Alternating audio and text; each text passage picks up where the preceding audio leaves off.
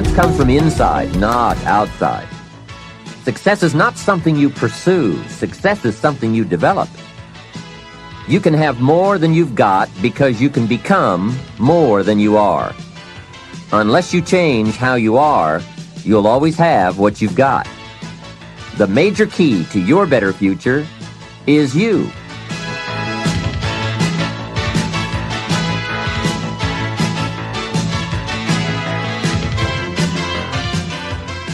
The key to a great future is within you, and you'll be able to find it and use it with Success Strategies, 7 Keys to Wealth and Happiness.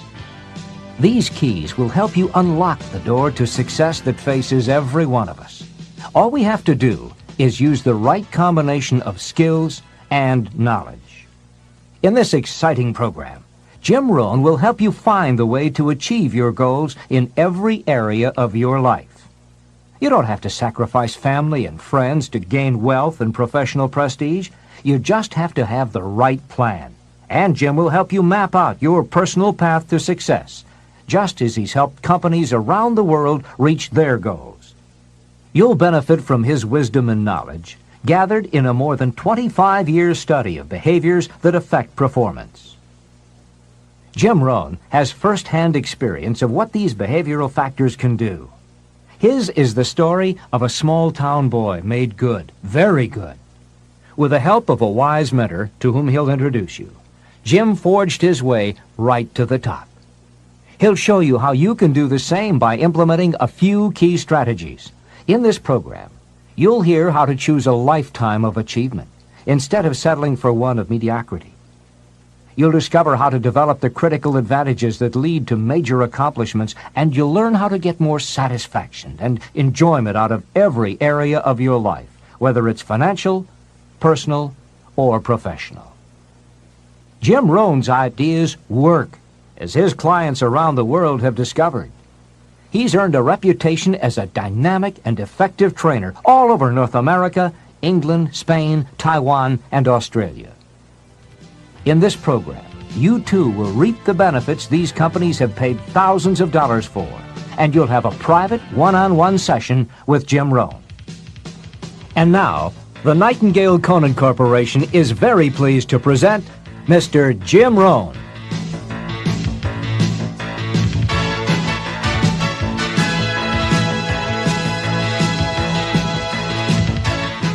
This is Jim Rohn. You're going to hear a great number of ideas as you go through the sessions on these 6 cassettes. Ideas that help successful people accomplish more of their goals, achieve certain wealth, and experience greater joy and satisfaction in their lives. My hope is that you'll find a few of these ideas very useful to you right now. Unfortunately, I don't know you personally. I'm not familiar with your dreams or your problems. But fortunately for you, I don't need to be, because the ideas we'll be talking about on these cassettes are fundamentals to the art of winning. They will help you achieve your most inspiring dreams, guaranteed. They are, in fact, the 7 fundamentals for wealth and happiness. As we go through these cassettes, you'll see very clearly for yourself just how these ideas can start making a major difference in your life right away. Where did these fundamentals come from? I didn't make them up. I first discovered them when I was 25 years old, at a time in my life when I needed some new ideas to help change the direction of my life. I wasn't destitute at the time, but I certainly needed some help. I guess we could all use a little help at age 25. Let me take a minute to tell you how it happened. I had gotten off to a great start in life. I was raised in farm country in Idaho, a small community of about 5,000 people, not far from the Snake River, in the southwest corner of the state, a great place to grow up. In fact, my parents still live in this small farm community. My father is 82 years old, my mother 75, and they are still healthy and doing very well, as active now as they have ever been. I'm very proud of them, and they have always been a great example for me. After graduating from high school, I went to 1 year of college, and then I decided I was smart enough, so I quit, which was one of my major mistakes. Among many major mistakes I made in those early days, But I was ambitious and willing to work hard, and figured I wouldn't have any trouble getting a job, which turned out to be accurate. So with a head full of dreams and ambitions, I started my first job. About 3 years later, I got married, made lots of promises, worked hard, and a couple of years later started a family. And at age 25, I started taking a new look at my life. My weekly paycheck amounted to the grand total of $57. I was far behind on my promises, behind on my bills, and discouraged. I was far from making the progress I thought I should have made. I was willing to work hard. That was not my problem. But it was clear that it was going to take more than hard work. And I didn't want to wind up at age 60 broke, needing assistance, like so many people I saw around me, not in the richest country in the world. So what do you do to change the direction of your life? I thought, well, I should go back to school. 1 year of college doesn't look that good on an application. But now with my family starting, going back to school seemed like a tough decision. I didn't have any money to start my own business. Money was one of my problems. I always had far too much month left over at the end of the money, if you've ever been in that position. I remember one time losing $10, and I was physically ill for 2 days over a $10 bill. Some of my friends tried to be cheerful. They said, look, maybe some poor person who needed it found it. But that was not really helpful. I must admit at that time in my life, benevolence had not yet seized me. I was the person who needed to find $10, not lose 10. So that's where I was at that time in my life, behind on my dreams, and constantly wondering what I could possibly do to change my life for the better. Well, at age 25, good fortune came my way. And many times it's difficult to explain good fortune. Why do unique things happen to you when they do? I don't know. Part of that is a mystery to me. However, my good fortune was meeting a man, a very unique and successful man. His name was Mr. Earl Schoaf. When I met him, I said to myself, I would give anything to be like him. I wonder what it would take. Well, to make a long story short, this very special gentleman took a liking to me, and a few months after I met him, he hired me, and I went to work for him. I spent the next 5 years working for him in several of his businesses, and then, unfortunately, he died. But I did get to spend 5 years with this remarkable man, and the best thing he gave me during that 5 years was not a job. The best thing he gave me was the benefit of his philosophy, the fundamentals of living successfully, how to be wealthy, how to be happy. And sure enough, his ideas worked for me. So I will always be grateful for meeting someone who made a difference in how my life worked out. I am sure if Mr. Schoaf were still alive, I would have called him one more time today and thanked him for sharing the ideas and inspiration that changed my life. For many years, I shared this philosophy for wealth and happiness with my business partners and met with equally exciting results. I am primarily a businessman, not a professional public speaker, but I have been intrigued with the challenge of trying to put into words the ideas that can make a difference in how a person's life works out. And now I have the chance to share these ideas with you. I don't claim to have all the answers on how to do well, but I do have some answers that have worked extremely well for me and thousands of others. Take these ideas and edit them all you wish. You certainly don't have to buy everything any one person says. But give me a chance. If something sounds good, try it. If it doesn't make sense, discard it. Remember, don't be a follower, be a student. All the ideas we'll discuss in these cassette sessions will stem from a group of very important key concepts. I'd like to begin this session by briefly but clearly looking at each of them. These key words are very important for us to understand if we're to get maximum value from this program and add significantly to our wealth and happiness.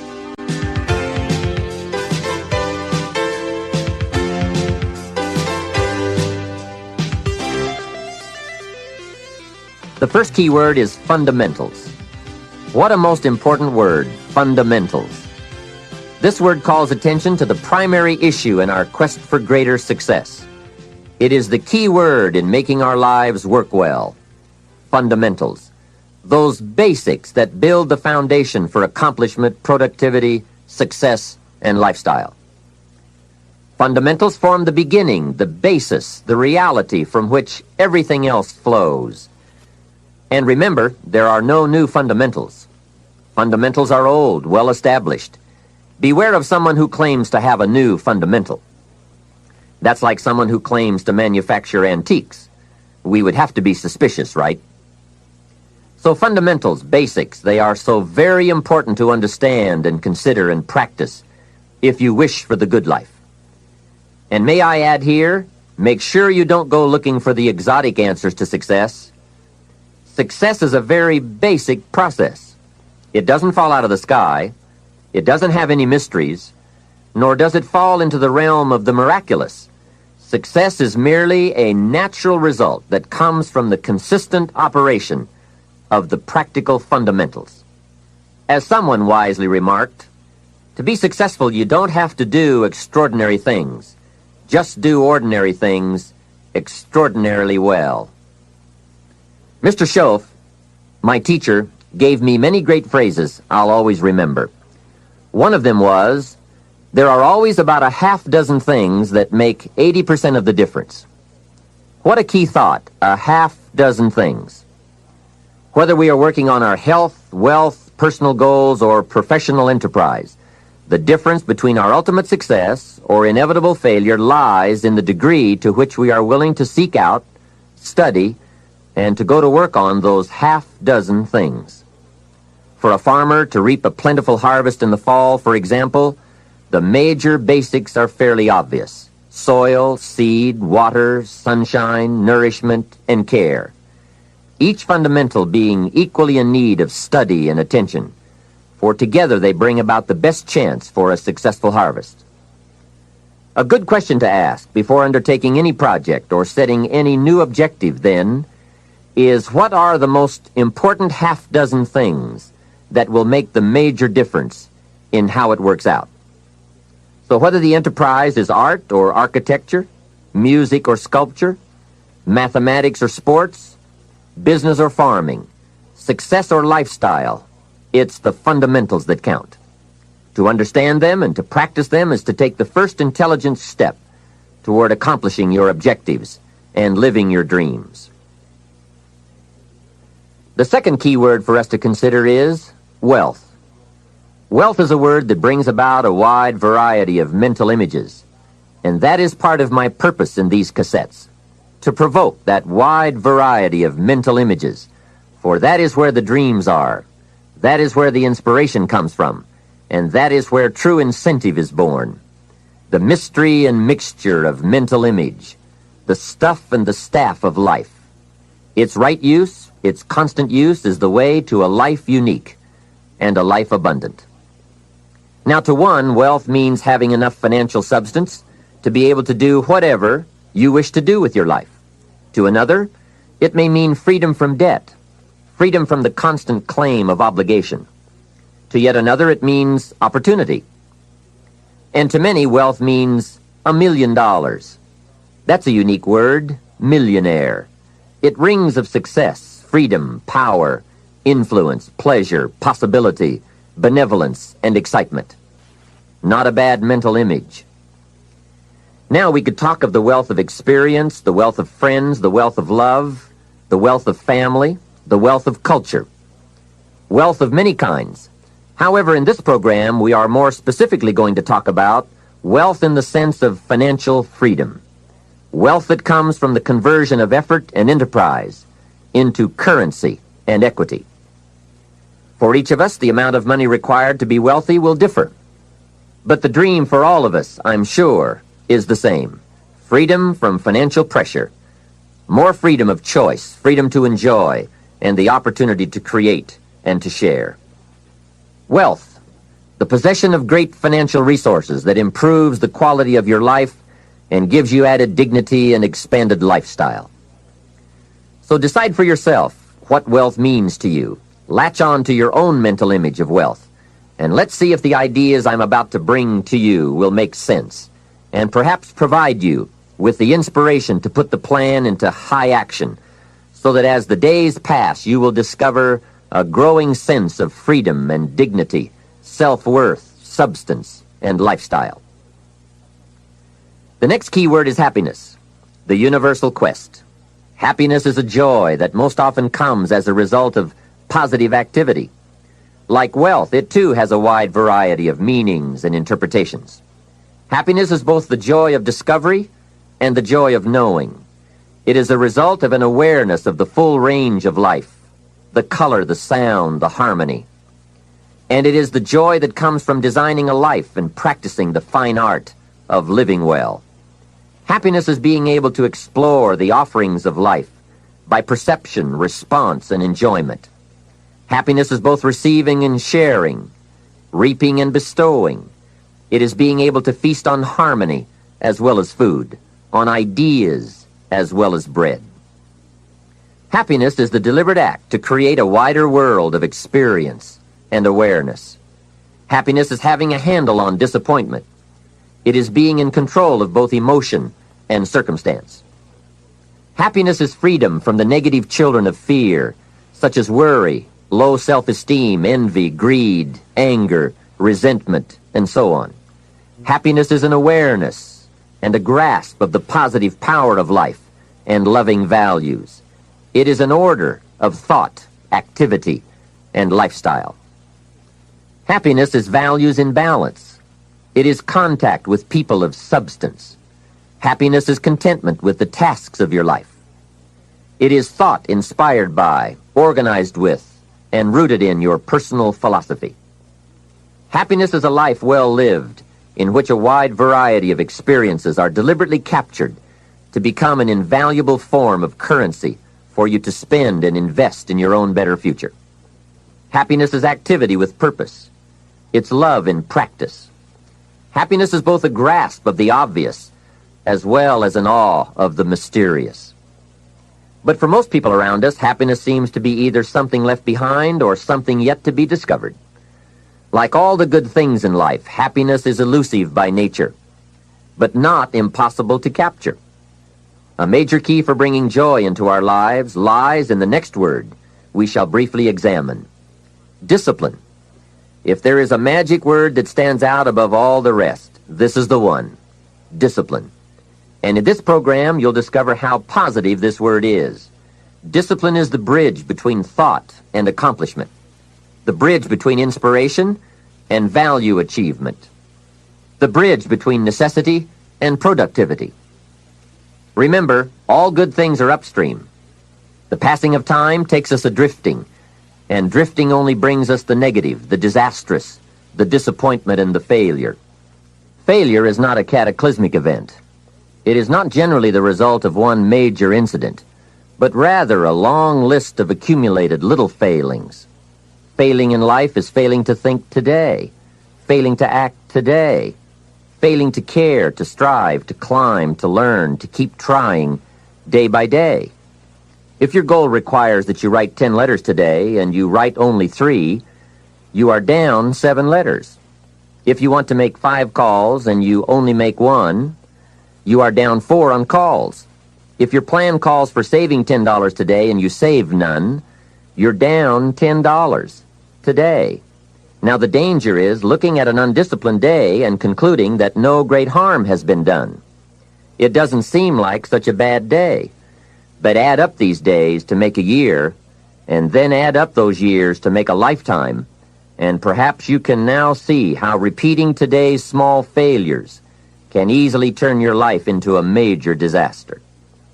Success, on the other hand, is just the same process in reverse. If you plan to make 10 calls and you end the day making 15, now you're up 5 calls. If you then get up a few on letters, move up the savings numbers, you can see what a massive difference it could make in a year, and what wealth and accomplishment awaits for a lifetime. Discipline is like a set of magic keys that unlocks all the doors of wealth, happiness, sophistication, culture, high self-esteem, pride, joy, accomplishment, satisfaction, and success. The first key to discipline is awareness of the need for and the value of discipline, and especially the discipline to make the changes. What will it take? What must I do? And what must I become to get all I want from my life? The second key is the willingness. More than that, the eagerness to maintain your new discipline deliberately, wisely, consistently. And the third key to discipline is the commitment to master the circumstances of your daily life, to see and harness the opportunities to make something of the sun and the rain, the good as well as what comes in the guise of misfortune. Discipline does many things, but most important of all is what it does for you. It makes you feel better about yourself. Even the smallest discipline can have an incredible effect on your attitude. And the good feeling you get, that surging feeling of self-worth that comes from starting a new discipline, is almost as good as the feeling that comes from the accomplishment of the discipline. Second, a new discipline immediately alters your life direction. You don't change destinations immediately. That is yet to come. But you can change direction immediately. And direction is very important. Third, discipline cooperates with nature. Everything strives. It is a common life function. How tall will a tree grow? As tall as it can. Everything strives to become all it can possibly be, and that striving to become is what discipline is all about. Disciplining ourselves to fulfill our natural potential to become all that we can be. And finally, discipline attracts opportunity. Opportunity is always looking for ambition and skill in action. Discipline taps the unlimited power of commitment. The human will in action, driven by inspiration, enticed by desire, tempered by reason, guided by intelligence, can bring you to that high and lofty place called the good life. Discipline, those unique steps of intelligent thought and activity that put a lid on temper and a faucet on courtesy, that develop positive and control negative, that encourage success and deter failure, that design lifestyle and control frustration, that enhance health and curb sickness, that promote happiness and manage sadness. Discipline, the start and the continuing process that brings all good things. And remember, anyone can start the process. It's not if I could, I would. It's if I would, I could. If I will, I can. So start the new process. You can begin a new habit no matter how small it is. Small isn't important. Whether or not you start and whether or not you continue are all that is important. And don't be deluded by an affirmation. Only affirm what you are truly prepared to do. Many of us delude ourselves with our words into believing that we're making changes and making progress, when in fact our daily activity is taking us in the exact opposite direction of our affirmations. Why would you walk in the opposite direction of your dreams? The man dreams of wealth and walks daily towards certain financial disaster. The man wishes for happiness and thinks the thoughts and commits the acts that take him to certain despair. So to have a prosperous life, start a prosperity plan. To become wealthy, start a wealth plan. Remember, you don't have to be wealthy to have a wealth plan. A person with no means can have a rich plan. If you are ill, start a health plan. If you don't have energy, start an energy plan. If you don't feel good, start a feel-good plan. If you're not smart, start a smart plan. If you can't, start a can plan. If you haven't, start a have plan. Anyone can. Even a bad person can start hearing good messages and reading good books. Recognize that the start of the better life, the happy life, the wealthy life, is today. This is exciting. Both the process and the result can begin today. Start the new journey today. If you think of a new idea, today is the day to begin the discipline of putting that idea into action. Set this day up as a long, busy, exciting start for your new life. Get your first book for your new library today. Begin your new practice of setting goals today. Start clearing out a drawer of your new orderly desk Today. Start eating an apple a day on your new health plan. Today. Put some money in your new investment for fortune account. Today. Start reading with intensity for your new wealth of mind plan. Today. Write a postponed letter today. Make a delayed telephone call today. Pick up your camera and take a picture of something to start your new treasury of photographs today.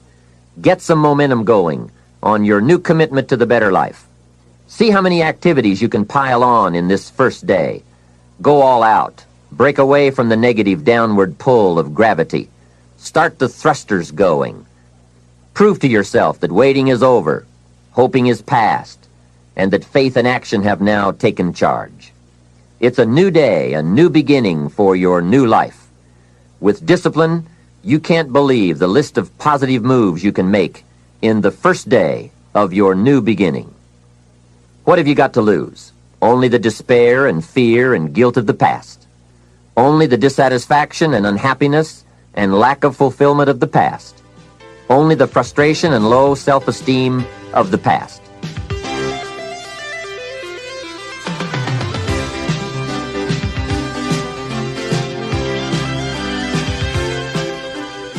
Take great pleasure in assisting in your own new birth, no matter how successful you may already be. Now I offer you the next challenge. Make this new first day a part of the week of new beginnings. See how many things you can continue and start in this week of new beginnings. Then make it the first month of the new beginnings. Then the first year of the new beginning. By the time that first year is finished, you will never again be claimed by the past. Past habits, past influences, past regrets, or past failures. You are ready to, as the Bible phrase says, fly with the eagles. And you will have begun your certain journey toward the last key concept we'll discuss on this cassette. Success. Success is both a journey and a destination, isn't it? It is both the steady, measured progress toward a goal and the achievement of a goal. Success is an accomplishment, whether it be great or small, and it's an understanding of the potential and power of an entire human life. Success is an awareness of value, and it's the cultivation of value through discipline. It can be tangible or intangible. Success is a process of turning away from something in order to turn toward something else. From no exercise to exercise, from candy to fruit, from not investing to investing. Success is responding to an invitation to change, to grow, to develop, to become, to move up to a better place with a better vantage point. But most of all, success is making your life what you want it to be, considering all the possibilities, considering all the examples. What do you want for your life? That is the big question. Remember, success is not a set of standards from our culture, but rather a collection of personal values, clearly defined and ultimately achieved. Success is your better life for you, the design you give it, the dreams you accomplish. Making your life what you want it to be for you, that is success. All right. With that overview of some of the key concepts we'll explore in this program, let's begin the further development of your success by looking at the art of properly selecting and setting goals. I think you'll hear a couple of thoughts you've never heard before. Of all the things that changed my life for the better most quickly, it was learning how to set goals. And mastering this unique process can have a powerful effect on your life too. One morning at breakfast, shortly after I met Mr. Schoaf, he asked me if he could see my current list of goals. He said, "Let me see your list of goals, and let's go over them and talk about them. Maybe that's the best way I can help you right now." And I said, "I don't have a list." He said, "Well, is it out in the car or at home somewhere?" I said, "No, sir. I don't have a list anywhere." He said, "Well, young man, that's where we better start." Then he added, "If you don't have a list of your goals, I can guess your bank balance within a few $100s. Which he did, and that got my attention. I said, "You mean that if I had a list of goals, that would change my bank balance?" He said, drastically. That day I became a student of how to set goals. And sure enough, when I learned how, my whole life changed. My income, my bank account, my personality, my lifestyle, my accomplishments.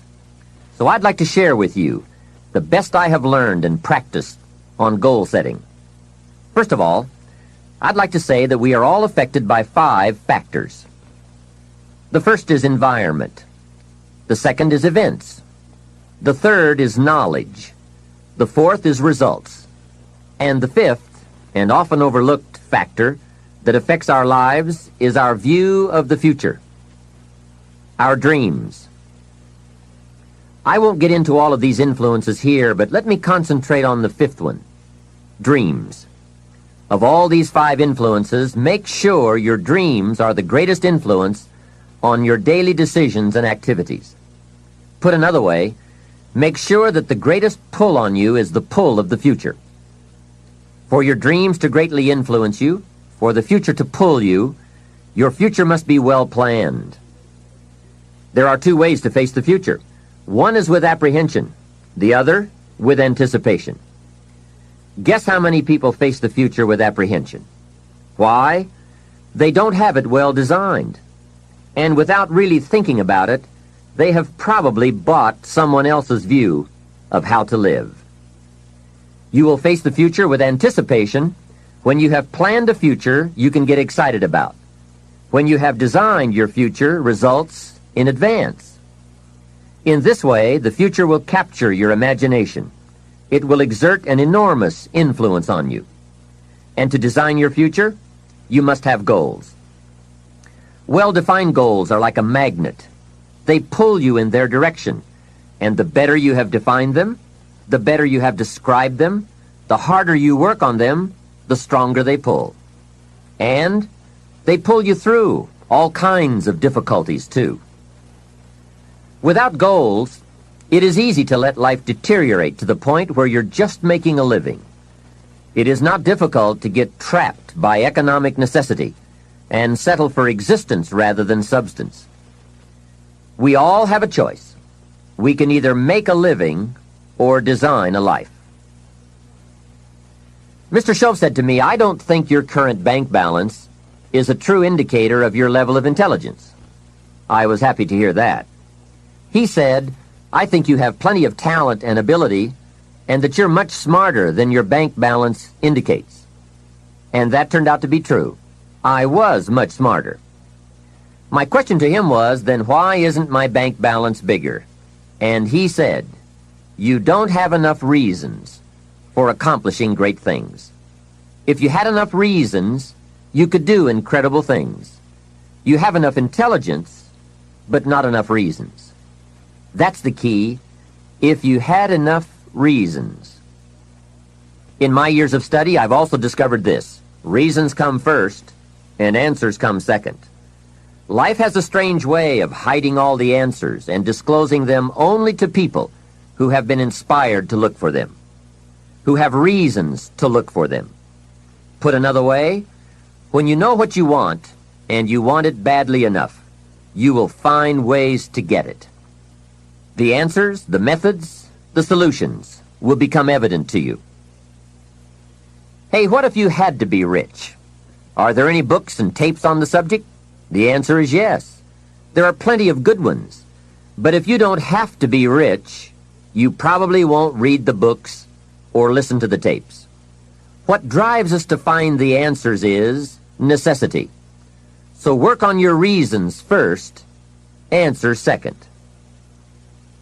Now, what are some of the reasons for doing well?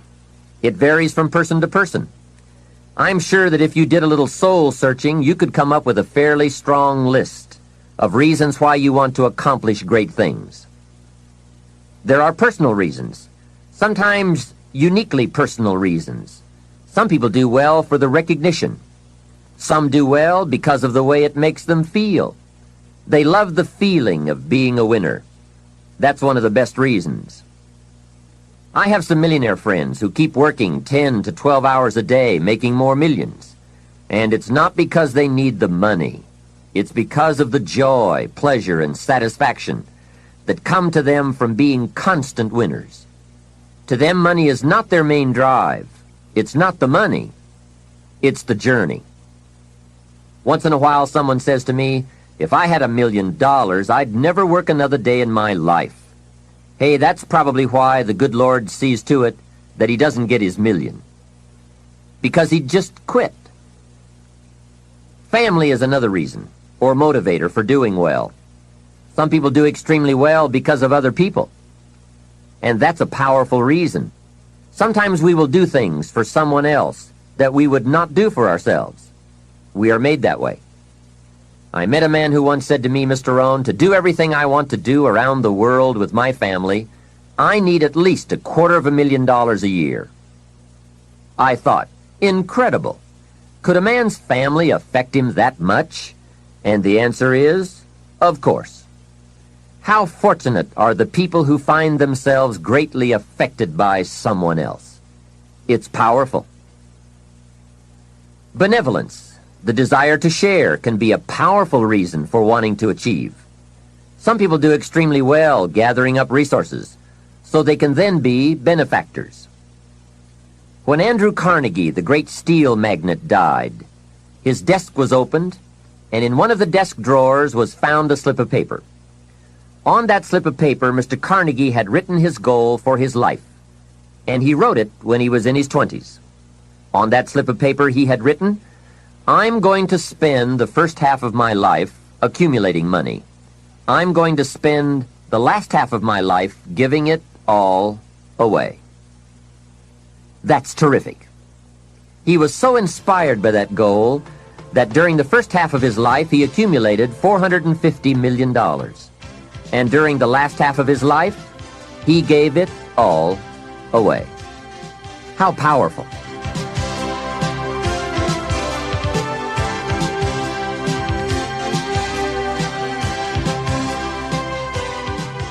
What has you turned on? What has you getting up early, hitting it hard all day and staying up late? What has you inspired? Next question, what's got you turned off? When I found the answers to those two questions, my life exploded into change. I finally found out what negative philosophy of life I had allowed to limit me and had me turned off, and I got that cured. Then I found a long enough list of reasons to turn me on, and once the lights went on for me, at age 25, they have never gone out. I've fallen out of the sky a few times, but I've never lost that drive to do something unique with my life. Now there's another list of reasons for doing well, called nitty-gritty. Those hard little reasons that can really affect your life. Sometimes it doesn't take much of a goal to start you in a brand new life direction. I now carry a few $100s in my money clip. It's only a few $100s, but the story behind why I do it reveals one of those reasons that greatly affected me. Just before I met Mr. Schoaf, I heard a knock at my door one day. When I opened it, there was a little girl selling Girl Scout cookies, and she gave me one of the finest sales presentations I've ever heard. A special deal, several flavors, and only $2, back when you could get a lot for $2. And with a big smile, she very politely asked me to buy. And I wanted to. Big problem. I didn't have $2. And to this day, I can still clearly remember the pain and the embarrassment. I was a father, I had been to college, I was working, and I didn't have $2. Now, since I didn't want to tell her that, I did what I thought was next best. I lied to her. I said, hey, I've already bought lots of Girl Scout cookies. I've still got plenty stacked in the house. Now, that wasn't true, but it seemed to get me off the hook for the moment. She said, that's wonderful, sir. Thank you very much. And she went away. After she had left, I closed the door, and that was the day I said, I don't want to live like this anymore. I've had it with being broke, and I've had it with lying. I've had it with being embarrassed over not having any money in my pocket. I promised myself that day that this would never happen again. I picked a day and an amount, and I said, I'll never carry less. It was one of those reasons that still affects my life after all these years. So I now carry a few $100s in my money clip. I do that for two reasons, I guess. One reason is the way it makes me feel. That special feeling of having plenty. Mr. Shove said to me, the first $500 you earn, put into your pocket, not in the bank. It feels much better in your pocket than it does in the bank. I've found that's true. But I also carry plenty in case I bump into another Girl Scout who's selling cookies. I'm ready. I remember walking out of the bank one day in Northern California where I lived at the time, and there were two little girls selling candy right outside the bank for some girls' organization. The first little girl walked up to me and said, Mister, would you like to buy some candy? I said, I probably would. What kind is it? She said, it's almond roca. I said, that's my favorite. She said, wonderful. I asked, how much is it? She said, it's only $2. I thought, it couldn't be. Still $2 after all these years? I couldn't help remembering the Girl Scout and the cookies. I said, how many boxes of that candy have you got? She said, I've got 5. And the other little girl standing there, she was selling candy too. I asked, how many boxes do you have? She said, I've got 4. I said, that's 9. I'll take them all. They said, really? I said, yes. I've got some friends, so I'll pass some around. They got so excited, put all this candy together. I reached into my pocket and gave them $18. Now, when I've got the candy and they've got the money, that first little girl looks up and says, Mister, you are really something. How about that? Can you imagine only spending $18 and having someone look at you in the face and say, you are really something? Now you know why I carry heavy. I'm not going to miss those chances anymore. It was a small goal, just a few $100s, but it had a big effect on my life. I have a dear friend, Robert Depew. Bobby used to be a school teacher in Lindsay, California, the olive capital. After he taught school for several years, he became a little weary of teaching and decided to get into sales. One day, without telling anyone, he quit his teaching job and jumped into sales. When he did, his brother poked fun at him. His brother said, you're going to go right down the drain. You had a good teaching job. Now you're going to lose everything you have. You must be out of your mind. He put him down something fierce. Bobby said the way my brother acted made me so angry, I decided to get rich. Today, Robert happens to be one of my millionaire friends. The attainment of wealth is not just a matter of intelligence. Mostly, it's a matter of inspiration. So if you have strong enough inspiration, a strong enough reason, large or small, it can have an incredible influence on the direction of your life.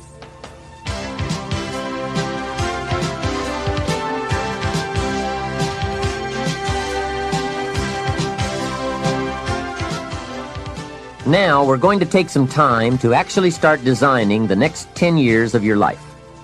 We're going to start setting your goals. Goal setting is one of the most important skills to develop if you want to design your future.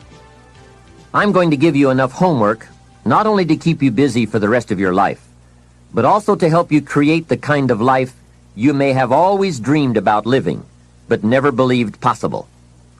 So let's get on with it. The sooner you exert the discipline, the sooner you will be enjoying the results. Once the results start to come, believe me, you won't mind the hard work and discipline it's going to take.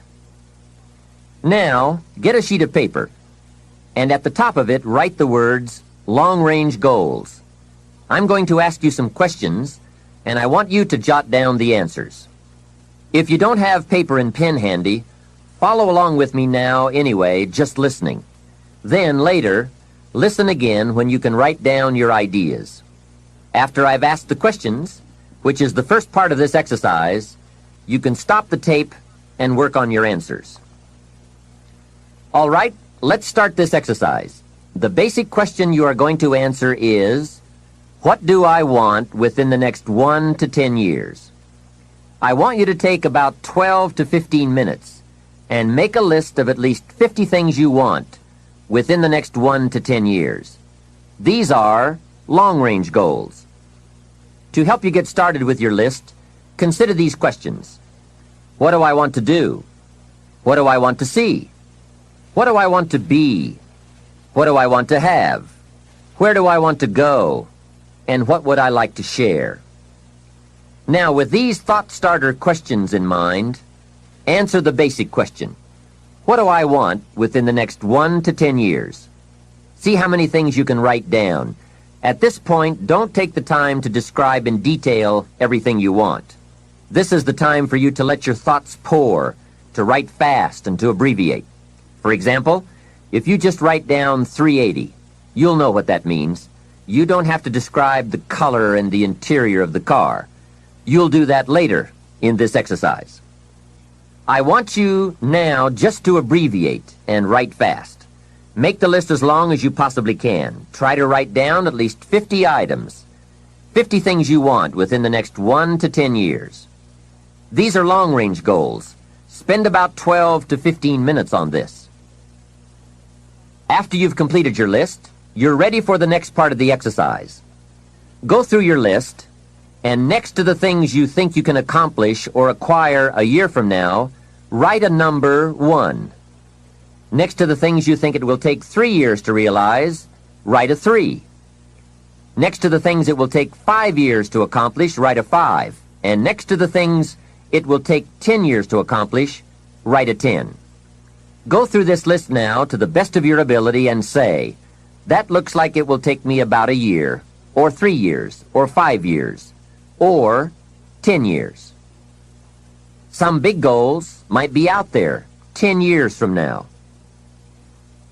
Once you complete this part of the exercise, you might come to the conclusion that you need a lot more 3-year goals and less 1-year goals, for example, or that you need more 10-year goals. You see, while you're working on one goal, you must have something else in the planning stages. If you don't, what happened to some of the early Apollo astronauts could happen to you. After they came back from the moon, some of those astronauts experienced deep psychological and emotional problems. And the reason for that? Why, after you've been to the moon, now where do you go? That seemed to be the end, the finish. What later astronauts did was to make sure that they had major projects lined up after they returned from the moon trip. The way you enjoy life best is to wrap up one goal and start right on the next one. Don't linger too long at the table of success. The only way to enjoy another meal is to get hungry. Another thing to check for on your list is that you have included goals for each of these 3 important categories. First, make sure you've listed your economic goals. Your goals for income, profits, and productivity. Second, make certain your list includes material items you want. Tangibles, such as a home, a car, a boat, furniture, or jewelry. Don't attach the wrong importance to things, but they are important. Third, you'll want to include on your list goals for personal development. Write down all your personal development goals. Your goals to be more physically fit, to lose weight, to be more decisive, to be a more effective leader, to be a better communicator, to learn another language. Of course, there are other types of goals to consider: family goals, social goals, lifestyle goals. This is pretty heavy homework, but remember, whether or not you do your homework shows up in the marketplace as well as in the classroom. After you have determined which of your goals are 1 year, 3 year, 5 year, and 10 year, and after you've made certain your list includes economic goals, things, and personal development goals, I want you to go back to this list again. Now pick out the 4 most important 1-year goals, the 4 most important 3-year goals, the 4 most important 5-year goals, and the 4 most important 10-year goals. Those 16 goals will give you plenty of work for now. Get out some more paper, and in a brief paragraph, describe each goal. How high, how long, how much, what size, what model, what color, for example. Also describe why it is important to you. This is a process where you either talk yourself into it or talk yourself out of it, which is good. When you're unclear as to why something is important, usually you put only half-hearted effort into it. What you want is a powerful motivator, but the reason why you want it is an even more powerful motivator. It has greater pull. You may find that some of your goals you thought at first glance were important are not important after all. Do some reflecting, refining, and revising. The point is, right now, try to have approximately 4 1-year, 3-year, 5-year, and 10-year goals that you truly believe in, that inspire you, that you've sold yourself on. When these goals and the reasons you want to obtain them are each clearly described in a brief paragraph, transfer this information to a journal or some type of notebook that you can carry with you easily and refer to often. It's essential to set aside some time every week to review all of your goals, to rearrange them, redo them, restructure them, to add goals, or to tear up the whole list and start over. Goal setting is not something you do just once. It's a continual process. Also, you must constantly check your progress toward your goals. You don't want to fall too far behind on, or worse, lose sight of, your important goals. Now, just as important as your long-range goals are your short-range goals. Your goals for tomorrow, next week, next month, 6 months from now. These are goals you can accomplish within the next year, the immediate future. We call these goals confidence builders. When you work hard, burn the midnight oil, and accomplish these little things, it builds your confidence to go for your long-range goals. Write down in your notebook or journal all the little things you would like to have or accomplish in the next year. How you set up this list is up to you. You might want to break it down by week or by month. Set it up in whatever way works well for you. Part of the fun of having a list is being able to check off something as obtained or completed. Every week, try to check off at least one thing on your list of short-term goals. And when you are able to check off something major, something on your list of long-range goals, celebrate. Make winning joyful. Congratulate yourself. It is very important to celebrate progress. We grow from 2 experiences. One is the joy of winning, and the other is the pain of losing. Here's what that also means. Make losing painful. Put it on yourself. If you set something up, fooled around, didn't pull it off, put it on yourself. And get around people who will help in this area. Hey, don't join an easy crowd. Go where the expectations are high, where the pressure to perform is high. It's how we grow. I'm certain that part of the reason why people let goal setting slide is because it is a lot of work. As I said, you'll be constantly revising your lists of short-range and long-range goals, rearranging them, refining them, redesigning them, establishing different priorities, adding new goals, perhaps deleting others. It's interesting that so many people work hard on their jobs, but they don't work hard on their futures. They let that slide. Some people live such mediocre lives that at the end of the day, they don't know whether they're winning or losing. They just go through life with their fingers crossed. I know most people don't make definite plans, but don't let that be you. The guy says, well, you work where I work, but the time you get home, it's late. You've got to have a bite to eat, watch a little TV, and get to bed. You can't sit up half of the night and plan. And this is the guy who's behind on his car note. He's a good worker, hard worker, sincere.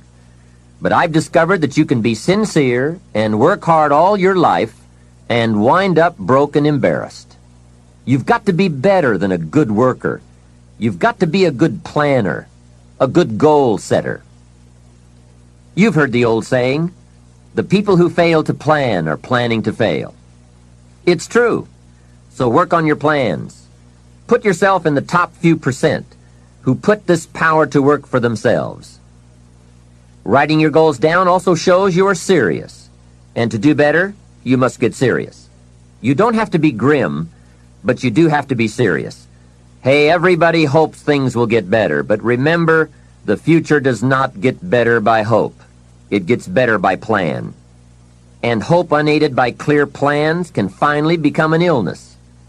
There's a Bible phrase that says, hope long delayed makes the heart sick. It's a sickness. I used to have the illness known as passive hope. It's bad. And there's one that is even worse, and that is called happy hope. That is really bad. The man is 50, and he's broke, and he's still smiling. That's bad. So get serious. Make plans. Put them on paper. My suggestion from experience. There's a phrase from the Bible that goes, without dreams and vision, we perish. How true.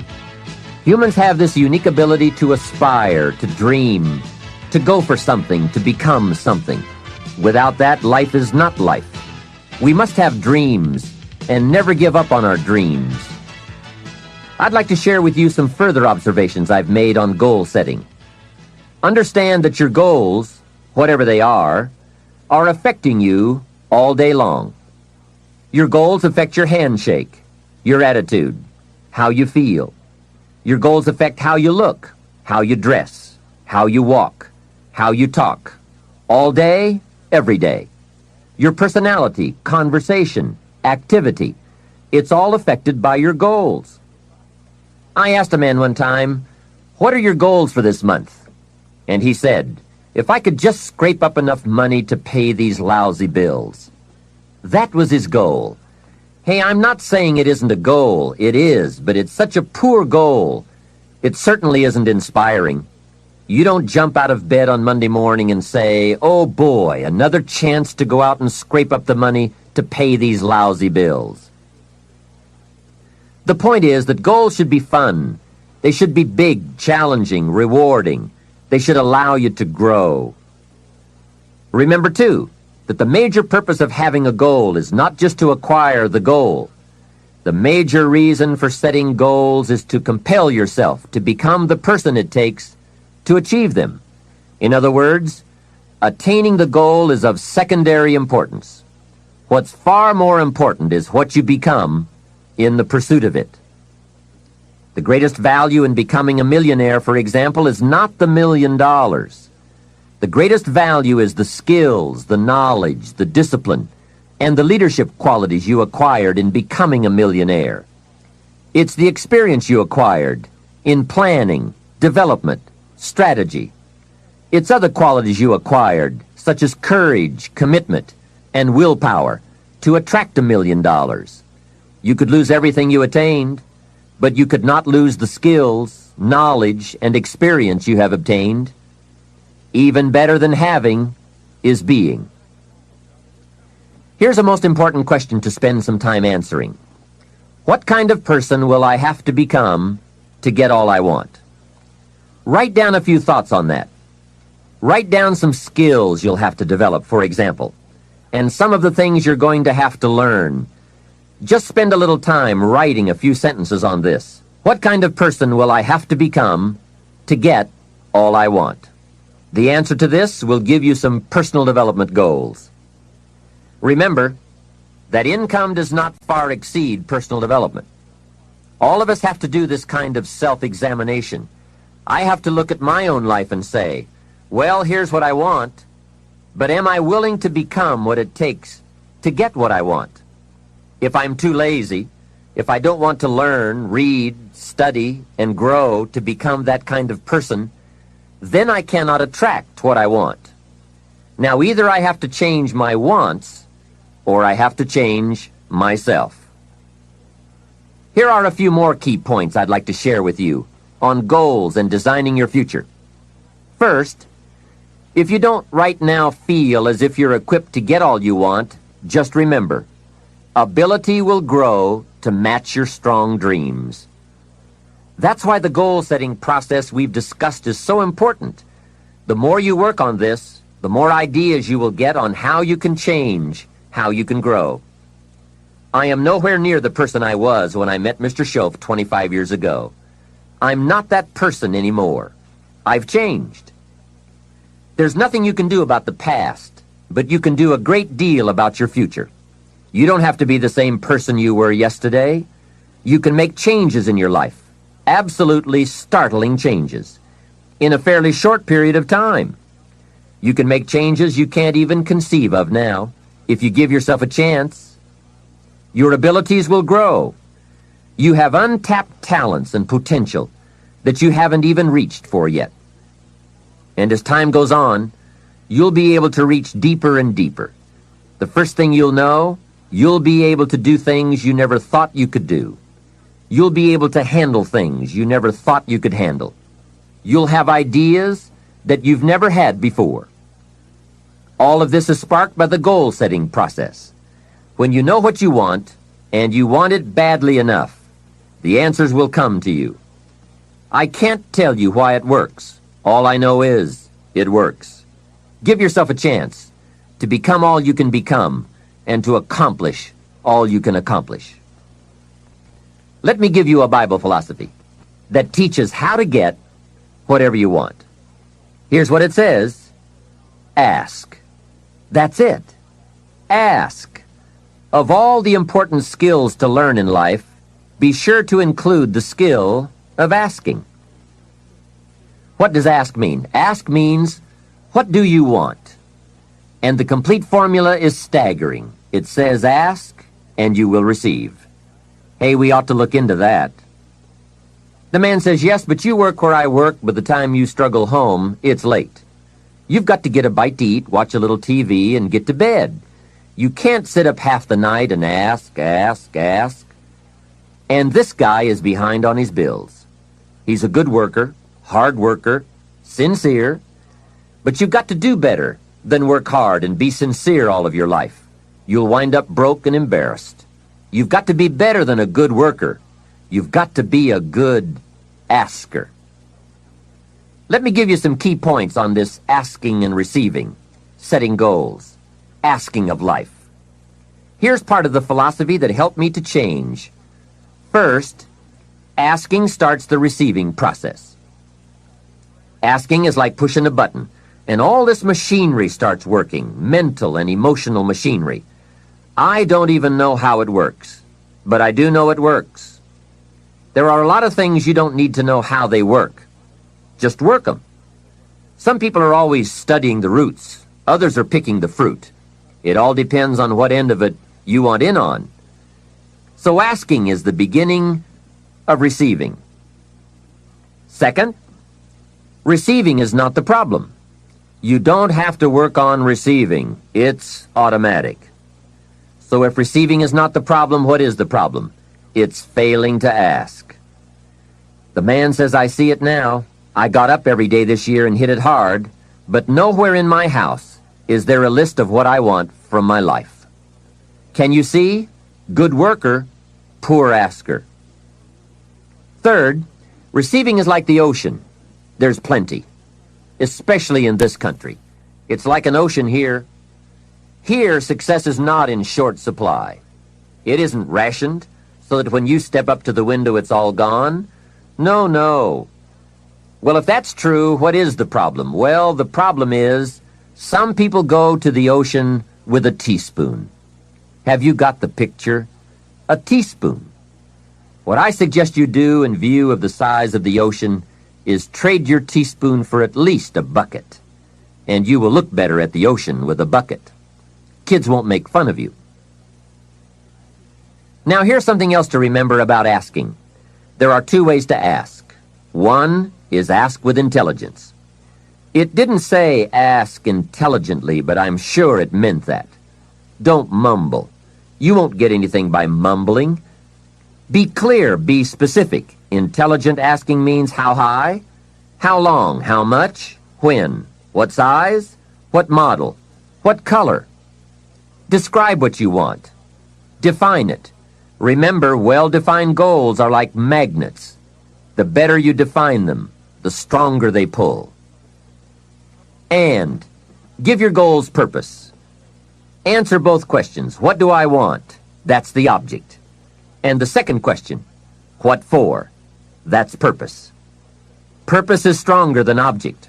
What you want is powerful and it will pull, but what you want it for is more powerful. Here's the second way to ask. Ask with faith. Faith is the childish part. It means believe you can get what you want like a child, not an adult. Many adults are too skeptical. They've lost that wonderful childlike faith and trust. Don't let that happen to you. Believe in, have faith in yourself and your goals. And get excited like a child. Childlike enthusiasm. Nothing can beat it. Kids think they can do anything. How exciting. They hate to go to bed at night and can't wait to get up in the morning. Develop that kind of enthusiasm toward your life and your goals. And be curious like a child. Kids can ask 1,000 questions. Just when you think they're finished, they come up with 1,000 more. They'll drive you to the brink. But it's really a virtue. Have plenty of curiosity. Ask questions. That's how you learn. Another fringe benefit of setting goals is what it does for your ability to manage your time effectively. This is no small thing. We'll look at time management in detail in a later session, but now, while we're talking about goals, I'd like to share a few ways your use of time are affected by or influence the achievement of your goals. Have you ever thought that without some very clear written goals, you never even need to consider managing your time? Time essentials come from objectives well defined. Time can't be critical if objectives aren't defined. Now you might be one of those uniquely fortunate individuals who can keep all their objectives and purposes clearly defined in their minds and operate from that. But I wouldn't take the chance. Write your goals down and set careful priorities. Sometimes priorities are determined by the season. For a farmer in springtime, the season dictates his most important activities. During the spring, a farmer must work around the clock, burn the midnight oil, and keep the equipment running because he has only this small window of time for the planting of his crops. One of the difficulties of living in an industrialized society is the losing of the sense of seasons. When to pour it on, when to ease back, when to take advantage. It's easy to keep going from 9 to 5, year in and year out, and lose a natural sense of priorities and appropriate time. Don't let one year just blend into the next. Keep an eye on your own seasons, lest you lose track of values and substance. Part of setting priorities is learning to separate major activities from minor activities. This is a whole skill in itself, but once you have learned it, it will pay dividends you won't believe. So learn to put everything on your mental scales to be carefully weighed before you spend time or money. And here's a good question to constantly ask. Is this a major or a minor? By asking that question, you will reduce the amazingly natural tendency to spend major time on minor things. In sales training, we are taught that major time is the time spent in the presence of the prospect, while minor time is the time spent on the way to the prospect. If you're not careful, you will spend more time on the way to than in the presence of. So in sales we teach, don't go across town till you've gone across the street. Wouldn't it be wise to make an evaluation if you're in sales and ask, how much time am I spending in the presence of, and how much time on the way to? Majors and minors. What a great discipline to exercise. It also reads, don't spend minor time on major things. It's easy to get values mixed up. The man spends 3 hours watching television and only 30 minutes playing with his kids. Something is probably out of line there, right? It also reads, don't spend major money on minor things. If you spend more on candy than on audio cassettes like this, or books, that would be foolish, right? Here is a great goal-achieving tip. Don't mistake movement for achievement. It's possible to be busy all day, come home exhausted, and only then realize that very little of your day consisted of productive activities in the pursuit of your goals. Don't get faked out by being busy. The man says, "I've been going hard all day. I've really put in the hours and the effort." But here's the major question. Doing what? It isn't going hard all day that counts. It's the doing what, the value that counts. Another essential is concentration. This is one of those difficult things, especially in a society where there are so many voices asking for our attention. The television voices, the radio voices, your family voices, the friends' voices, social voices, business voices, advertising, commercials. Isn't it amazing? You can turn off the television and the commercials keep running. How do you turn them off in your mind? That is the challenge to be mastered. The best use of time comes from putting plenty of value in it, and concentration means you take that challenge seriously. It's called careful investment for maximum results. Concentration. The big sports stars will tell you the cost of not concentrating. Just a little slip of concentration, and they put one by your feet. And there goes first place, and maybe the big money. So writing a letter, concentrate. Making a call, having a conversation. Trying to solve a problem, concentrate. You won't believe the effect this will have on your life. Now, there is a time to let your mind wander, but it's a time you designate specifically for that purpose. At that appointed time, you can go off for that walk on the beach or that drive to the mountains, away from business. Let the breezes blow and your mind soar. Do some dreaming. That's healthy. But do it at that pre-planned time. At all other tasks, concentrate. Another aspect of managing goals and time is constant review. There's just no way to keep on target with your priorities without this. Whether it's business goals, personal goals, family goals, or investment goals, they must all be reviewed to see if you are on track, which is all the more reason for writing them down. Careful goal setting could be the time management answer you've been looking for. Goals well defined and well described and well thought out make us look carefully at the time we have and how to get the most from it to make all of our dreams come true. The answers to do better come from the necessity to do better. You will undoubtedly be amazed at the ideas you can come up with for the use of your time when goals and purpose have you stimulated to the maximum. Now there is a last main point to consider. You won't get everything you want. What a statement to make after studying how to get whatever you want. But you won't get everything you want, and the reason is, it's not that kind of planet. Sometimes it's going to hail on your crop and rain on your parade. I'm sure you are very well aware of this. But in my opinion, if you work the system I've just shared with you, you will get more than plenty. More often than not, you will get what you want. Those are good odds. There's no telling what you can do when you get inspired by results in advance. There's no telling what you can accomplish when you have goals and you believe in them. Just try this system for 90 days. Just try it. It may work even better for you than it has for me. I wish that for you. The fundamental process of knowing what information you need and gathering it is one of the keys to living the good life. Some of the best advice Mr. Schoaf gave me in those early years was why and how to study. That's a key word for life change, study. If you wish to be successful, study success.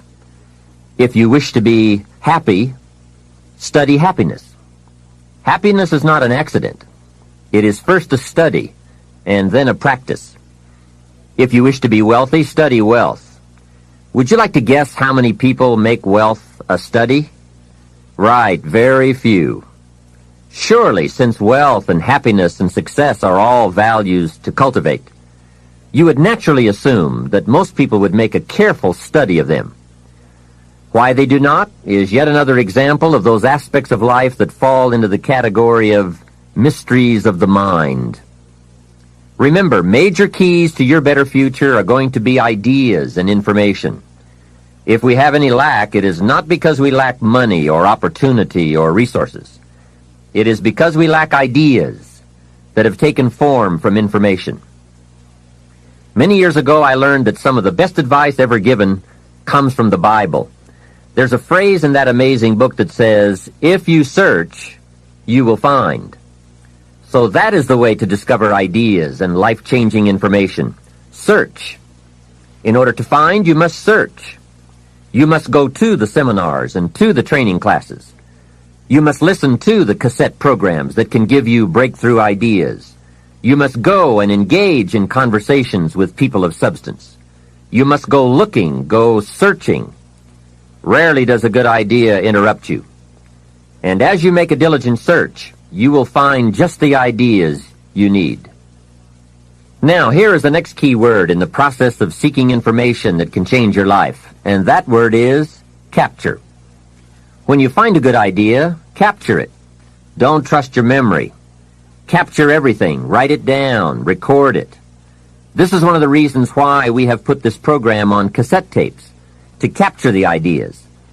As a serious student of wealth and happiness, I would encourage you to make use of a journal as a gathering place for all the ideas that come your way. I consider personal journals to be one of the 3 treasures a wise person will leave behind. Here are those 3 treasures. 1 is your photographs. Take a lot of pictures. Being able to capture the event in a fraction of a second is a phenomenon of the 20th century, and how easy it is to take phenomena for granted. I've gone to Taiwan to lecture 3 times in the last 3 years. On my last trip, there were about 1,000 people in attendance for a weekend seminar. Now, if there were 1,000 people in the room, guess how many cameras were also in the room? Right, 1,000. Everyone brings a camera to capture all the events and the people, new friends, new experiences. I spend a big part of my time having my picture taken with everyone. Have you ever looked at the pictures a couple of generations back? Unfortunately, there are only a handful. But wouldn't it be great if there were hundreds of pictures to tell the whole story? So make sure you leave behind your whole story in your treasure of pictures. The next treasure to leave behind is your library. All the books you have chosen. Books well read, well underlined, with notes and observations and reflections you have written in the margins. The books that have helped shape your philosophy and the values of your life. That is a treasure, your library. And your listening library, too. All these terrific cassettes. They are a treasure. The third treasure to leave behind is perhaps the most important. And that is your journals, containing all the ideas you have captured in your lifetime. Business ideas, social ideas, culture ideas, investment ideas, lifestyle ideas. Can you imagine the value these journals would have? They will certainly be more valuable to leave behind to your children than your couch. So, get serious about your search for information and ideas, and about leaving that information behind for future generations. Here's the next key word for expanding your life for the better. That word is review. Go back over all your life experiences. Learn a skill called reflection. Pondering life's events with the intent of learning. That is so important. I call it running the tapes again. The events of your life are some of the best sources of information. Don't merely go through your days, get from your days. Be aware of what's going on around you so that you will drive the grooves in the record of that day deep into your consciousness. Here are some good times to reflect. First, at the end of the day, take a few minutes and go back over your day. Where you went and what you did and what you said. What worked and what didn't. What do you want to do again? What do you want to correct? The colors, the sights, the sounds, the conversations, the experiences. You see, experience can become commodity, currency, coin, an incredible source of value, but only if you take time to reflect on the experience and turn it into something of value. As we mentioned in our first fundamental, it's not what happens that makes the difference in how your life works out, but rather what you do about what happens. And part of doing something about what happens is this process of reflection, studying an event in order to glean valuable information from it. Another time to reflect is at the end of the week. Take a few hours. Take a half a day at the end of the month. Take a weekend at the end of the year. Reason? To make the past more valuable.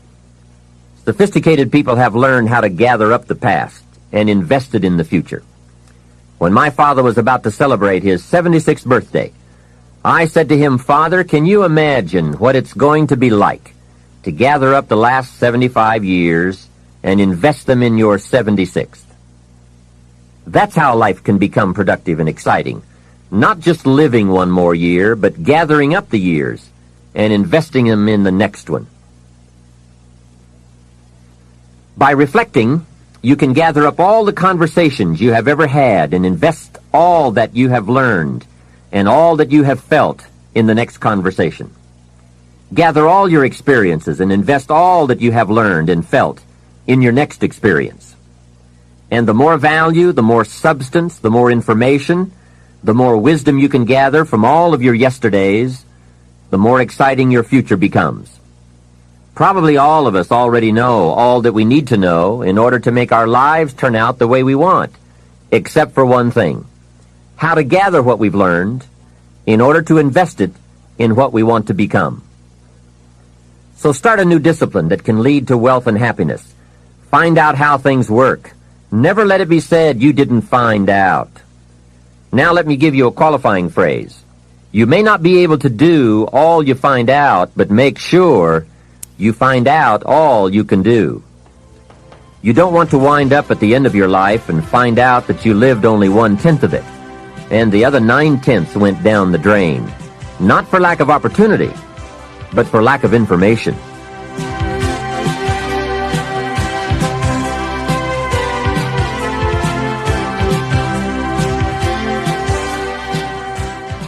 Let me share with you two of the best sources of information available. First, as we have mentioned, learn from your own experiences. Become a good student of your own life. It's the information you are most familiar with and feel the strongest about. So make your own life one of your most important studies. And in studying your own life, be sure to study the negative as well as the positive, your failures as well as your successes. Our so-called failures serve us well when they teach us valuable information. They're frequently better teachers than our successes. One of the ways we learn how to do something right is simply by doing it wrong. Doing it wrong is a great school for learning. Now I would suggest that you not take too long. If you've done it wrong for 10 years, I wouldn't suggest another 10. But what a close-at-hand and emotionally impactful way to learn from your own experiences. When I met Mr. Schoaf, I had been working 6 years. I started when I was 19, and when I met him, I was 25. He said to me, "Mr. Rohn, you have been working now for 6 years. How are you doing?" I said, "Not very well." He said, "Then I suggest you not do that anymore." 6 years is long enough to operate the wrong plan. Next he asked, "How much money have you saved in the last 6 years?" I said, "Not any." He said, "Who sold you on that plan 6 years ago?" What a fantastic question. Where did I get my present plan that wasn't working well? Hey, everyone has bought someone's plan. The question is, whose? Whose plan have you bought? Now, those initial confrontations as you come to grips with your own past experiences may be a little painful at first, especially if you have made as many errors as I did. But think of the progress you can make when you have finally confronted those errors by becoming a better student of your own life. Now, the next way to learn is from other people's experiences. And remember, you can learn from other people whether they have done it right or wrong. You can learn from negative as well as positive. The Bible is such a great book because it is a collection of human stories on both sides of the ledger. One list of human stories is called examples. Do what these people did. And the other list of human stories is called warnings. Don't do what these clods did. What a wealth of information. What to do and what not to do. I think it also means, however, that if your story ever gets in somebody's book, make sure they use it as an example, not a warning. There are 3 ways to learn from other people. The first is to listen to the cassettes and read the books by and about people who've accomplished great things. All the successful people I know and work with around the world are good readers. They just read. They are so curious that they are driven to read because they just have to know. It is one of the things they all have in common. Here's a good phrase: all leaders are readers. And they use cassette programs too, especially while they're in the car or during other times when they can't read. Cassettes can help all of us easily pick up new ideas and new skills. Did you know there are cassettes and books on how to be stronger, more decisive, a better speaker, a more effective leader, have a better effect on other people, become more loving, develop personality, get rich, develop influence, become sophisticated, and people don't use them? How would you explain that? Did you know that hundreds of successful people have written their stories in books and told how they did it on cassettes like this, and people don't want to listen? How would you explain that? The guy's busy, I guess. He says, well, yeah, if you worked where I work, by the time you struggle home, it's late. You've got to have a bite to eat, watch a little TV, and get to bed. You can't stay up half the night and read. And this is the guy that's behind on his bills. He's a good worker, hard worker, sincere. But remember, you can be sincere and work hard all your life and wind up broke, confused, and embarrassed. You've got to be better than a good worker. You've got to be a good reader, a good listener. At least he could hear a good cassette on the way home, right? Now, you don't have to read or listen to educational cassettes half the night. Although if you're broke, it's a good place to start. But here is all I ask, just 30 minutes a day. That's all. Stretch it to an hour if you can, but at least 30 minutes. Half rich isn't bad. 30 minutes. Hear or read something challenging, something instructional, at least 30 minutes a day. And here's the next key. Every day. Don't miss. Miss a meal, but not your 30 minutes. Hey, you can get along without some meals, but you can't get along without some ideas, examples, and inspiration. There's a Bible phrase that says, humans cannot live on bread alone, or food alone. It says the next most important thing to bread is words. Words nourish the mind. Words nourish the soul. Humans have to have food and words to be healthy and prosperous. Make sure you have a good diet of words every day. I told my staff one day, some people read so little they have rickets of the mind. And also remember to properly feed the mind, you must have good balance. Don't just read or listen to the easy stuff. You can't live on mental candy. Here is a thought. Why not call good books and cassettes tapping the treasure of ideas? That's it.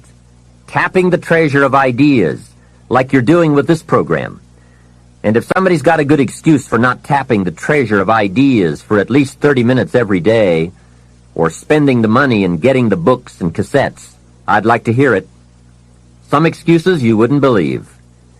I say, John, I've got this gold mine. I've got so much gold, I don't know what to do with it all. Come on over and dig. John says, I don't have a shovel. I say, well, John, get you one. He says, do you know what they want for shovels? Hey, invest the money. Get the cassettes and books. The best money you can spend is money invested in your self-education. Don't shortchange yourself when it comes to investing in your own better future. Mr. Schoaf got me started on my library when I first met him. He said to me, become self-educated. Standard education will get you standard results. Check those numbers and see if that's what you want. And if it isn't, if you want something better than standard, you must become self-educated. So I went to work on my library, and I now have one of the best. Schoaf recommended a couple of books in particular to get me started. Now, I had a Bible, that's 66 books, So that was a pretty good start, and my parents saw to it that I had a good study of the Bible.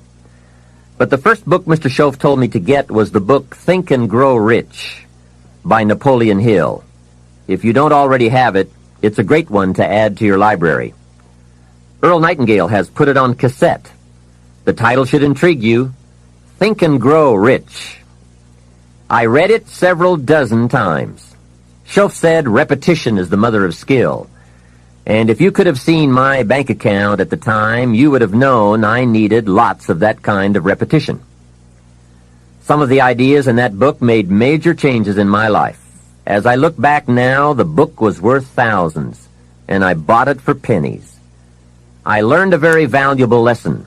There can be a great deal of difference between cost and value.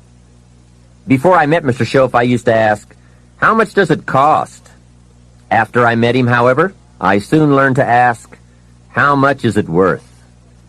I started basing my life on worth instead of cost, and everything changed. So that was one book he recommended, Think and Grow Rich. The next book he recommended I get was a book on nutrition. Schoaf said, study nutrition. Vitality plays an important part in doing well. Some people don't do well because they don't feel well. It's not that they're not intelligent. It's that they're ill. They don't have the fire and the vitality to do well. So he really got on me about nutrition. Now, some of those health books are a bit weird, but you can separate out the weird stuff. There are cassettes on nutrition, too. Remember, don't be a follower. Be a student. Someone says, I read this book. Should I follow? And the answer is no. Read at least 2 books and make up your own mind. Don't be a follower. Be a student. So take care of yourself. There's a Bible phrase that says, many times the spirit is willing, but the body's weak. So you have to work on both. You wake up in the morning and the mind says, let's go get 'em.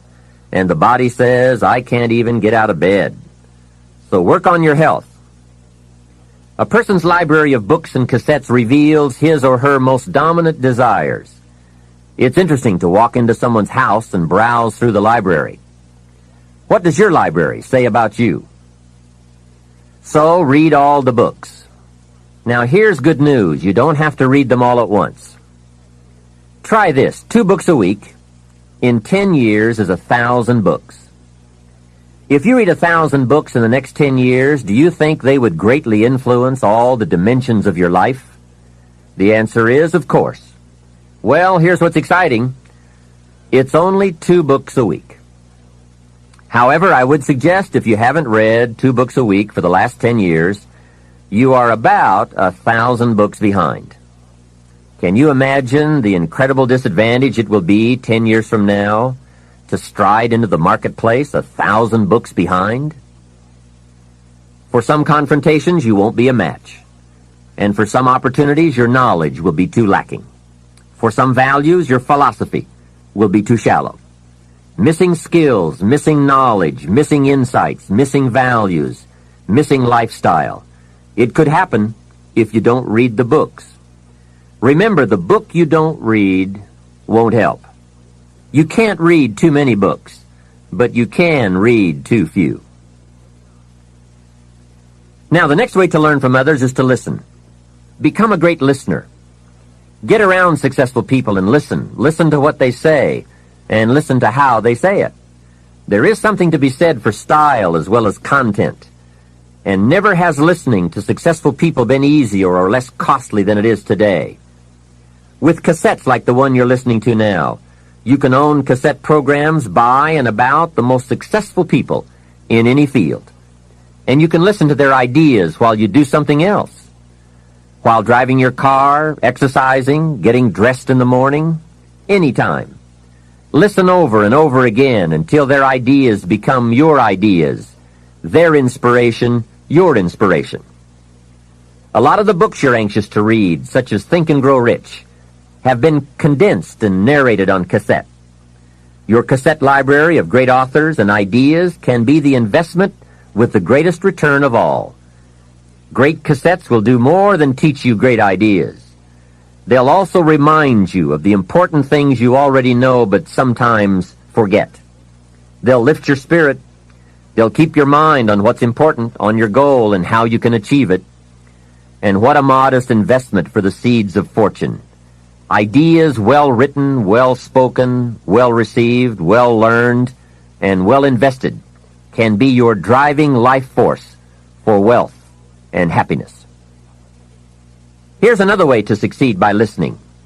Choose a really successful person and take him or her out to dinner and listen. Ask questions and listen. If a man is poor, he can really help himself by taking a rich person out to dinner and listening.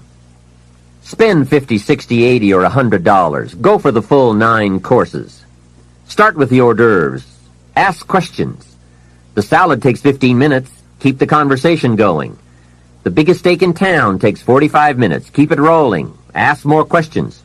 Pour on the dessert. Stretch the meal about 2 hours. See, if you get someone successful to eat and talk for 2 hours, he or she may drop ideas in your lap that could change your life. Multiply your income by 2, by 3, by 5. But you're right. Poor people don't usually take rich people out to dinner.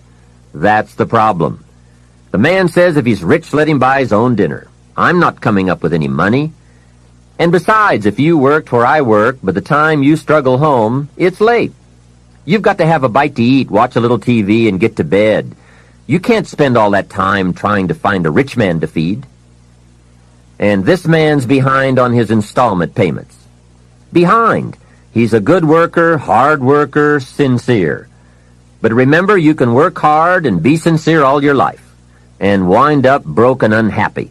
You've got to be better than a good worker. You've got to be a good listener.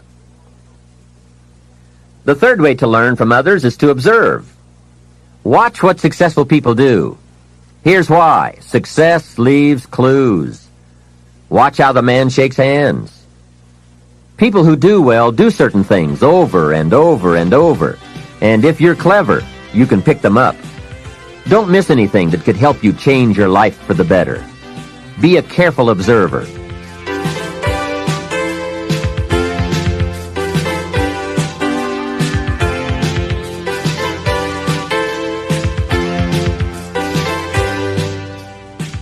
We have covered a lot of ideas in this part, but what a major fundamental to wealth and happiness. The consistent, disciplined, purposeful, constant search for knowledge. It's where the life-changing ideas are. Pursue it with high expectations. Spend the money and time and the effort. They're all investments, time, effort, and money. But the payoff is so great, it's hard to compare the cost to the reward. First is the money, and it does take some money. I have a great suggestion for the cassettes and the books and the lectures, the seminars, and the videos you need for a constant flow of ideas and inspiration. Set up an educational fund. Take a portion of your income each month and set it aside to invest in all the means of the search for knowledge. Remember, the best money spent is the money spent to cultivate the genius of your own mind and spirit. Make sure you don't spend more for accommodation than you do for education. The money, small price. The promise, unlimited potential. Next is the time. That is a valuable expenditure. I understand that.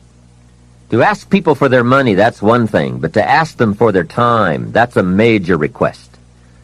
But I don't know any shortcuts to this. It takes time, precious time. The time you spend is that much less time you have to spend. You can get more money, but you can't get more time. However, life has a unique way of rewarding high investment with high return. This major investment you're making now, listening, could be that small fine-tuning you need for major accomplishment. And last, the investment in effort. There is a great deal of difference in casual listening and serious listening. Listening to know, listening to learn, listening that opens up the whole mental and spiritual process is truly an investment in effort. Bringing heavy attention to bear, that takes effort. A mental rifle shot to strike the idea target. That takes a great deal of concentrated effort. However, this effort, high-gear mental machinery, is the effort investment that opens the floodgates where ideas can work their magic for you in the marketplace. So, I do not hesitate to ask you to spend in deliberate, consistent fashion the money and the time and the effort. It's an investment that turns on the lights, opens the windows, sharpens the focus, and starts turning wishes into pride and product, wealth, and happiness. Of all the assignments Mr. Schultz gave me in those early days when we were working together, personal development was probably my most challenging. Some things he taught me I caught on to right away, and some things took longer than I want to admit. This one I've been working on all these years, and I'm certainly not finished. I guess it is a lifetime project, seeing what you can become. Personal development is truly the key to the good life. You see, what you become is far more important than what you get. The most important question to ask on the job is not, what am I getting? The most important question is, what am I becoming? However, it is also true that what you become directly influences what you get. Most of what we have attracted by the person we have become. So here's the great challenge of life. You can have more than you've got because you can become more than you are. That is the great focus of attention for life change. Now, on the other side of the coin it reads, unless you change how you are, you'll always have what you've got. I've discovered that income does not usually exceed personal development. Sometimes income takes a lucky jump, but unless you keep growing out where it is, it will usually come back where you are. If someone hands you $1 million, best you become a millionaire quickly, so you can keep the money. Life has strange ways. A very rich man once said, if you took all the money in the world and divided it equally among everybody, it would soon all be back in the same pockets. I guess it is hard to keep what you haven't attracted by your own personal development. Personal development, how important. Remember, the major key to your better future is you. That's a sentence with a lot of value. I suggest you put it up somewhere for a while where you can see it every day, just to remind you as you put your day together. I call it the silent seminar. The major key to your better future is you. For a share of my life, I didn't understand the importance of that phrase. Among a lot of things I didn't understand back in those early days. Back then, some things used to puzzle me. I used to wonder why two people could work for the same company and one make twice as much money. Why would one person be paid $2,000 a month and the other person $4,000 if it was the same company, same product, same service, same training, same weather, same traffic? Maybe they were the same age and went to the same school. Wouldn't that be a puzzle? Why would one person do twice as well? Speaking economically, I know there are many ways to do well, but in this narrow area called compensation, what is the difference? What is the difference between $2,000 and $4,000 a month? And I don't mean $2,000. I could figure that out. Well, back then I tried to figure it out best I could. I thought time makes some of the difference. Some people do better because they have more time. I used to say, Harold ought to do well. He's got a lot of time. If I had all of Harold's time, I could do well. Now, that's got to be dumb, right? You can't get someone else's time. A man once said to me, if I had some extra time, I could make some extra money. I said, then you have to forget it. There isn't any more time. Where would you find any? Hey, when the clock strikes 12 midnight, that's about it. It's over. There isn't any more time. If you insist on finding more than 24 hours a day, they will come and take you away. So if we can't get more time, what could we get that would make the difference in economic results? And the answer is value. Value makes the difference. You can't get more time, but you can become more valuable. So value makes a major difference in how much money you earn. Now, here's a primary lesson in economics. We get paid for value. Bringing value to the marketplace is how we get paid. Whether you work on a job or whether you bring goods and services, we get paid for the value. Now, I know it takes time to bring value to the marketplace, but you don't get paid for the time. You get paid for the value. Mistakenly, the man says, I'm getting $20 an hour. And the correction is, no, not for the hour. If that was true, you could just stay home and have them send you your money. No, you don't get paid for an hour. You get paid for the value you put in an hour. An hour is simply a convenient way to measure the value.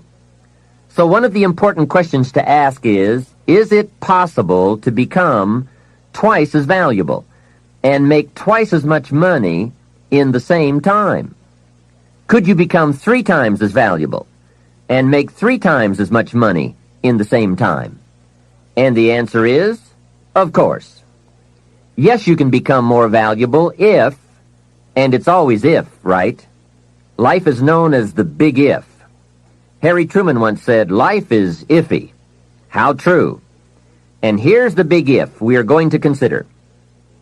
It's possible to earn 2 or 3 or more times as much money in the same amount of time if you go to work primarily on yourself.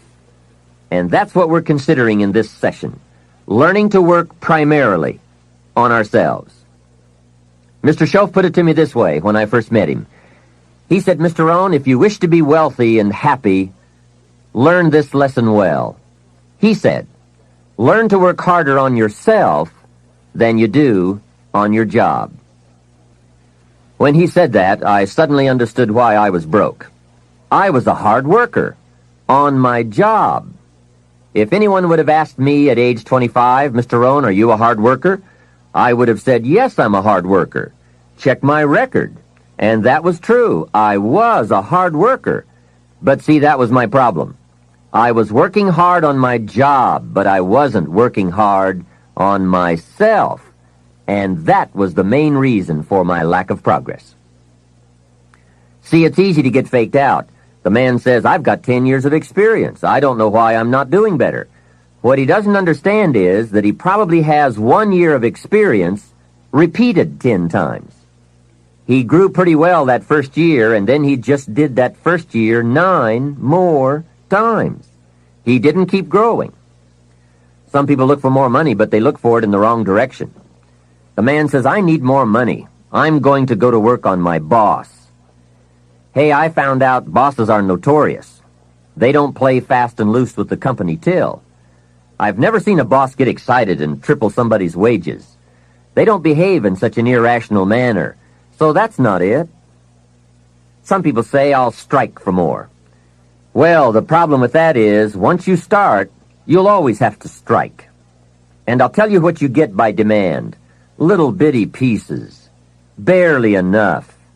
And now inflation beats that approach, right? Inflation will usually equal or exceed a small wage increase, especially after taxes. Forget the little increases that just let you get by. Hey, you can get by with a crust of bread and a pair of shoes. But in this program, we are talking big success, not just getting by. The guy in sales says, I know what I'll do. I'll get me some of those sales books that teach the tricky sales. I'll put it on my prospects, dazzle them with my sales footwork, grab their money before they know what's happened. Well, you can try that, but my experience shows you wind up at the bottom of the economic ladder, not the top. See, it's not what you get by tricks that counts. It's not what you get by demand. It's what you get by performance that counts. And I found this out. Performance comes from inside, not outside.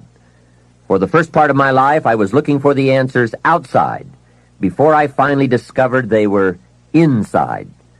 Success is not something you pursue. Success is something you develop.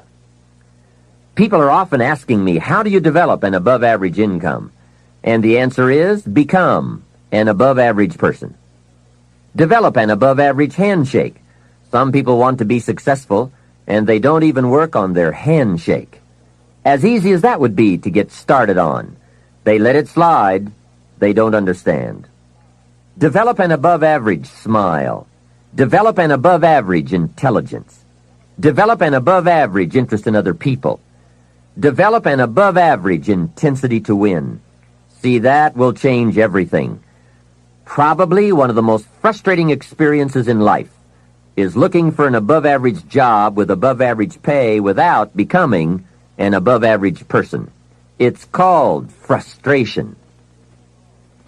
Mr. Schoaf one day gave me one of the most important statements of our entire association. I was giving him a rundown on how things hadn't worked out for me, and he said, "Mr. Rohn, I have an answer for you if you will listen carefully." And listen carefully I did that day and for the next 5 years. If someone is wealthy and happy, you've got to listen. He said, "Jim, I've only known you for a short time, but it is my honest opinion, for things to change for you, you've got to change." That was not quite the answer I was looking for, but that's the one he gave me. And now I bring it to you after pondering it all these years. For things to change for you, you've got to change, no matter what successes you've already achieved. Otherwise, it isn't going to change for you. Before I met Mr. Schoaf, I used to say, "I sure hope things will change." That seemed to be my only hope. If it wasn't going to change, I was in serious trouble. Then I found out it wasn't going to change, and I was in serious trouble. Hey, remember, it isn't going to change. Not long ago, I did a seminar for a group of oil company executives during their convention in Honolulu. Sitting around this conference table, one of them asked, "Mr. Rohn, you know some important people around the world. What do you think the next 10 years are going to be like?" I said, "Gentlemen, I do know the right people. I can tell you." So they all listened very carefully. I said, "Gentlemen, based on the people I know, and from the best of my own experience, I've concluded that in the coming 10 years, it's going to be about like it's always been." Aren't you glad you're listening? I don't share that with just everybody. Now, I said that to make a point, but I also said it because it's accurate. It's going to be about like it's always been. The tide comes in, and then what? It goes out. For 6,500 years that we know of, called recorded history, and probably long before that. So it's not likely to change. It gets light, and then what? It turns dark for 6,000 years. We are not to be startled by that now. If the sun goes down and the man says, "What's happened? What's happened?" Surely he just got here, I guess. Hey, it always goes down about this time of day. In rotation, the next season after fall is winter. And pray tell, how often does winter follow fall? Every time, without fail, for 6,000 years that we know of. Now, some winters are long and some are short. Some are difficult and some are easy. But they always come right after fall. It isn't going to change. Sometimes you can figure it out, sometimes there's no way to figure it out. Sometimes it goes well, sometimes it gets in a knot. Sometimes it sails along, sometimes it gets in reverse. See, that's not going to change. The last 6,000 years reads like this: opportunity mixed with difficulty. That's how it reads. It isn't going to change. The man says, "Well, then how will my life change?" And the answer is, when you change. Whether I'm talking to high school kids or business executives, my message is always the same. The only way it gets better for you is when you get better. Better is not something you wish. Better is something you become.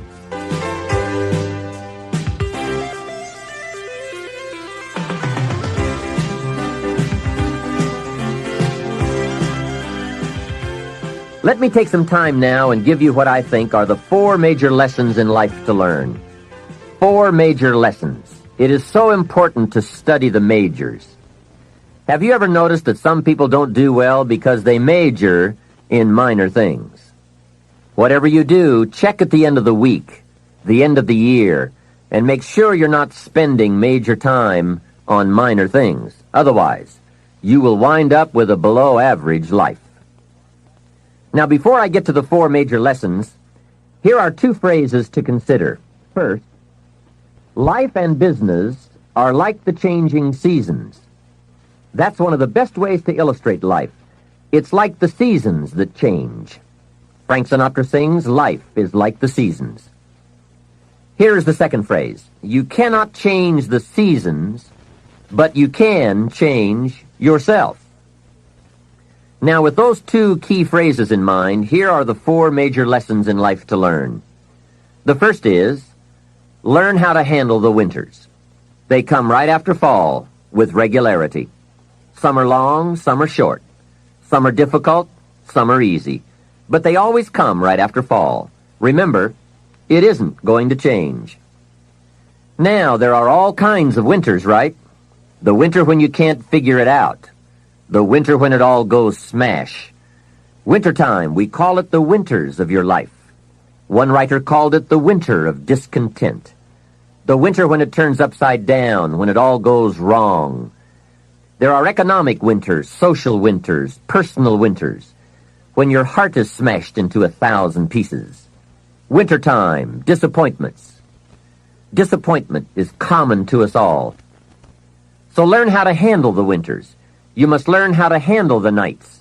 They come right after days. You must learn how to handle difficulty. It always comes after opportunity. You must learn to handle recessions. They come right after expansions. It isn't going to change. So the big question is, what do you do about the winters? Well, you can't get rid of January simply by tearing it off the calendar. But here's what you can do. You can get stronger, you can get wiser, and you can get better. Make a note of that trio of words: stronger, wiser, better. See, the winters won't change, but you can.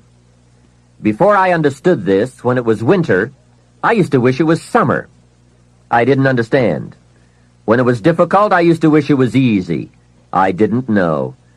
Then Mr. Schoaf gave me the answer from a part of his very unique philosophy when he said, "Don't wish it was easier. Wish you were better." Here's the second major lesson in life to learn. Learn how to take advantage of the spring. Spring is called opportunity, and uniquely enough, spring follows winter. And pray tell, how often? Is it reliable? Can you count on it? Well, 6,000 years that we know of, that's pretty reliable. And what a great place for spring right after winter. If you were going to put it somewhere, that would be the place to put it. God is a genius. Hey, days follow nights. Isn't that terrific? Opportunity follows difficulty. Expansion follows recession. And all with regularity. You can count on it. However, make a special note of the two words, take advantage. That is what we must learn to do, take advantage. Just because spring comes is no sign you're going to look good in the fall. You must do something with it. In fact, everyone has to get good at one of two things, planting in the spring or begging in the fall. So take advantage of the day, take advantage of the opportunity, and read every book you can get your hands on to learn how to take advantage of the spring. And one more thought, get busy quickly on your springs, your opportunities. There are just a handful of springs that have been handed to each of us.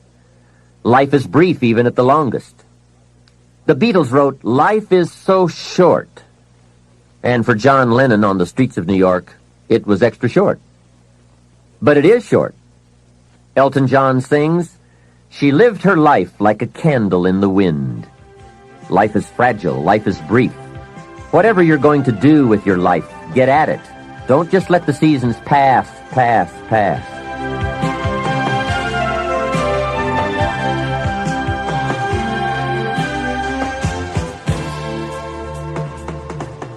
The third major lesson in life to learn is, learn how to nourish and protect your crops all summer. Sure enough, as soon as you've planted, the busy bugs and the noxious weeds are out to take it. And here is the next bit of truth. They will take it, unless you prevent it. And that is the third major lesson to learn, major skill to develop, preventing the intruder from taking the good. Here are two key phrases to consider under the third major lesson. Number one, all good will be attacked. That's the first phrase. On this planet, all good will be attacked. And don't press me for a why. I was not in on some of the early decisions, so I don't know why. All I know is, it's true. Let reality be your best beginning. Every garden will be invaded. Not to think so is naive. Here's the second phrase. All values must be defended. Social values, political values, friendship values, marriage values, family values, business values. Every garden must be tended all summer. If you don't develop this skill, you will never wind up with anything of value. Last is the fourth major lesson in life to learn. Learn how to reap in the fall without complaint. That's number 4. Take full responsibility for what happens to you. It is one of the highest forms of human maturity, accepting full responsibility. It's the day you know you have passed from childhood to adulthood, accepting full responsibility. And learn how to reap in the fall without apology. Without apology if you have done well, and without complaint if you have not. That's the best of human maturity. I'm not saying it's easy. I'm saying it's the best. Now, I used to have some problems in this area, way back in those early days. I used to have this list of reasons why I wasn't doing well. To explain, right? Otherwise, you're going to look bad. I used to have this funny list called Reasons for Not Looking Good. I really did. I used to blame the government. You can believe that or not. It was at the top of my list. I had a lecture second to none. The government. I blamed taxes. Look what you've got left after they take everything out. Taxes, that was on my list. I blamed prices. That's easy, right? You walk into a supermarket with $20 and come out with this little half bag of groceries. That was on my list. I blamed the weather. I blamed the traffic. I blamed my car. I blamed the manufacturers. I blamed my negative relatives. They were always putting me down. I blamed my cynical neighbors. They were just selfish, looking out for themselves. Wouldn't loan me any money. I blamed the community. I blamed the economy. Hey, that's a pretty good list for not doing well, isn't it? I thought it was a good list. I will never forget this one day. Mr. Schoaf was very kind, but he was also very blunt, which was helpful for me. If he hadn't been blunt, I would have missed some things.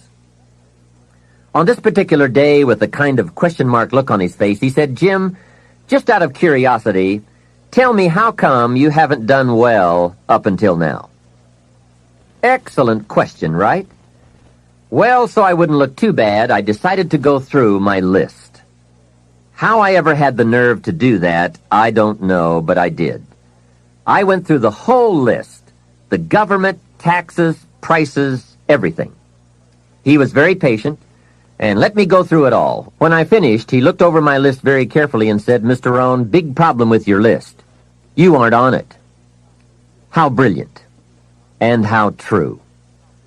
When I went to work for him a few months later, I learned very quickly to tear up my list of reasons for not looking good and threw it away. And then I got a fresh piece of paper and I put one word on it: me. There's a Black Heritage spiritual that says, "It's not my mother nor my father, nor my brother nor my sister, but it's me, O Lord, standing in the need of prayer." See, I used to blame everything outside for my lack of progress, until I found the problem was inside. For a big share of my life, I kept looking for the answers to do well outside, and I found out the answers were inside. Success is not something you pursue. Success is something you become. You see, it's not what happens that determines the quality or the quantity of your life. It's not what happens. And the reason is because what happens to about everybody. The sun went down on all of us last night. A common event. And I found out the same things can happen to two different people, but one gets rich and the other stays poor. Why is that? It's because it's not what happens, but rather it's what you do about it. That is an important phrase for your written and mental notes. It's not what happens. It's what you do that makes the difference in how your life works out. What happens is about the same for everybody. It's what people do that makes the difference. Anything can happen, right? I've heard all of the stories. Hey, I've been one of the stories. We could all tell stories for days on end. Anything can happen. Have you heard of Murphy's Laws? Surely you have. Murph had these laws. One of the laws was, if anything can go wrong, it will. That's one of Murphy's laws. Anything can happen. I've fallen out of the sky so many times, once to the tune of a couple of million. Devastating. Took me a while to get over that one.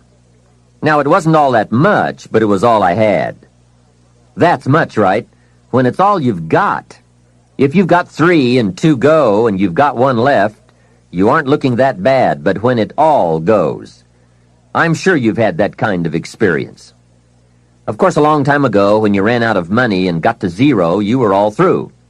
Heck, now you can whistle right on by 0, right? They will bury you these days. But those are happenings. Everyone's got the same happenings. The big question is, what are you going to do about it? Someone says, yes, but you don't understand the disappointments I've had. Come on. Everyone has disappointments. Disappointments are not special gifts reserved for the poor. Everybody has them. The question is, what are you going to do about it? While we're talking about personal development and letting go of limitations, here are what I consider to be the biggest self-imposed limitations any man or woman has ever had to deal with. First, procrastination. Procrastination is particularly life-threatening because when we put something off, it doesn't seem, at the moment, to be all that important. At the end of the day, if you have let a few things slide, it doesn't seem like such a bad day. However, enough of those days piled up will make a disastrous year, and eventually, a disastrous life. Our inability to come to grips with a natural tendency to procrastinate will surely send us drifting in the wrong direction. Before you reach the final session of this program, you'll have left procrastination behind, if you're still troubled by it. You'll have discovered that it's simply too costly to put up with any longer. Besides, you'll be too excited about where you're going to postpone the activities taking you there. Self-imposed limitation number 2. Blame. All of us have blamed others for our troubles from time to time. In fact, the tendency to blame someone or something goes back a long way. When there were only 2 people on earth, it wasn't long before they started blaming. The man said, "It was the woman. She got me into this." And the woman blamed the serpent. Blame seems to be one of those negative tendencies that just comes naturally. The ego striving to defend itself. Remember the list I came up with to explain why I wasn't doing well? One of the items that was high on my list was prices. I told Mr. Schoaf that my problem was everything costs too much. However, he soon set me straight on that by saying, "Mr. Rohn, that is not the problem. Let me tell you the real problem. You can't afford it." It's not it.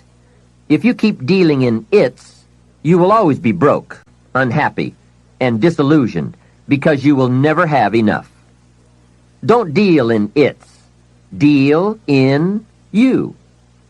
When I finally learned to change my thinking from it to me, I changed my whole life. What a life-changing experience to finally meet someone who doesn't hesitate to put it on you or on your tendency to indulge in blame or procrastination.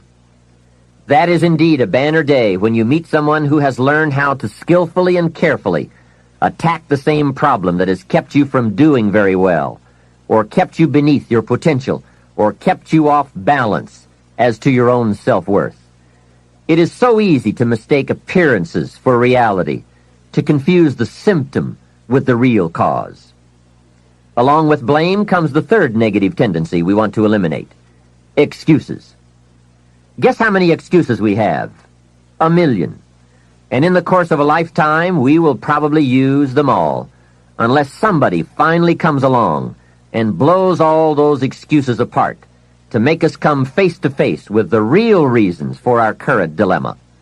Until that time, we will probably use another 1 million excuses to prevent ourselves from having $1 million.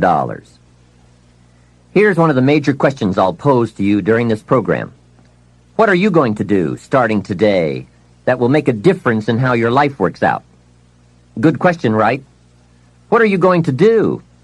See, if you don't do something starting today that will make a difference, guess what? It's going to be the same. And you can guess what the next 5 years are going to be like. Just look at the last 5. The next 5 years will be like the last 5 unless you, Major Key, make all the changes. Now here's another key question. What can you do starting today that will make a difference? That's a good question. What can you do? What can you do with economic chaos? What can you do with massive disappointment when it's all gone wrong? What can you do when it won't work, when you've run out of money, when you don't feel well, and it's all gone sour? What can you do? Well, let me give you the broad answer first. Here's what you can do. You can do the most remarkable things, no matter what happens. Hey, people can do incredible things, unbelievable things. A man can do the most amazing things with the most impossible circumstances. A woman can do the most remarkable things with the most disastrous circumstances. Hey, I found out kids can do remarkable things. That is, if they have remarkable things to do. I also found out if they don't have remarkable things to do, there's no telling what they'll do. Now, here's why humans can do remarkable things. It's because they are remarkable. They are not dogs, animals, fish, birds, amoebas. Humans are different than any other creation. When a dog starts with weeds, he winds up with weeds, and the reason is because he's a dog. But that's not true with human beings. Human beings can turn weeds into gardens. That's one of the major differences, being a human versus being a dog.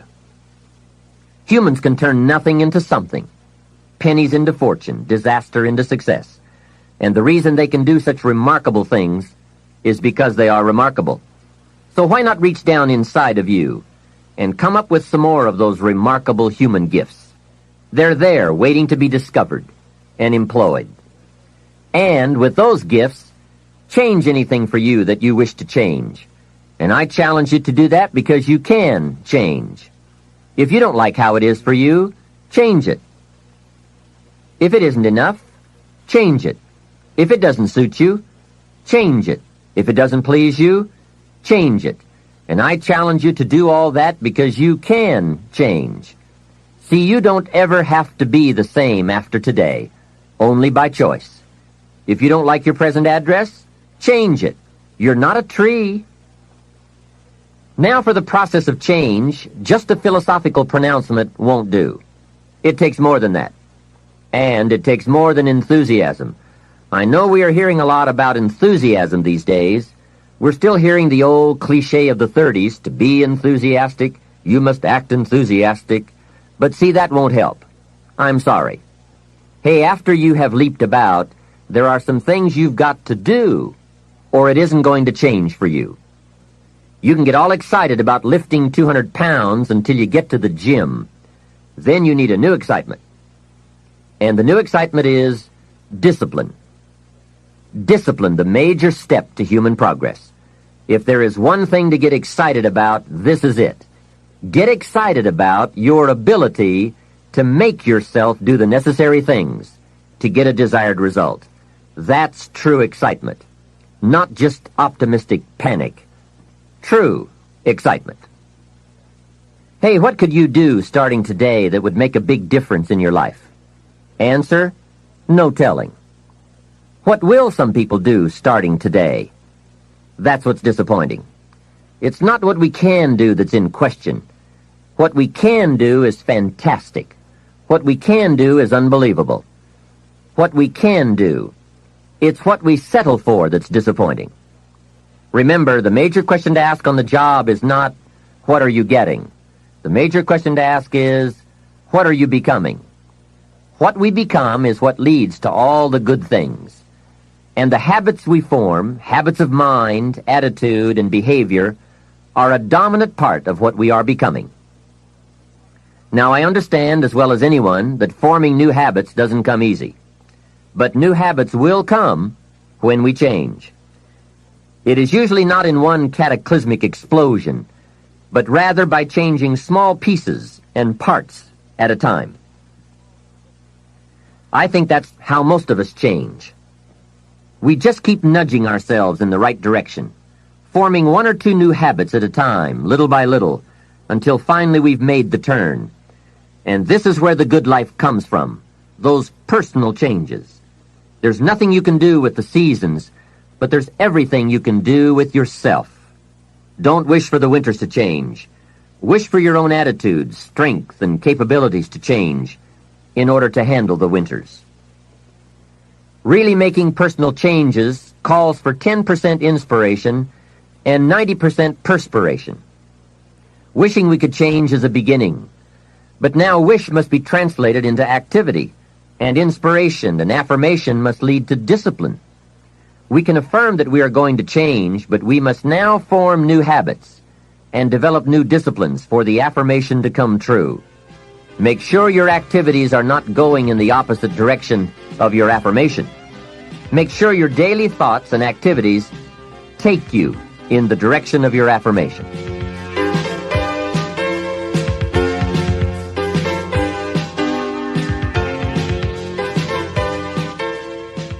Now, in the personal development quest, there are three major aspects of ourselves to improve. We can look at developing ourselves spiritually, physically, and mentally. With respect to our spiritual development, this may be a major or a minor issue for you depending on your values and your goals. I confess to being an amateur in this field, but I think it's very wise for you and me to look at the spiritual side of our lives and decide what growth we want to experience here. Come to your own decisions as to what it will take to nourish your spiritual nature. Next, let's look at physical development. The body and the mind work together and depend on each other, so they both need attention.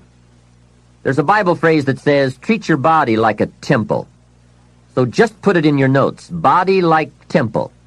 Not a bad suggestion. Treat your body like a temple, not a woodshed. Now, in taking care of the physical, we must learn to be conscious of ourselves, but not self-conscious. We need to be aware of our physical appearance, our physical well-being, but not to the point of being self-conscious. We need to be aware, we need to take care, but some people devote too much of their day to physical appearance.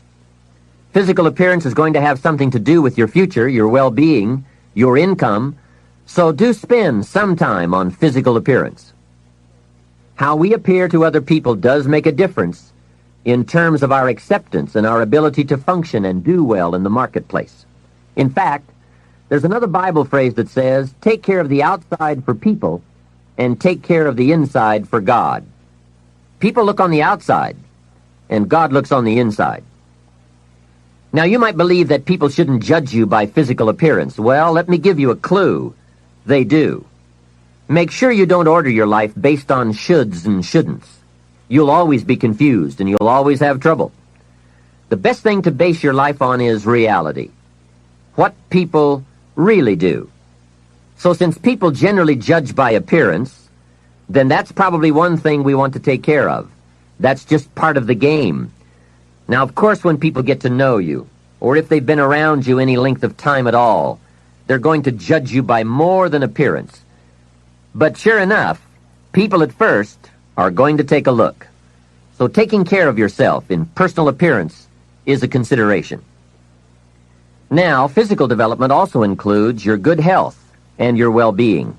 You've got to spend some time on that so that you feel good in the marketplace. Get involved in some form of disciplined exercise. Keeping fit and feeling good has a positive effect on your attitude, not just your appearance.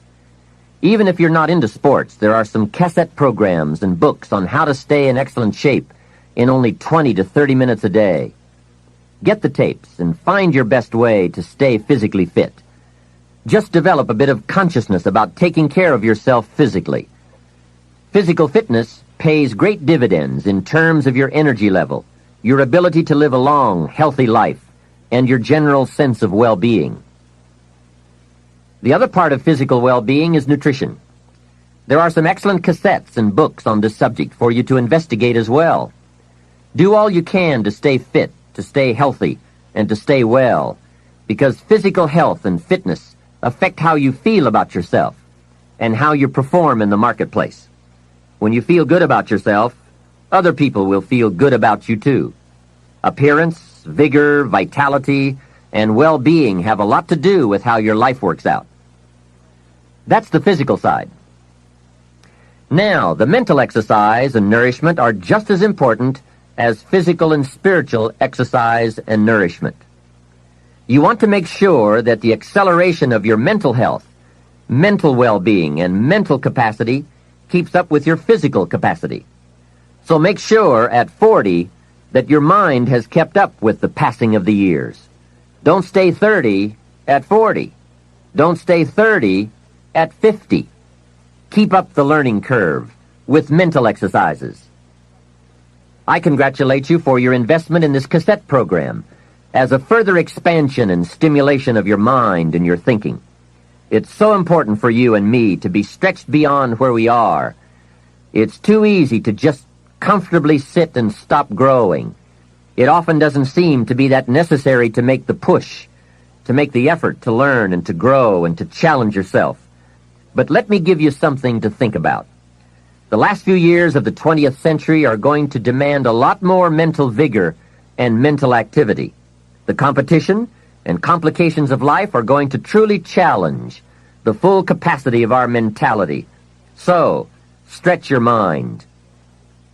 It's easy when you finally find yourself in a good job to stop pursuing mental development. Have you heard about the accelerated learning curve?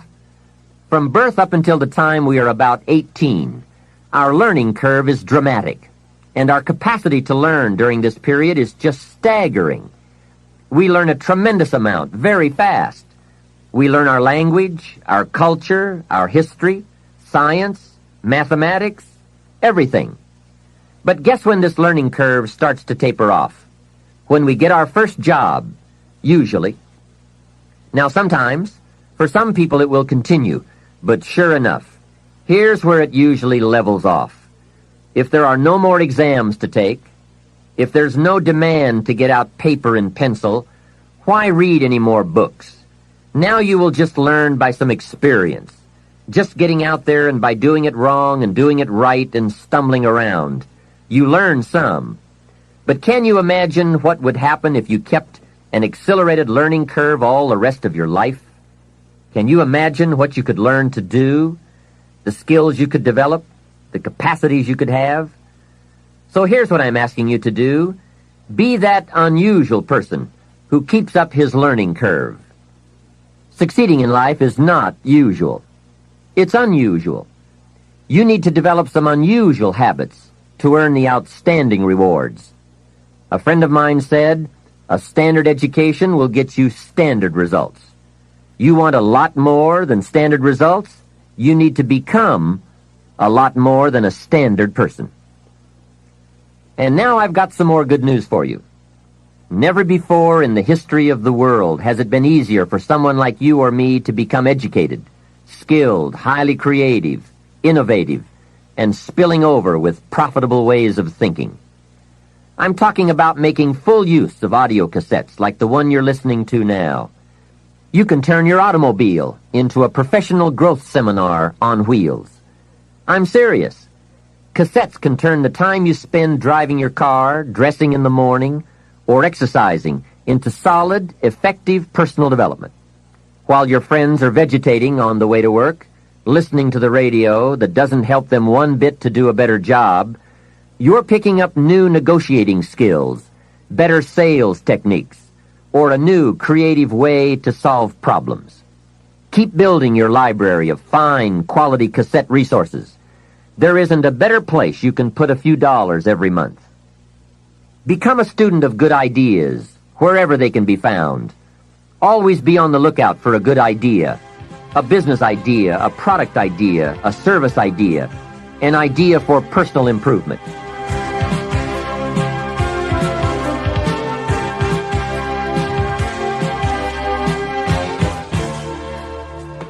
Now, since forming these new habits of personal growth will require some discipline in the beginning, let me give you a key to discipline.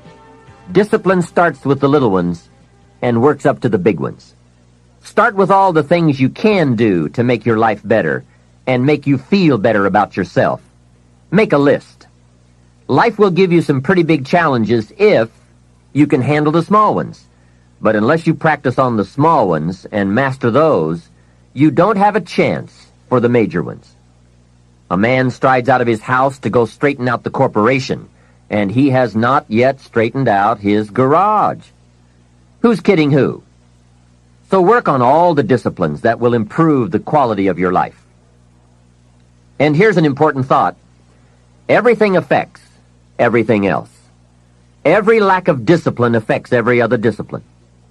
Mistakenly, the man says, "This is the only place I let down." See, that's not true. Every letdown affects the rest of your performance. Now here's the positive side. Every new discipline affects every other discipline. Every new thing you try affects the rest of your performance. Isn't that exciting? So get started on every small discipline you can think of. You can't believe what it will do for your self-confidence. And remember, the greatest deterrent to success is lack of self-confidence. And lack of self-confidence comes from not doing what you could do. Next comes self-motivation. And really, it's the only kind of motivation there is. Self-motivation. I was on a lecture tour in Australia not long ago, and the press interviewed me. And they asked me, "Mr. Rohn, are you one of those American motivators?" I said, "No, I'm a businessman. I can share my ideas and my experiences, but people have to motivate themselves." Hey, I found out you can't change people. They can change themselves, but you can't change them. Lord knows, I've tried.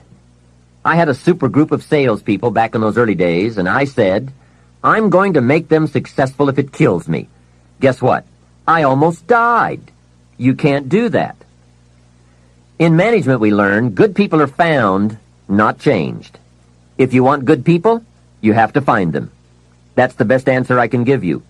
If you want motivated people, you have to find them, not motivate them. The first rule of management is don't send your ducks to Eagle School. Why? Because it won't work. I've tried it all. I picked up a magazine not long ago in New York, which had a full-page ad in it for a hotel chain. The first line of the ad read, "We do not teach our people to be nice." Now that got my attention. And the second line said, "We simply hire nice people." I thought, what a clever shortcut. Motivation is a mystery. Why some people are and some are not.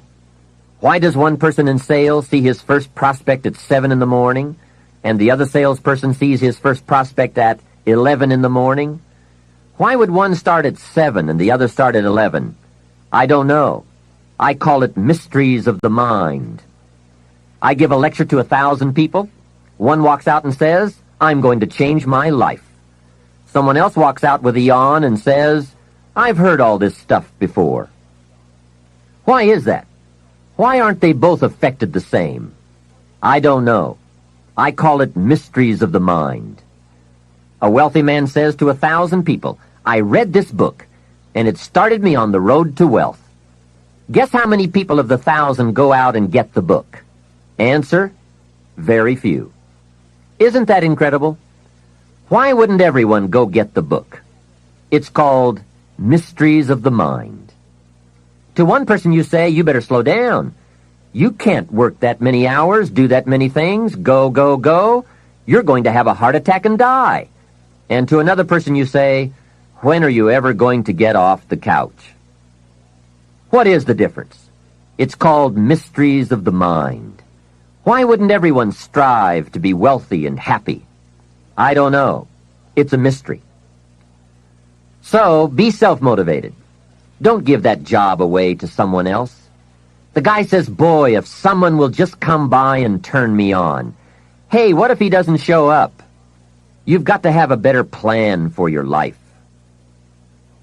Since you're self-motivated, and I would assume that you are since you've invested your money, and now you're investing your time to gather good ideas for more success, I want to share the best of what I've learned and experienced in my life. You deserve the best I have to give, and more. Now, I'm sure you'll agree that this fundamental personal development is a major part of the platform, the foundation, on which you can build. So let's get on now with the rest of the fundamentals for wealth and happiness. Of all the subjects that stir the imagination, this has to be one of the major ones: financial independence. Freedom from financial concerns. Owning the financial resources that give you the means to really do what you want to do, to make your life all that you want it to be. We don't have time to go through all the interesting ideas that have been written and discussed on the subject of financial wealth, but I will offer you a few major ideas that have really made a difference in my life, financially and otherwise. Mr. Shoaff said to me that he thought it was a worthy goal to become financially independent for 3 major reasons. First, with money no longer a time-consuming consideration, I could then begin devoting heavy time to all the other dimensions of my life. Second, he suggested I become financially independent because it would tremendously increase my ability to help others. Only from positions of strength, including financial strength, can we help someone else. Finally, and most important, he said, I believe it is worthwhile to become financially independent for the sake of developing the person you must become to achieve that goal. What a major secret he taught me.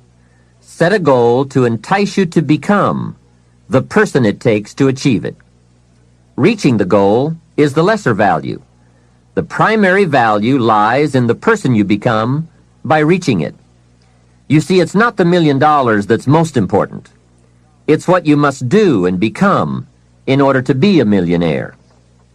We're all aware that many people feel that we must be careful of focusing on money or affluence or abundance, that in it or in the pursuit of it there is danger. We often hear quoted from the Bible, the love of money is the root of all evil. And I do agree. If you make money your love, and you pursue affluence to the exclusion of or at the expense of other values of life, you have lost, not won. However, let us consider this question. If you could do better, should you? That's not a bad question. In the time allotted to labor, in the time given to economics, care for family, success, achievement, productivity, the creation of value, the development of skills and creativity, if you could do better, should you? I think that one of the greatest satisfactions of living life to the fullest is doing the best you can with whatever you have. Doing less than your best has ways of eroding the psyche. We seem to be creatures of enterprise. Surely it is the reason for the seasons. The soil and the sun and the rain and the seed all say, "What can you do with us?" The seasons say, "Do you have the genius to make something unique of us?" Life says, "Here's the raw material. What splendid things can you produce from all there is?" So, go for high productivity, the full employment of your genius, the full development of your potential in all areas of your life, including earning money. That is the essence of life. Truly sophisticated people know it isn't the amount that counts. It's doing all that you can with all you've got that counts. With that background, let me recommend a book for you to read. The title is The Richest Man in Babylon by George Clason. Perhaps you've already read it. I would suggest that you read it again. It's just a small book. You can read it in one evening. I call it the appetizer for the full discourse on the subject of financial independence. Now, let me give you the major theme of the book. The major theme is that what you do with what you have is more important than what you have. What you do with what you get is more important than what you get. What we do with what we have says so much about us. It reveals our philosophy of life, our attitude, what we know, and what we think, and the makeup of our character. It is a reflection of what is going on inside of our head and within our value system and decision-making process. It also reveals our ability to weigh and to perceive. The outer is always a reflection of the inner. It is an indication, a reading, a revealing. It speaks, it tells, it shows. Remember that key phrase I gave you earlier? Everything is symptomatic of something, and it is symptomatic of something right or something wrong. It is a wise policy not to ignore the symptoms, for they can be early signs of a poor choice of philosophy, or a sign that something important is being misread, misunderstood, miscalculated. So of all places, take a look here. What you are doing with your money says something about you. Now, what you're doing may be okay. All I'm suggesting is that you take a look. Let me give you some of the details of a good financial plan as suggested by Clayson's book. First, a very broad but important statement. Learn to live on 70% of your net income. Net meaning the money you have left after paying your taxes. And before we go any further, let us consider that most important part of our personal, social, and economic life. We must all in our lifetime, whether we are young or old, understand the necessity and the practice of paying taxes. We have to teach our children as soon as they have any money at all from any source that if they spend it for anything, they immediately become what we call a consumer. And all consumers of goods and services, no matter how young, have to pay taxes. In California, where I live, if a child is only 10 years old and goes to the store to buy something that costs $1, the proprietor asks him for an extra 6 cents. The child may look at the price tag and say to the proprietor, "But it says $1. What's the 6 cents for?" And what a great time to teach the necessity for everybody to pay taxes, even at age 10. So a full explanation is due. If you're going to take 6 cents off a kid, you've got to tell him where it goes. After all, it is his 6 cents. He could well ask the proprietor, "Do you keep it?" The proprietor, of course, would explain that it's for taxes, that he doesn't get to keep it, that he merely collects it. The next obvious questions are, who gets it? And what is it used for? And with these very intelligent questions come some very important answers. To the child we explain, since we all have decided to live together, we call ourselves a society. And for that society to function, there are some things we cannot individually do for ourselves. We cannot each build a piece of the street. The machinery would be too expensive, and it would take too long to learn how to use it and then to do it. So we have a government, and government is people we have put to work doing those things for us as a community that we cannot do for ourselves. The streets, the sidewalks, the police, all of this must be paid for. So we have agreed to take some of the money when all of us buy something and give it to the government so that it can do things for us. This is such an important subject. Kids have to learn it. We all have to learn it. We then move up to federal taxes and all that those tax dollars are meant to do. Here's a pretty good way to explain federal taxes. I call paying taxes the care and feeding of the goose that lays the golden eggs. It is so very important to feed the goose, not abuse the goose, not tear off a wing of the goose, but to feed and care for it. You might say, well, yes, but the goose eats too much. Hey, that's probably true. But remember, just about every appetite eats too much. Don't we all eat too much? Let not one appetite accuse another. If you step on the scales and you're 10 pounds heavy, you've got to say, yes, me and the government are about 10 pounds heavy. Looks like we both eat too much. Remember, every appetite must be disciplined. Yours, mine, and the government's. We could all use a diet. Mr. Schoaf did give me a very great service when he taught me how to be a happy taxpayer. Now, I must admit it took a while, but I did finally become a happy taxpayer. Part of it was understanding what tax dollars were for, and that it is right for everyone to pay his fair share. I finally decided I didn't mind picking up my share of the tab for the radar. It's so necessary for our safety as a country to keep the international bullies away. Some people say, why bother with all that expensive equipment? After all, they won't come over here. Obviously, they haven't read their history books. Someone else says, I'm not picking up any part of the radar. Well, then I would suggest you go where they don't have any radar. If you are going to enjoy the benefits, then you have to pay your share.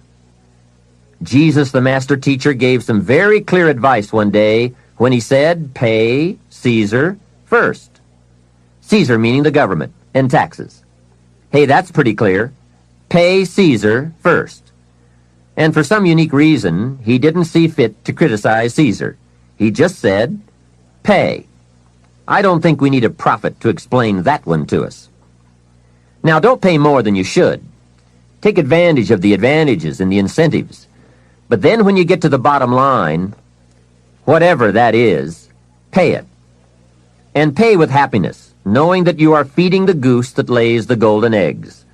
The golden eggs of freedom, safety, protection, justice, free enterprise. A society that works, provides a market and unprecedented opportunity. Freedom of speech, freedom of religion, education for our children. This is the most powerful nation on earth, and it provides us with the greatest chance to create a unique life. Some goose, some eggs. And remember, everyone should pay. Dignity demands that we all contribute no matter how small the amount. Everyone should pay. Even the federal tax bill, in my opinion. If only $1 a year, that's okay. Just so you can say with dignity, I pay my fair share. A classic example. An ancient Bible story says Jesus and his disciples were watching people come by and contribute to the treasury. Some came by and gave large amounts. Some gave average amounts. And some gave modest amounts. The story then continues. A little lady came along and put 2 pennies in the treasury.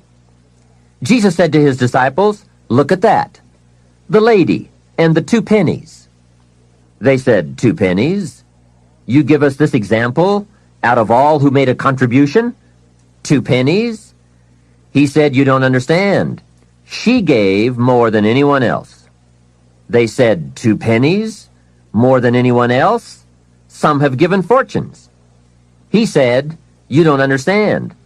Her 2 pennies represented, I'm sure, more of what she had than the large amounts represented of what their givers had. So she gave the most. How remarkable. But let's continue the story. Sometimes what is not said or reported is also a valuable part of the story. Consider what Jesus did not do. He did not take the 2 pennies out of the treasury and run after the little lady and say, here, little lady, we have observed that you are so poor and so pitiful, we're going to give you back your 2 pennies. We just can't let you pay. What an incredible insult that would have been. She would surely have said, aren't my 2 pennies good enough? They represent a great portion of what I have. Will you take away my dignity? No, that scene did not occur. And what a meaningful lesson. We learn from what did not happen as well. Let me give you the eloquence of silence, the eloquence of what was not reported but certainly must have been true. And it reads, Jesus left her 2 pennies in the treasury. What an important silent statement. It's of the highest philosophy. It best explains our earthly experience. Life is conditional. Value is on the other side of price. And of first importance is the act, not the amount. Everyone must pay, even if it is only 2 pennies. Now, after taxes, and I said all that to get to this, learn to live on 70%. The reason it's 70 is because you're going to be doing some very special things with the 30%. So what's left, 70%, is yours to spend. Now let's talk about the all-important subject of how you allocate the 30%. I remember one day saying to Mr. Schoaf, if I had more money, I would have a better plan.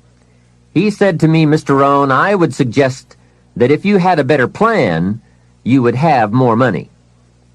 So it's not the amount that counts, it's the plan that counts. It's not what you allocate, it's how you allocate it. Here's the first part of the allocation process. Of the 30% you're not spending, 10% should go to charity, giving back part of what you have taken out to help those who cannot help themselves. I think that's a good percentage. Now, you can pick your own percentage. It's your life, and it's your plan. But giving your money to a church or to an institution is a good idea. More often than not, they can find the people who are in need. But whether you administer it yourself or give it to an institution to distribute, 10% should be given to charity. And by the way, the best time to teach this allocation process is when a child gets his first dollar. Take him on a visual tour. There's nothing better than visual to illustrate what you're trying to teach. Take him to where some very unfortunate people live who cannot take care of themselves. Kids have big hearts. If they see the problem, they won't have any trouble giving a dime out of every dollar. And one more thing. The time to start this is when the amounts are small. It's pretty easy to flip a dime out of a dollar, and it's a little more difficult to give away 100,000 out of a million. You say, oh, if I had 1,000,000, I'd give 100,000. I'm not so sure. That's a lot of money. Best we start you early, so you will have the habit before the big money comes your way. Now, here is what to do with the next 10%. Set aside 10% for capital you manage. That is, capital you find ways to utilize. Do some buying and selling yourself. Buy something, fix it, and sell it. Engage in commerce, even if it's only a part-time venture.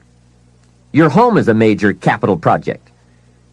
In my opinion, we should all engage in capitalism in this country. Here, we believe capital belongs in the hands of the people. Communism teaches that capital belongs in the hands of the state. That's a great difference in ideology. I guess communism feels that humans are too dumb and stupid to know what to do with capital, so it should all be given to the state. Let the state run everything, and let the people meekly show up for their work assignments. In our country, we believe the genius to know what to do with capital resides in the populace, the people, the genius to come up with ideas for goods and services brought to the marketplace. It has built a dynamic enterprise known as capitalism and has created opportunities in abundance. And again, remember this thought. The best time to teach capitalism is when a child is old enough to be stimulated by ideas for goods and services. Kids learn the concept of performing services in exchange for capital early, right? They mow the lawn, help in the house, earn an allowance. But take it a step beyond that, as soon as possible. They will pick it up fast. Kids ought to have 2 bicycles, one to ride and one to rent. It doesn't take much to be in business. It doesn't take $1 million. And the same business principles apply whether it is a bicycle business or General Motors. Show kids how to buy a bottle of soap for $2 and sell it for $3. Right in the neighborhood. It's called capitalism in action. Profits, products, and services brought to the marketplace. It is most exciting once you understand the mechanics and the dynamics. It's the stuff of which fortunes are made. And teach kids the advantage of being kids. Some people will buy from you just because you're little. So you must get on with it. You won't be little forever. So Johnny goes a few doors down from your home in the neighborhood and knocks on a door. Mrs. Jones answers, and Johnny says, Mrs. Jones, I have this bottle of soap. It is the best there is. My mother uses it, and lots of people I know wouldn't use anything else. You should really have some.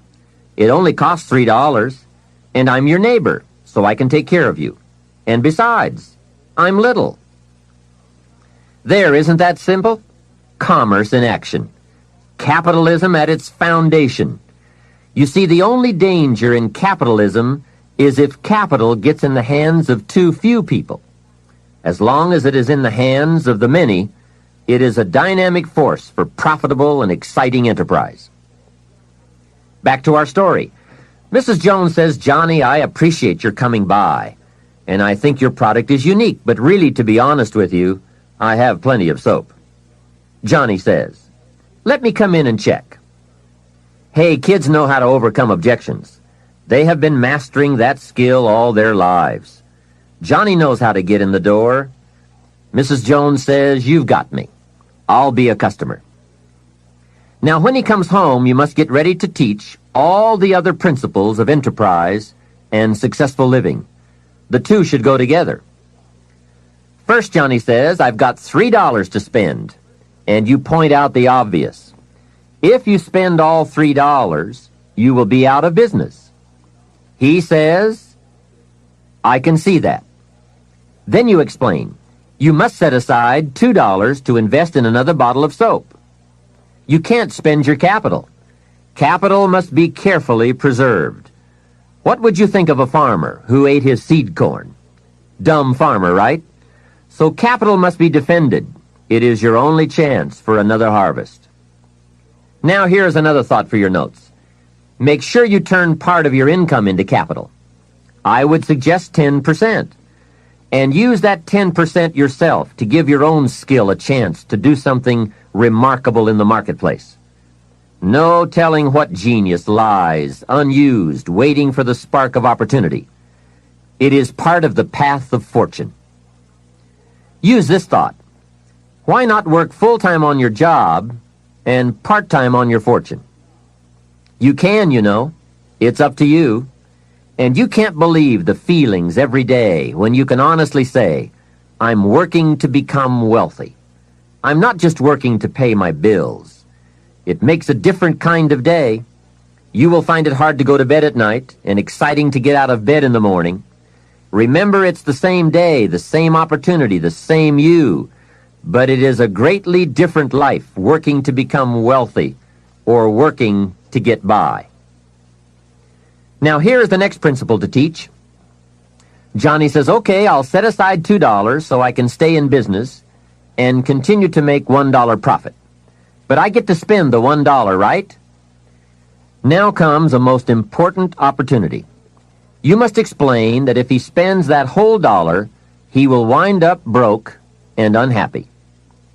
And then take him on another visual tour to some part of town where he can get a good look at people who spend all they make and are broke and unhappy, and say, "Do you want to live like this?" He will say, "No." Then you say, "All right then, you can't spend the whole dollar."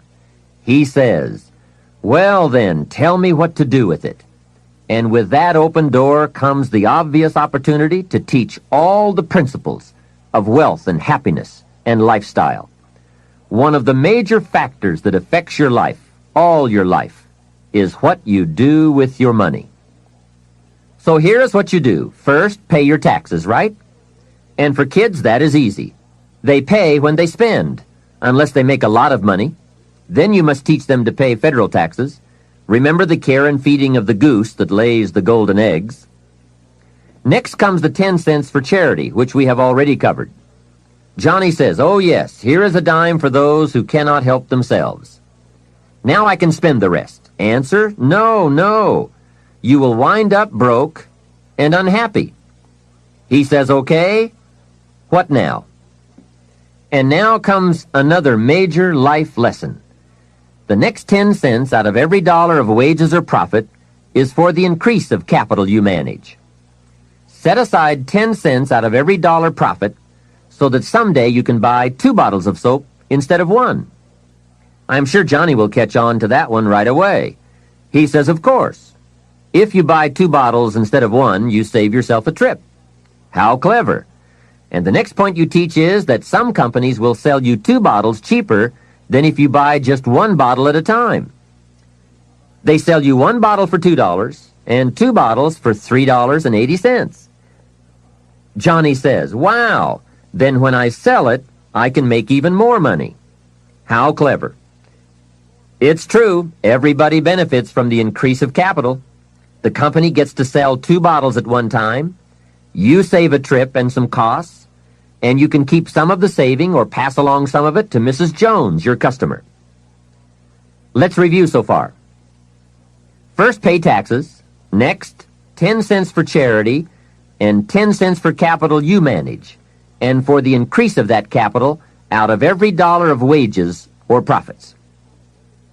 Now, Here's the third 10 cents from every dollar, and that is capital you provide. Take 10 cents out of every dollar and put it in a financial institution. And now we have come to a major benefit for all of us if you bring this 10% of your earnings to the marketplace. You see, some projects in our society need more capital than one person can provide. So we have a system whereby all of us can loan or invest our money in capital provided, so that large businesses can be built to provide more jobs and products and service and help create an even more dynamic society. So 10 cents out of every dollar should go into a savings account. I really prefer to call it an investment account because, and kids will love this, they pay you for the use of your money. You can get back the money you loaned, and you will have more profit from what you are paid for the use of your money. And be sure that you teach this, that if kids start this program from whatever they earn on a job or in engaging in enterprise or both while they are in their teens, by the time they are 40, they will be wealthy enough to be able to do what they want to do the rest of their lives, instead of all their lives doing what they have to do. Now, from your teenage years, it could take a much shorter period of time to become financially independent, depending on what ideas and opportunities you take advantage of. Mrs. Fields developed a new chocolate chip cookie and became a millionaire before she was 30. Mrs. Fields chocolate chip cookies. What an example of capital in the hands of the people, not in the hands of the state. A 10-year-old takes $1, searches around the community and finds a broken, abandoned wagon, pays $1 for it, brings it home, cleans it up, sands off the rust, paints it till it's shiny and new, straightens out the wheel, and sells the like-new wagon for $11. You ask, does a 10-year-old deserve $10 profit? And the answer is, of course. Society now has a mended wagon. And that's what it's all about. Find something and leave it better than you found it. Create a value. Build an equity. It's how we build this most dynamic society called America. And everyone can contribute. Everyone can bring some value to the marketplace. We can all be students of capital, profit, equity, and value. We can all engage in enterprise. We can all participate in the disciplines that bring wealth of lifestyle and treasure. All of us and our children can build the most powerful and attractive society ever. We have the knowledge, the tools, the schools, the market, the resources. All we need is the will. Let each of us begin. Its riches are for the having. All of these principles in action furnish, to the best of my knowledge, the best soil from which to have a high chance for fortune and lifestyle at a very early age. It is so simple, but it is so powerful. Just try it. Just try it. You can always go back to the old way. But if you just try it, I predict you will be so excited about your new commitment and discipline for wealth that you will never turn back. What we're seeing here is that wealth is a matter of allocation, not opportunity, especially in this country. There are subtleties on both sides of any issue of health and sickness, the issues of success and failure. It is the subtleties that determine the direction and the destination. The major reason it is so subtle is because what you do in a single day or a single week or month doesn't seem to matter that much. But remember, as we said earlier, everything matters. Everything weighs something. Sophisticated people never say, it doesn't matter. If you spend or invest $5 today, it doesn't seem to matter much either way. You seem to be no richer or poorer at the end of the day. But it does make all the difference in the world as you save $5 every day, and the days accumulate into weeks and into months and into years. You see, it's the accumulated total of the allocation of each day that makes all the difference in the world, whether you become rich or poor, healthy or ill, successful or mediocre. Now back to Johnny. He is going to ask about his investment account, where he's putting 10 cents out of every dollar. What kind of interest do they pay kids? So you give him the blockbuster, same as adults. That will be almost unbelievable. At last he can be treated like an adult, getting that adult interest when you're only a kid. And one added note, just by working this part of the financial independence plan alone, by putting aside less than $200 a month, will make you a millionaire in 30 years. Remember, it's called the subtlety of wealth or poverty. What you do in one day doesn't seem to matter. But as all sophisticated kids and adults know, it is the accumulated days of proper allocation of your money that makes you wealthy. It is using the ideas we're discussing, coupled with the passing of a little time, that creates fortunes. Now, the passing of time is automatic, but using the ideas is a matter of your own discipline. Whether you want to or not, or whether you care or not, bottom line, it's all up to you. Let me give you the definition of rich and poor. It is brief, but I'm sure you will get the message. Here it is. Poor people spend their money and save what's left. And you guessed it already.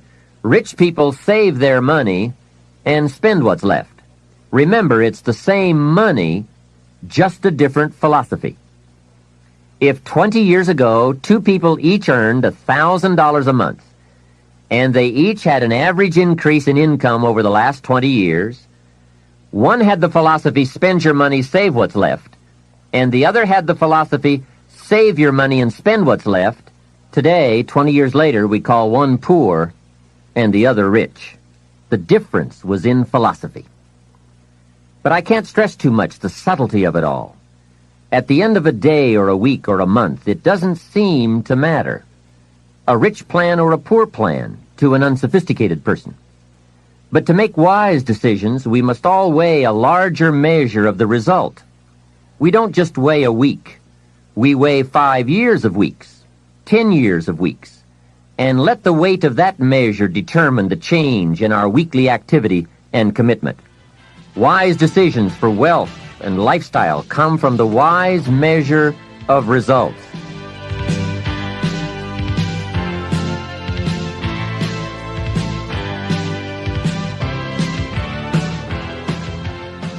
Hey, here is a great philosophy to learn and to teach, especially to your kids. They will love it. It is called the ant philosophy. You know, little ants. There's a Bible phrase that says, everyone, especially lazy people, should study ants. Ants are unique. Consider this. First, an ant will never quit. If he is headed somewhere, and you put your hand in his way, he will try to climb over, climb under, climb around. He keeps trying. If you let him go on his way, away he goes. And if you put something in his way again, he will try again to go over, under, around. And guess how long an ant will try? Answer, until he dies. So, an ant will never quit. What a philosophy. Next part of the ant philosophy. Guess what an ant has in the back of his mind all summer? Answer, winter. Ants prepare for winter all summer. How very bright. Now, some adults aren't that smart. They think summer all summer. That philosophy we call fatal. Now, here's another piece of ant philosophy. Question. How much will an ant gather in the summer to prepare for the winter? Answer, all he possibly can. That's it. The secret to the higher life, doing all you possibly can. That is the great life quest, seeing what all you can become. A man says to me, Mr. Rohn, I'm making about $50,000 a year. Isn't that enough? I'm taking care of my family, and we are comfortable. Isn't $50,000 enough? And my answer is, yes, it is enough, if it's the best you can do in the time allotted to labor and enterprise. However, if you are capable of making $500,000 a year and you only make $50,000, we call you loser. Remember, it's not the amount that counts. It's the extent of your reach that counts. If your best is $10,000 a year, that's enough. If your best is $1 million a year, that's enough. It's not the amount. It's your best we count. How tall will a tree grow? Answer, as tall as it can. Did you ever hear of a tree growing half as high as it could? No. Only humans with the power of choice settle for less than they can be. But I would ask you to walk the high road. Earn as much money as you can, share as much as you can, create all you can, read as many books as you can, see as many places as you can, become as skillful as you can. It's your birthright. Now, part of the learning to live on 70% falls under another fundamental, which we will cover in another session in this cassette program, that talks about lifestyle. How to get joy from your 70%. And that's what life is all about. Doing the things that bring us satisfaction and joy. But before we move on to this subject, let me add a few closing notes on the subject of a good financial plan. I've come up with the major role of grandparents in this country. Here it is. The major role of grandparents in this country should be to teach their grandchildren how to be wealthy, cultured, and happy, just like me. Grandparents should not have to say, "I've worked all my life, now I need help." They should be able to say, "I've worked all my life, now I can help." If you are not financially independent by age 40 to 50, it doesn't mean you live in the wrong country. It doesn't mean you live in the wrong community. It doesn't mean you live at a wrong time. It doesn't mean you are a wrong person. It doesn't mean you have the wrong chance. It simply means you have the wrong plan. I discovered you can be a nice person with the wrong plan.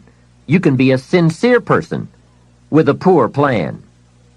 And remember, it's not uncommon. Everything by longevity tends to get off course. When they make a moonshot, it isn't the first set of the guidance systems that serves for the whole trip. They have what is known as mid-course corrections, those fine-tuned changes that set you on a more certain course. And on the way to the destination called the moon, they are so important. Hey, if there's one objective you don't want to miss, it's the moon. Now, if you will make wealth and financial freedom that important a necessity, you will have the highest chance to arrive. Next, if you have not done so in a while, or if you have never done so, put together a financial statement.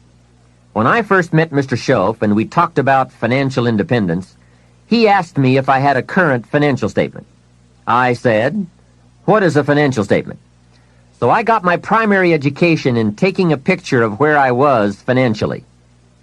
Mr. Schoaf explained that it is very important to know exactly where you are without kidding yourself, so that you can then come up with a good plan for going from where you are to where you want to be.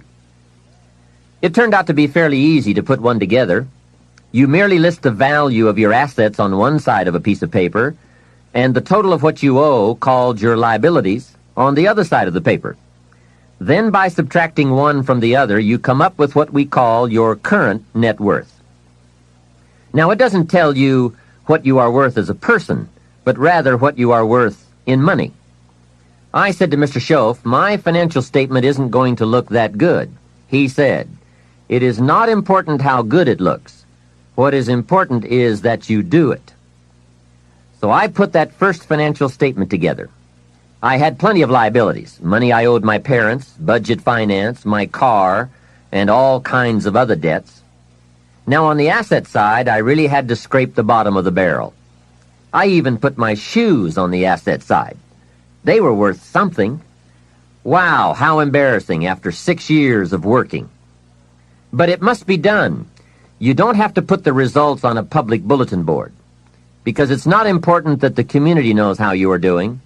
It's not important that I know how you're doing, but it's desperately important that you know how you're doing.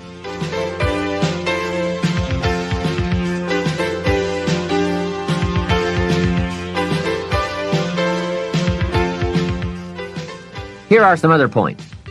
First, keep excellent books, not only for tax purposes, but for yourself, your financial future, and for your own sense of self-worth. Have you ever heard the expression, "I don't know where it all goes"? Well, from now on, make a new commitment to financial independence and to the value and the feeling that comes from knowing where it all goes and where it all comes from.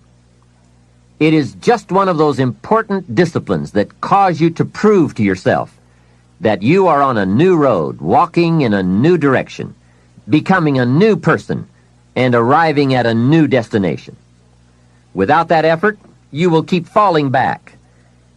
Hey, I found out you can make $5,000 a month and still go broke. You say, how could you go broke making $5,000 a month? It's easy. Spend $6,000. And when you make $5,000, spending $6,000 is not that difficult. Someone once said, if your outgo exceeds your income, your upkeep becomes your downfall.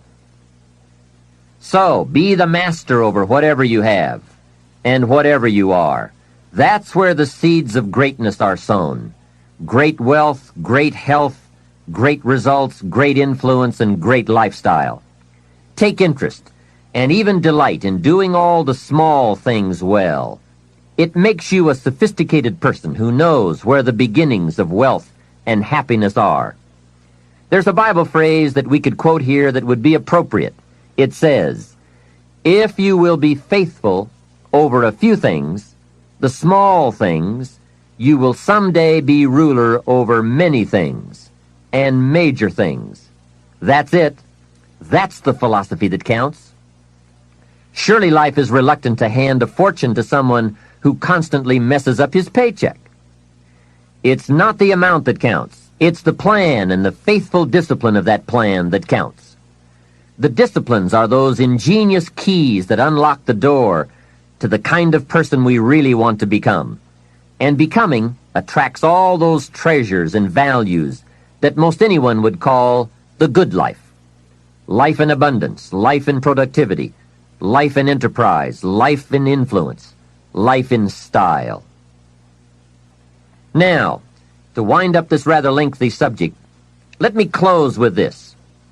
Mr. Schultz's best instructions to me in those early years were to develop a new attitude about myself, and a new attitude about all the principles that it takes to make life unique.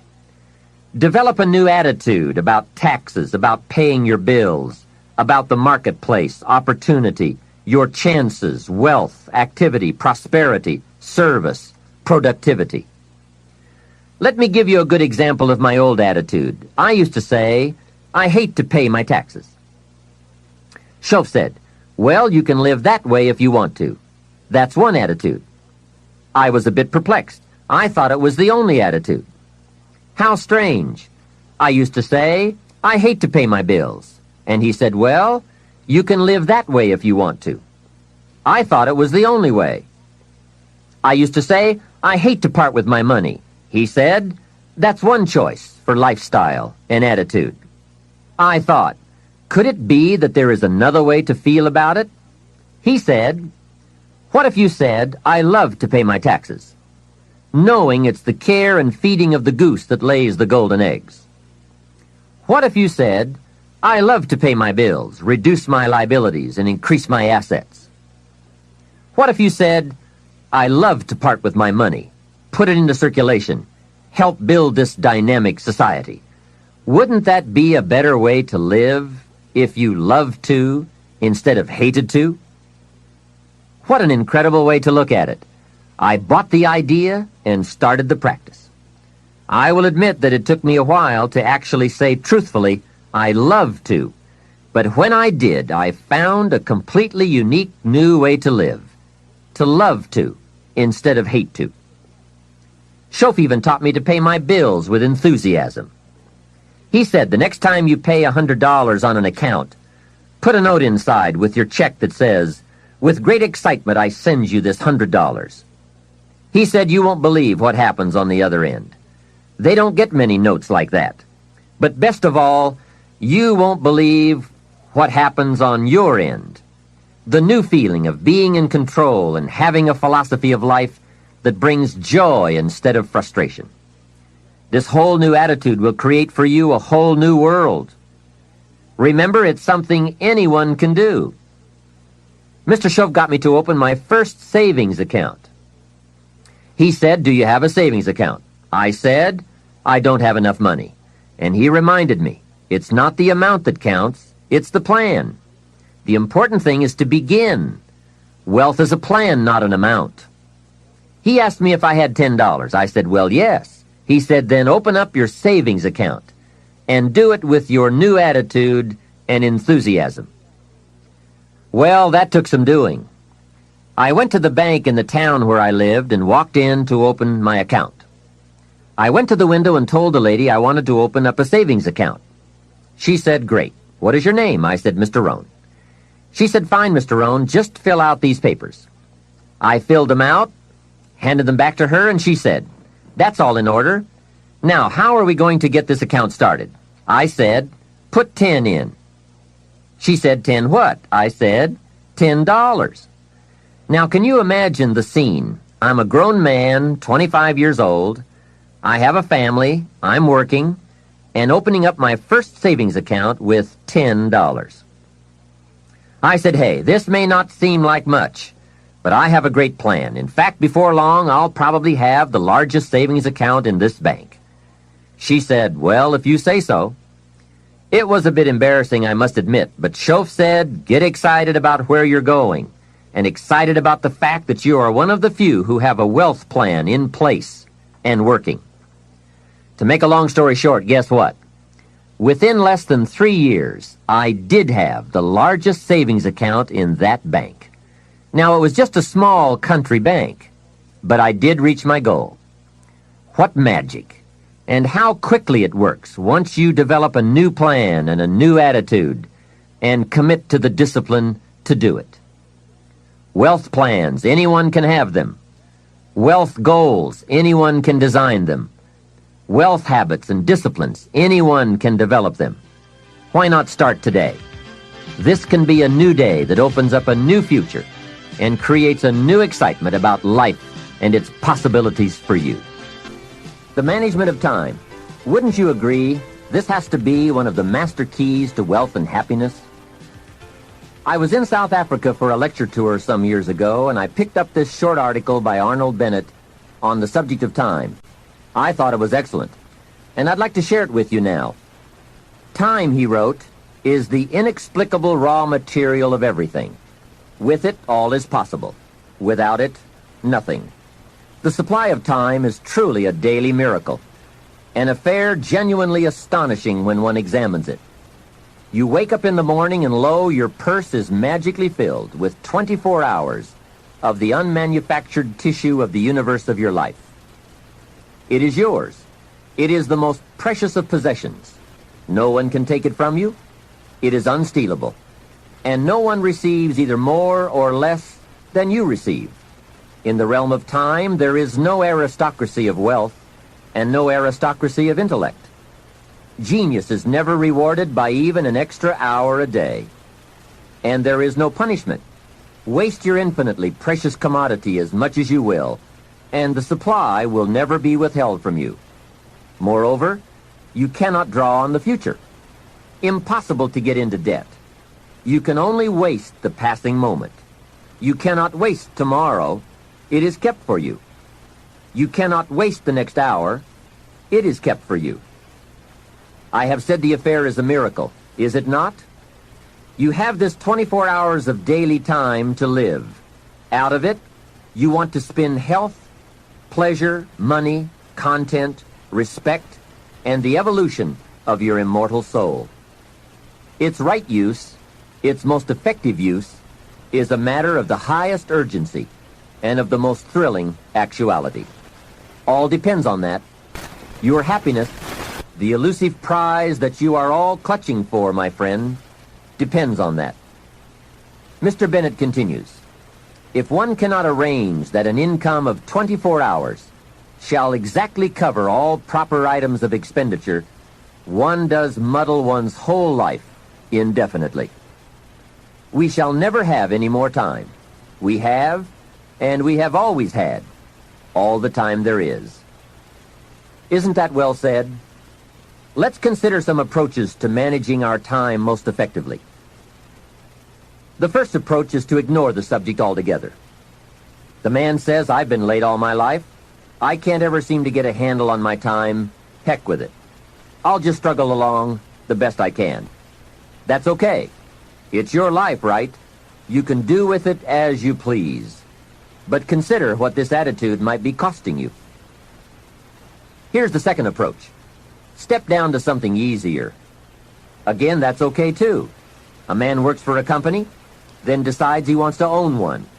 When he gets that responsibility, comes to work before everyone else, leaves after everyone else, he now says, I would rather work for someone else's company. Hey, again, it's your life. Success is not a stereotype. There isn't just one model. Know clearly what success means to you and be comfortable with the price you pay for it. You might have heard the story of the little girl who complained to her mother that her daddy never had time to play with her. She said, why doesn't my daddy play with me? He comes home from work, goes to the study and works, comes out for dinner, goes back to work again. I want to play with my daddy. So her mother explained to her, your daddy is very busy. He loves you very much, and that is why he works so hard. At his office, he has so much work to do that he has to bring the rest of it home and finish it here. That is why he can't play with you. The little girl thought for a moment, trying to solve this problem, and came up with the answer. She said, well, why don't they just put him in a slower group? Hey, not a bad idea. Don't throw away other important values in your life just going for one. I went for some things in my life and found out later I had paid too much. If I had known how much they were going to cost, I never would have paid. So that is a consideration. The next approach to time management is to work longer and harder. And we all know the dangers there, right? Unless you aren't working at all, then you probably need to work longer and harder. But for some people, if 10 hours won't do it in a day, they work 12. And if 12 won't do, they move it up to 14. Some people even take on 2 jobs. And there are some very real dangers here, not least of which is health problems that result from not being able to handle the stress. So you've got to be careful with this approach. The last approach, I think, is the best, and that is to get more out of you. In the time you have assigned to labor, make the hours more valuable. The key is not to work harder, but to work smarter. If you're putting in about 8 or 10 hours a day, 6 days a week, that's about it. You can't work much harder. But remember, it's not the hours you put in that counts. It's what you put in the hours. Get more from you to make the investment of time more valuable. And no telling how valuable you can become. We don't lack the capacity. We only lack the ideas and the will and the discipline to carry them out. In considering the subject of time management, remember that a big part of the key for changing is to take it in small steps. Most of us don't make revolutionary changes. We change a few degrees at a time. When you get some life momentum rolling, it's not that easy to make all the changes all at once. Hey, you can't whip a U-turn with the Queen Elizabeth II. When that big ship gets moving, they say it takes 7 miles just to get it stopped. So when it's really moving, you just have to nudge it a little, and finally you get it turned. That's a lot like our lives. A few nudges at a time. But if you're consistent, you can't believe the progress you can make in a fairly short period of time.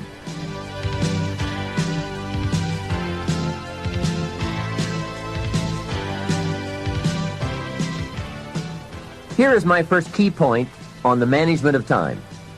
Either you run the day, or it runs you. That's fairly simply put, but it is so true. Everything in life is a lot like that. Emotions are a good example. Either you master them, or they will master you. Something is always going to master, and something is always going to serve, whether it's your emotions, your enterprise, or your project. Difficulty will serve or master. Fear, anxiety, inclinations, they all serve or master.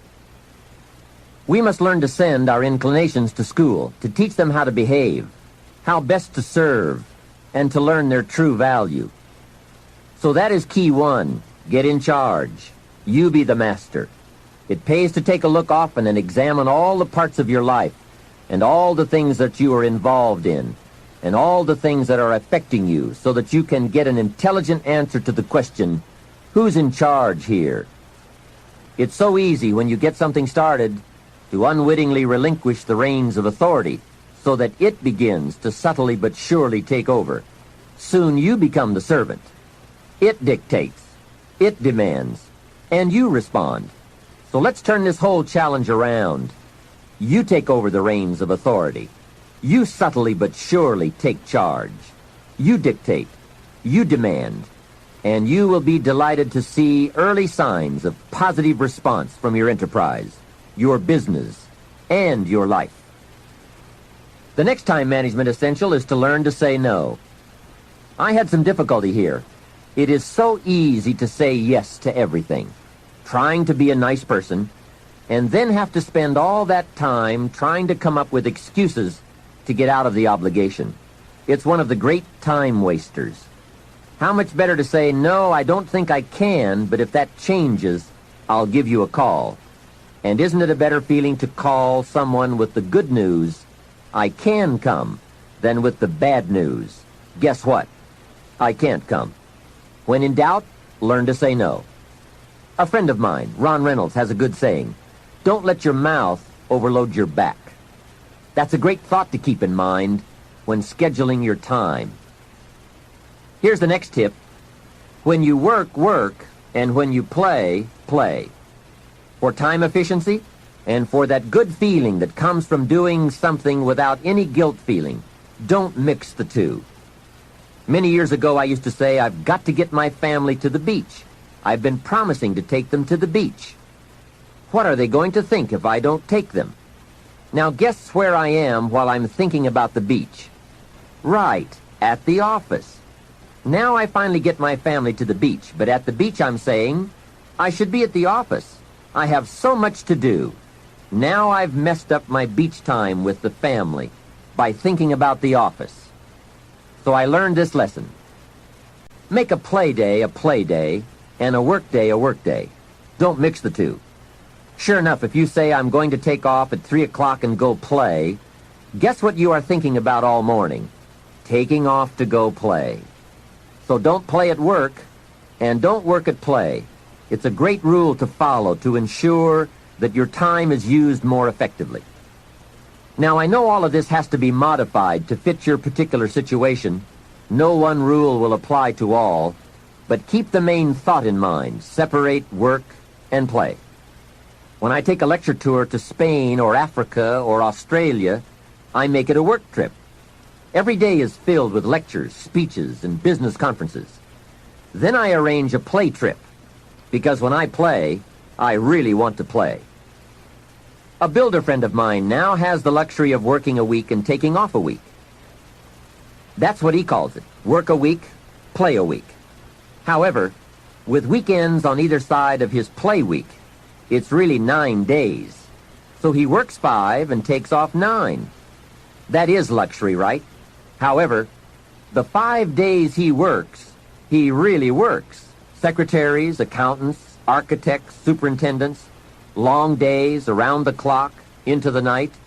5 heavy, full days. Then he's off to play. So when he works, he really works so that he can save all the playtime for a longer stretch. Now, perhaps we can't all do that, but we can learn to practice the skill of separating work and play. The next time management essential is to analyze how you are. Then if the challenge calls for it, you must either change how you are or change your procedure. That is productivity waiting to make time pay. Self-analyzing. The first thing to analyze is your periods of greatest productivity throughout the day. If you are a morning person who wakes up early, ready to start the day, that is the best time to do your creative work. You can get more done when you're at your best. Some people are night people, fuzzy in the morning, late to get started, but alert and awake long into the evening. If that's the way you are, then this is the best time to pack in the activity and creativity. The key is to find your best time and use it to its fullest. Next, analyze your habits. If, for example, you're not good at keeping records, get someone to do it for you. If you have promised yourself that you're going to keep your records or balance your checkbook, and this has been going on for a few years, it looks like you aren't that kind of person. Nor are you likely to become that kind of person. You may say, no, I'm really going to do it this time. Hey, I would suggest that a few years is long enough. Don't promise yourself any more. Just say, maybe the smart thing to do is to get someone to do this and make me look good. You would be surprised at how often you can remain a lot like you are in many areas if you will just make the arrangements to have it covered. Some years ago, my office came to the conclusion that I was a poor courier. Someone would ask me to take a check to San Francisco, since I was going there anyway. I would say, sure, no problem. Put the check in my pocket and fly off to San Francisco. Guess when I would next hear about that check? From my dry cleaners. Next time someone says, this document has to go to New York, will you be sure to give it to them this time? I'd say, of course, you can count on me this time. I'm not flaky. So I put the document in my briefcase and head off for New York. Guess what? Right, it would still be in my briefcase when I got back to the office the following week. So there is a saying now in my office, don't give the chairman anything. He's good at some things, but he's a poor courier. Make other arrangements. And that is my point. There is nothing wrong with admitting that you just aren't going to do certain things as long as you are clever enough to make arrangements to have them done. It's much better than continually promising that you will when the chances are good that you won't. Next time management essential, the telephone. What an incredible instrument for business, social, and emergency situations. The job it can do for you is unbelievable. However, there are some tips for using the telephone so that it won't use you. Here's the first one. Before you make a call, make an agenda. An agenda is simply a list of the items you want to talk about, especially if it's a business call. It is one of the better habits to develop. Did you ever make a call and toward the end of the conversation say, let's see, there was something else I was going to talk to you about. I just can't think of it right now, but if I think of it later, I'll call you back. A great time waster. And for a business call, not very sophisticated on your part. Making an agenda before you make a call serves to keep your conversation on course, so that you cover the essentials without missing any of them. Also, it helps to keep the conversation on track and control the tendency to wander into non-essential chit-chat. It is also a money saver. The extra minutes saved by keeping to an agenda and a few pleasantries is major. I know. My business telephone bill just in California got up to $13,000 a month. And this was one of the problems. Doing business internationally, we have learned the incredible savings of both time and money by taking the time to write down an agenda before we begin to dial. And here's another benefit. If you have made an agenda, when it comes time to recall that conversation you had, you've now got the details in writing. When you say, John, how are you doing on those 4 things we talked about the other day? And John says, what 4 things? We didn't talk about that. You now have a written record to show that you did. Remember, people can talk you out of what's in your head, but it's hard to talk you out of what's in your book. Next, if you can afford the luxury, have your calls screened. Then when you pick up the messages, you can decide who to call and when to call, and have the time to formulate the important information before you make the call. Now, this is a luxury, I will admit. It may be that you just have to answer the phone when the call comes in, but at least file this idea away for the future, when you might be able to use it. And one more, the telephone at home. Here you have to exercise great care to not let the telephone intrude. During social time with family or friends, my suggestion is that you shut the phone off. They have all those neat devices now, so you can. Put on the recorder to take messages or just pull the plug. Family is a high priority. Take care that valuable family time is not subject to frequent intrusions. If you set up this rule, you will not only have uninterrupted time with your family and friends, but also they will give you high marks for caring about them enough to make them a priority. Every situation calls for an evaluation of values. You've just got to weigh everything and make the necessary adjustments if you want to get full time and full value out of your life.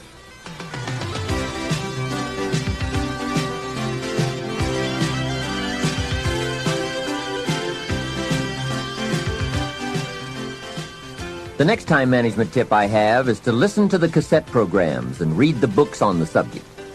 You can't possibly get all the ideas you'll need from any one cassette program or person. Remember, you have to go in search of the ideas. They don't just come by. Make a thorough investigation of the subject on your own. Sort out the ideas. Choose those that you think are most valid and put them to work in your life. Next point, be more alert and analyze all your procedures and tools. Old filing methods, old bookkeeping methods. Some things we do can become quickly outdated, especially these days. Check for all the new tools that can help you to use your time more efficiently. Dictating machines, tape recorders, answering devices, computers, calculators. There is just about every tool imaginable in today's marketplace. I now have a fabulous computer in my office that can do the most amazing things and save a great deal of time. I also have a portable computer typewriter that I can take on an airplane or in my motorhome. Then I merely transfer what I have typed onto special cassettes or send the information via telephone back to the main terminal. When I get home, all of my letters and scripts are typed and waiting for my signature or my attention. So take a look, do some research, do some shopping, find out. No telling how much you can improve your efficiency or multiply your skills by eliminating the barriers and the hindrances so that you are now free to do all the creative things that make for fortune and lifestyle. Now here's an important time saver. Learn to ask questions. This habit will serve in so many ways. Have you ever talked to someone for an hour and then asked some questions and found out that you just wasted the last hour? Make a note. Almost everything is symptomatic of what's really wrong. Surface details don't usually give us enough information to effectively communicate.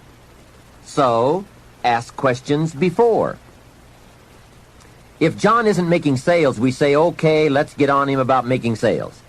But perhaps we should ask, why isn't he making sales? Someone says, he isn't making enough calls. We say, okay, let's get on him about making calls. Well, maybe we should ask another question first. Why isn't he making calls? Well, it's because he isn't getting up early and getting out into the marketplace. We say, okay, let's get on him about getting up early and getting out into the marketplace. Well, perhaps we should ask just one more question. Why isn't he getting up early and getting out into the marketplace? Now we have probably gotten to the heart of the problem. Perhaps it's something personal, problems at home, not his sales skills. The real problems are usually about 3 or 4 questions deep. So if you get good at asking questions, you can save yourself a lot of time by getting right at the heart of the matter when dealing with other people. Otherwise, you tend to waste valuable time just finding out what the problem really is. Now here's the last part of time management. Learn to think on paper.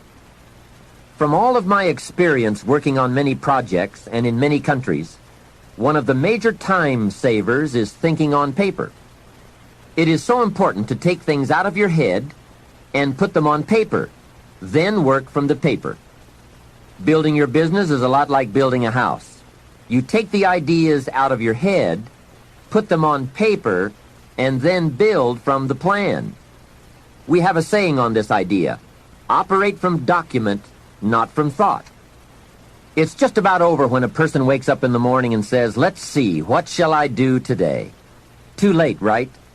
The best thing you can do now is to take today off and at least plan tomorrow. Let me give you 4 major ways to think on paper. The first is a journal. I spend a lot of time talking about journals in my lectures and programs, primarily because it is such an invaluable tool for the serious student of the better life. A journal is merely a gathering place for all the good information that comes your way, from sermons, from books, from lectures, from business conferences, magazines, thinking time, research, any source of information that you feel is worth keeping. Don't let the good ideas of life escape you. Remember, most good ideas usually only come by once. Get into the habit of capturing them with pen and paper by making daily use of your journal. Now maybe you won't write in it every day, but at least make sure it's with you every day. Here's the second way to think on paper, a projects book. This is simply a ring binder with tabs in it to help you keep track of all the current people and projects you are involved with and need to work on to make all the parts of your life work to the maximum. If you are working with people, give them each a tab in your projects book. Then under this tab, you keep a running account of all the current information you need to know about that person. Performance, family, goals, strengths, needs, perhaps even some graphs showing recent progress or comparisons to past performance. Essentially, you make a note of all the information you need to know so that when you sit down to have a meeting with this person, you have all the pertinent facts there before you in order to have a meaningful and productive conversation. Without this habit, it's so easy to take up time talking with someone and get so very little accomplished because most of the meeting ends up by being devoted to bringing you up to date on the facts you could have already had in your projects book. Now, depending on your particular business or enterprise, you might want to have a tab for each office or each department or each ongoing project. On a more personal level, you might want to have a tab for each family member or for your personal projects, investments, finances, game plans, and so forth. It's just an effective way to keep all the key pieces of information readily available so you won't have to be continuously hunting through files and drawers for the data. It is the best way I know of to study your business and life projects. A projects book is a guideline for this study. We simply don't study files. They are for storing information. The projects book is for the daily or weekly summary accounting of all the pieces, like a financial statement of your business at the end of the month. In fact, that is one of the sections in your projects book. And another secret, with a guideline to study, it keeps you on good mental track. If you try to study your business and your life in your head, you will for sure miss something, miscalculate, or let your mind go undisciplined in those high thought areas where the ideas and plans and inspiration for fortune lie. It's the organized, better disciplined thought that produces abundance. Everyone is thinking, but mostly about how to get by. I'm asking you to develop these tools and disciplines to think about how to become wealthy and happy, powerful and influential, sophisticated and unique. The next way to think on paper is to keep a day timer, a daily log of your list of things to do and your appointments and schedules. This is where I also keep the agenda for my telephone calls. It becomes a clear and useful record. If you have a business and need to keep track of expenses for income tax purposes, your day timer should also accommodate this need. A day timer is also a good place to record telephone numbers and other key information that you need on a daily basis. Basically, it's a way of keeping a record of your daily activities. Your day timer can also be used as a gathering place for all the details or highlights from your day which need to be logged into your journal or projects book at a later time. It's just an efficient means of keeping track of your days and scheduling your projects and appointments. I strongly recommend that you develop the day timer habit. It only takes a few minutes a day to keep your records up to date, and the time and information you save by using one is massive. Now here's the fourth way to think on paper, the all-important game plan. A game plan can make all the difference in the world in how your months and years work out for you in terms of both accomplishment and satisfaction. Whether you do business at home, down the street, within the community, or around the world, game plans are essential for maximizing productivity. Here's a phrase worth remembering, and that is, don't start the day until you have it finished. That idea is worth the money. A plan before you start. A day is a major piece of the whole strategy of your wealth plan, your success plan. I know it is laborious, but it's labor and effort that pays in cash and accomplishment. And remember, value is on the other side of effort, not hope. Now, if you want to make a lot more progress and income, here's the key. Don't start the week until you have it finished. Of course, it is more challenging to finish a week than to finish a day, but the pay and the results are so exciting, you won't mind the challenge. And if you want to make a lot of money and big success, don't start the month until you have it finished. That one is a stretch, but high in reward. Now, if you want to start walking among the heavyweights, here's the key. Don't start the year until you have it finished. I don't want to kid you. This one is difficult. It's reserved for those few who do and become the superstars in accomplishment, enterprise, wealth, influence, and lifestyle. It's a high road of sophisticated disciplines, but I'm positive you will like the view and the taste and the company. A game plan is merely a spreadsheet for your activities. It can be a game plan for a day, a week, a month, a year, several months, or several years. And a game plan can be for a single project or for a variety of concurrent projects. Here's how it works. On a sheet of graph paper, you make vertical columns for the weeks or months that this plan is to cover.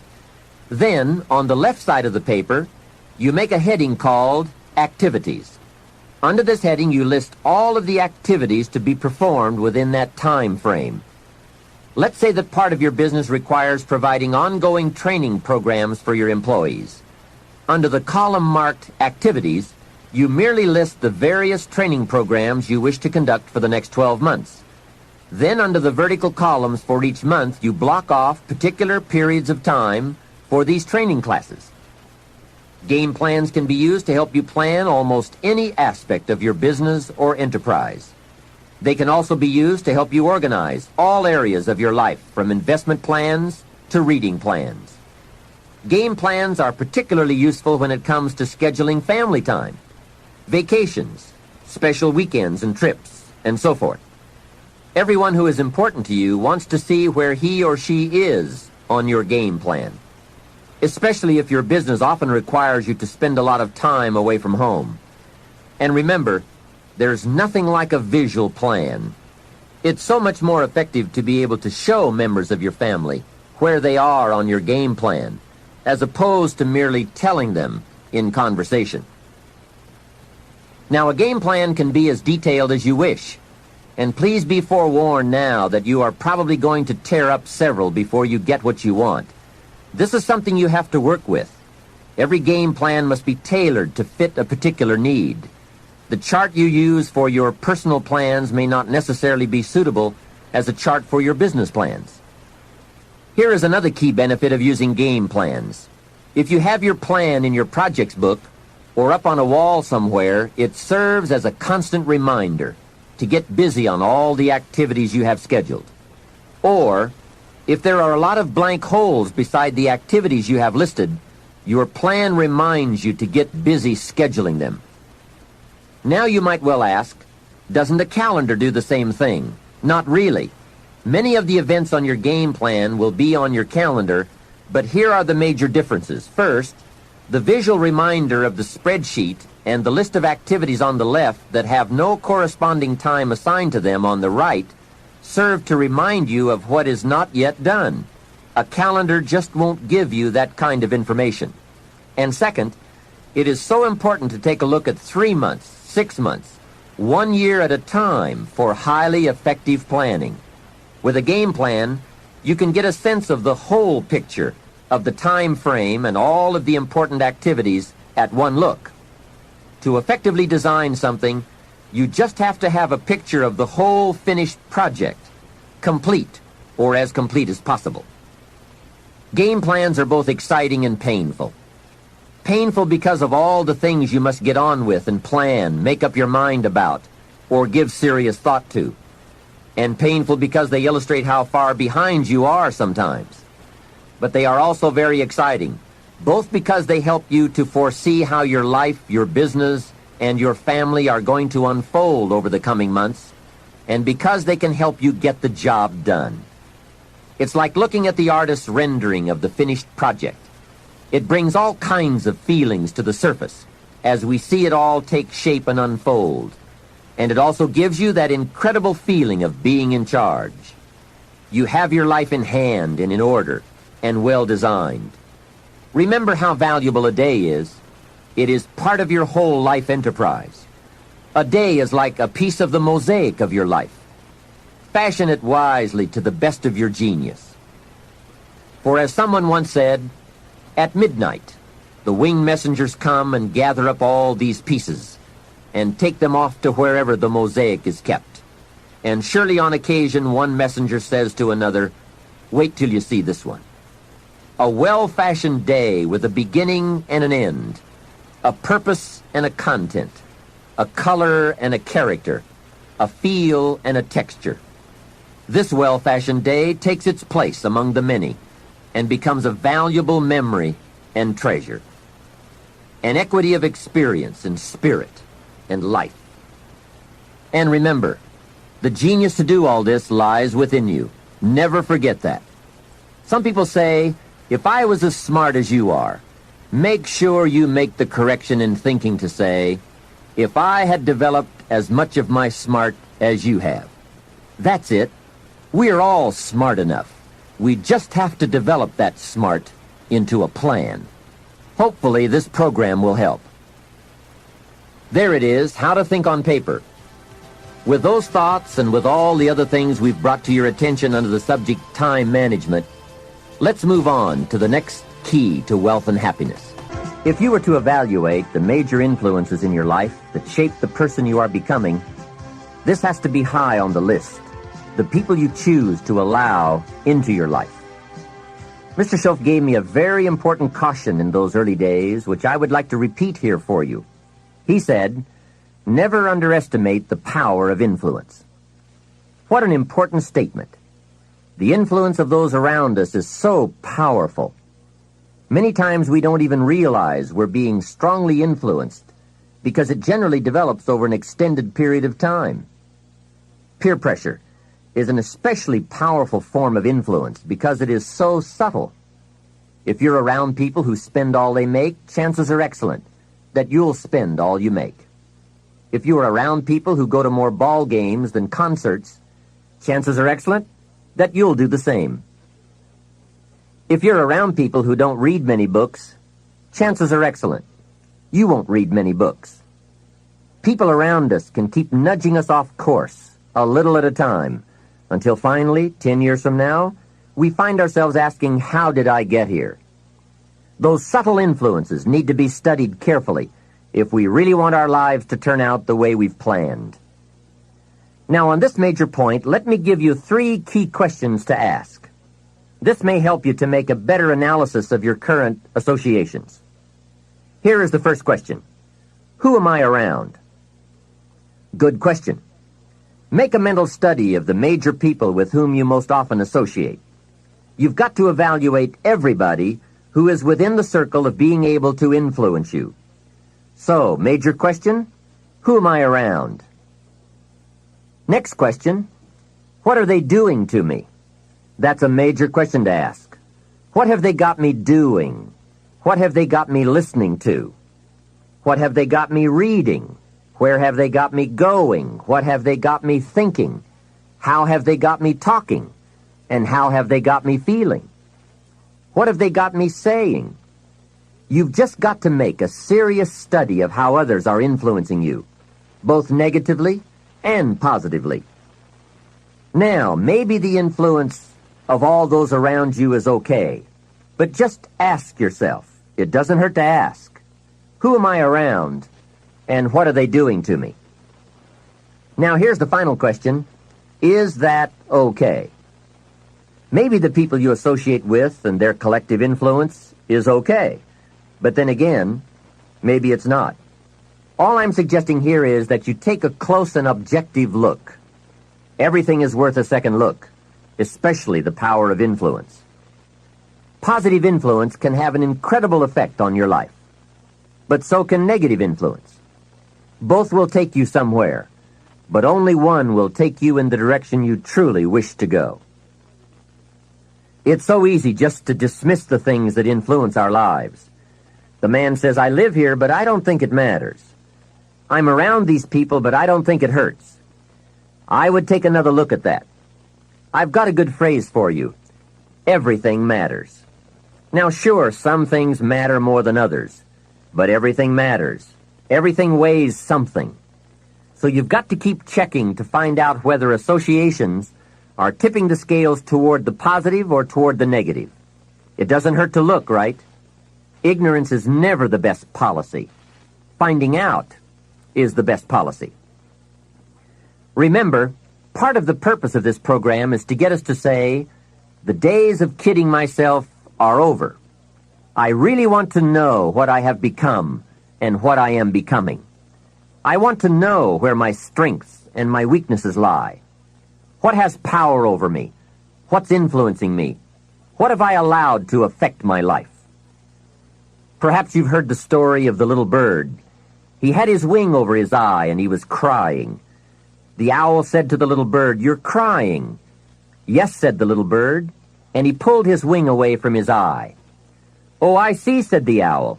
"You're crying because the big bird pecked out your eye." And the little bird said, "No, I'm not crying because the big bird pecked out my eye. I'm crying because I let him." Hey, it's easy to let influences shape our lives, to let associations determine our direction, to let persuasions overwhelm us, to let tides take us, to let pressures make us. The big question is, are we letting ourselves become what we wish to become? In this most important subject of association, here are some actions you may want to take. First, disassociation. You may, after a study of those three questions, who am I around, what are they doing to me, and is that okay, you may come to the serious conclusion that there are some people you just have to break away from. I'm not saying that it's an easy step to take, and it's not to be taken lightly. However, I am saying it may be an essential task. You may just have to make that hard choice not to let certain negative influences affect you anymore. Remember, it could be a choice that saves the quality of your life. The second action you may want to take is limited association. It could well be that you are spending too much time in a certain area of your life with a certain group of people. It's easy to put time and effort in the wrong place. The guy spends 3 hours at the ball game and 30 minutes listening to the sermon. See, that's called out of balance. 30 minutes for spirituality, 3 hours for entertainment. That doesn't weigh well 5 years from now, 10 years from now, when you take a look at the sum total of your values in your life. Here's one of the easy ways to end up with a mediocre average life: spending major time on minor things. Sophisticated people learn to weigh everything before they spend time or money. You've got to weigh before you pay. Whether you're going to spend heavy time or light time, you've just got to weigh. Otherwise, if you're not careful, you can get trapped into spending heavyweight time with lightweight people. Now, it's okay to have casual friends as long as you give them casual time, not serious time. Spend major time with major influence and minor time with minor influence. It's so easy to do just the opposite, but don't let it be said that you fell into that trap. So maybe all you need to do to change some of the influences in your life is not to eliminate them, but merely limit them. Say, I have a good time with these people, but I'm not going to spend days and days with them anymore. I'm just going to cut that down and save some of that time for more major people and more major enterprises. Remember, it's your life. You can spend your time with whomever you want and whenever you want. But you didn't invest in this program for me to kid you. Take a look at your priorities and your values. We have so little time at our disposal. Wouldn't it make sense to invest it wisely? If you have only $100 in your pocket, it's okay to spend $20 for fun and put $80 toward your important values and commitments. But would you be happy reversing those percentages? Better to put the majority of your money where you know it will get you a positive return, rather than put it where the taste is brief and the results are poor. Of course, you must be the judge. You must determine whether the situation and the people call for disassociation or limited association. But remember, if it isn't taking you where you want to be 5 years from now, 10 years from now is the time to fix it. The third process is the one I most strongly suggest you begin, and that is called expanded association. That is, spending more time with the right people, people of substance and culture, people who understand philosophy and discipline, people of accomplishment and character. Many years ago, Mr. Schoaf said to me, "Mr. Rohn, if you truly wish to be successful, you've got to get around the right people." Then he said, "It looks like in your present circumstances you're going to have to plot and scheme." And that was true. I had to plot and scheme to get around the right people. On some of those early opportunities I had to be around successful people, I would park my car a couple of blocks away. I knew that if they saw my car, I'd never get in. On more than one occasion I got the question, "How did you get here?" To which I would respond, "Oh, someone dropped me off." And that was me dropping me off a couple of blocks away. Whatever you have to do it. Keep asking the question, who can I get around? Who could I spend some time with who would have a positive influence on my life? I played every trick in the book I could think of to get around the right people, but it was worth it. Now here's the surprise. It is possible for a modest investment to get around major people. If you had a chance to sit down for an hour or two with a wealthy person, and all that you had to do was to pick up the lunch tab, wouldn't that be a bargain? That person might drop an idea on you that could change your life. For a lunch tab. And that's where we need to go to get our success plan, from successful people. Don't pick up your plan, especially your financial plan, from unsuccessful people. Here is something else exciting. It's possible for people of modest means to start a wealth plan. You don't have to be wealthy to have a wealth plan. You don't even have to be healthy to start a health plan. All you have to be is smart. Smart enough to say, "Hey, I've got the wrong plan, and I'm going to get around someone who has a better plan and make it my plan." So, find some successful people to help you fill out your success plan. Find somebody healthy to get your better health plan going. Find somebody living a unique lifestyle to develop your lifestyle plan. This is called association on purpose, getting around the right people by expanding your circle of influence. I have a really unique friend. I'm always trying to find more ways to spend more time with him. He's the big game hunter, millionaire, businessman, traveler, and in my opinion, one of the world's great philosophers. He has two special gifts among many that make it worth all the time I can possibly spend with him. And those gifts are, 1, the ability to absorb, the ability to soak up a day and all of its events. His memory is uncanny. I swear he remembers in detail almost every day of his life and every book he's read. I think it is more exciting for him to go to Spain and come back and tell you about it than it is to go yourself. And the reason is, when he's there, he doesn't miss anything. He picks up the sounds and the colors, the experiences and the happenings. He absorbs like a sponge the sights, the people, the whole scene. Then he has this second unique gift, the gift of expression. He can put all he saw and touched and felt into words, exciting words. When he talks, you can feel the water lapping on your feet. You can see the colors. You can smell the aroma of the flowers and the food. What great gifts to absorb and to express. If I spend a day with him, I get my time's worth. He can put a year into a day's conversation. It leaves you spellbound. He can read a book and with flawless detail give you a capsule version, and more often than not, make it more exciting than if you read the book yourself. From Shakespeare to the Beatles, from Africa to Beverly Hills, he's got it, recorded it, and can express it with spirit and precision. You can imagine what a valuable association this is for me. From this association, I've multiplied my knowledge, my perception, my skill, my enterprise, and my lifestyle many times over.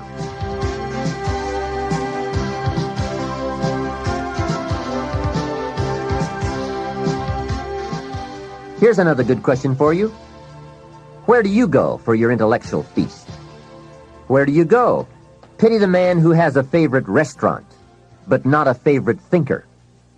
He's picked out a favorite place to feed his body, but he doesn't have a favorite place to feed his mind. One way to associate with people of influence is through their writings, books, cassette tapes, whatever you can pick up. Maybe you can't meet the person, but you can read his books or listen to his cassettes. Churchill's gone, but he's left some books. Aristotle's gone, but we still have his ideas. Search the catalog for cassettes and libraries for books. Search the magazines, search the documentaries. They are full of chances for association and intellectual feasting. But in addition to reading and listening, we also need a chance to do some talking and sharing. I have some people in my life with whom I spend time on a regular basis, who help me with important life questions, who help me refine my own philosophy, weigh values, and ponder questions about success and lifestyle. We all need associations with people of substance to provide influence concerning major issues: society, money, enterprise, family, government, love, friendship, culture, taste, opportunity, community. Behavior is mostly influenced by ideas, and ideas are mostly influenced by education, and education is mostly influenced by the people with whom we associate. So don't join an easy crowd. Make sure you get around people who can ask the right questions about the latest ideas you've discovered, about your philosophy, your enterprise, your goals, your lifestyle. Go where the demands are high, where the expectations are high, where the spotlight is on to grow, to produce, and to become more than you currently are. One of the great good fortunes of my life was being around Mr. Schoaf those 5 years.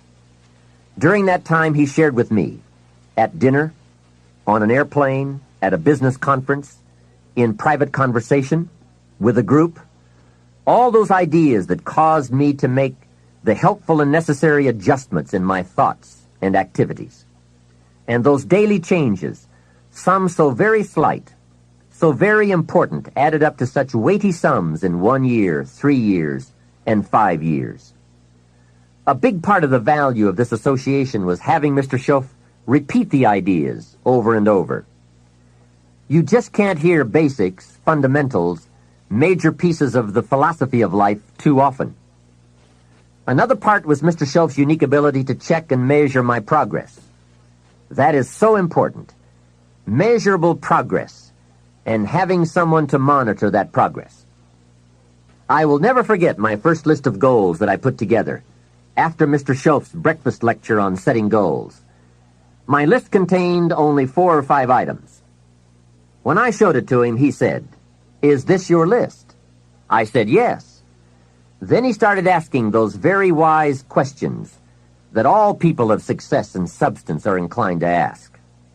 He asked, "How about your health goals?" I didn't have any of those on my list.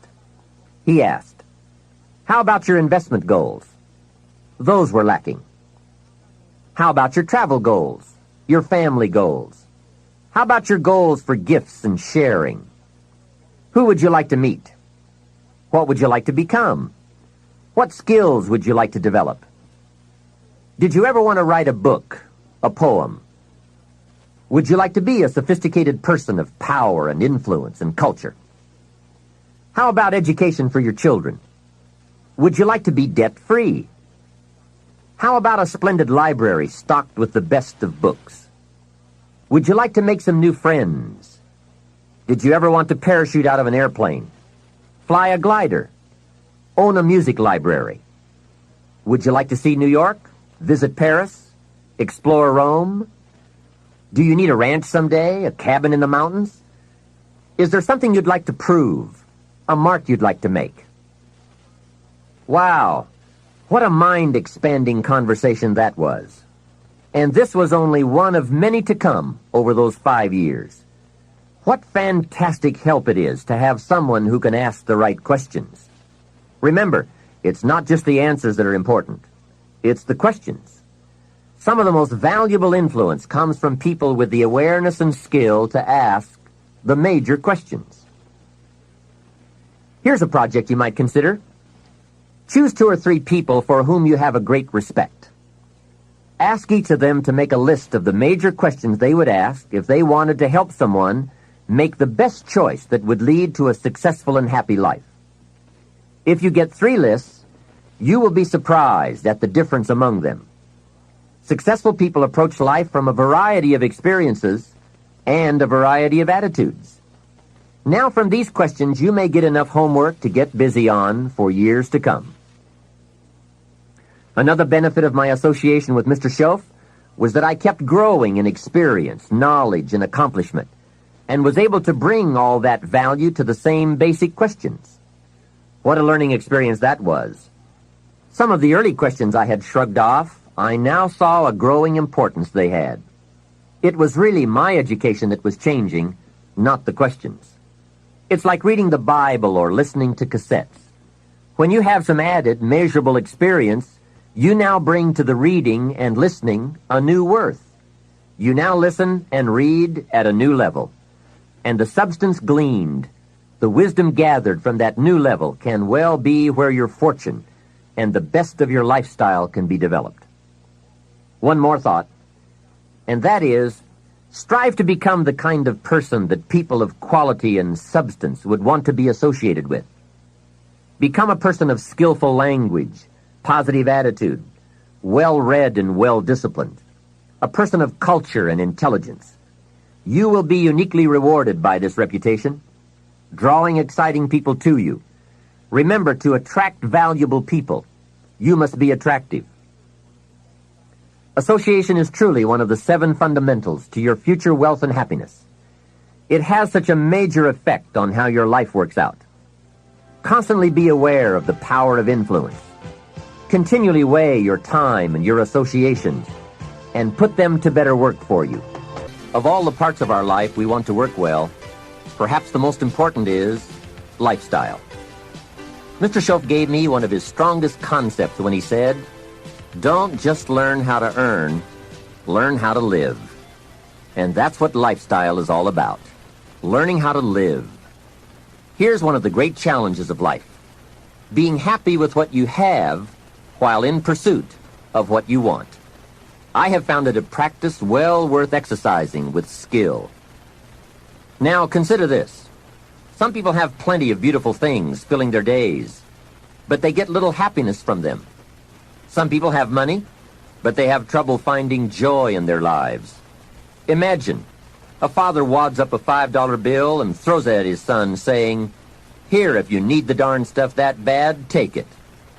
Same money, poor style.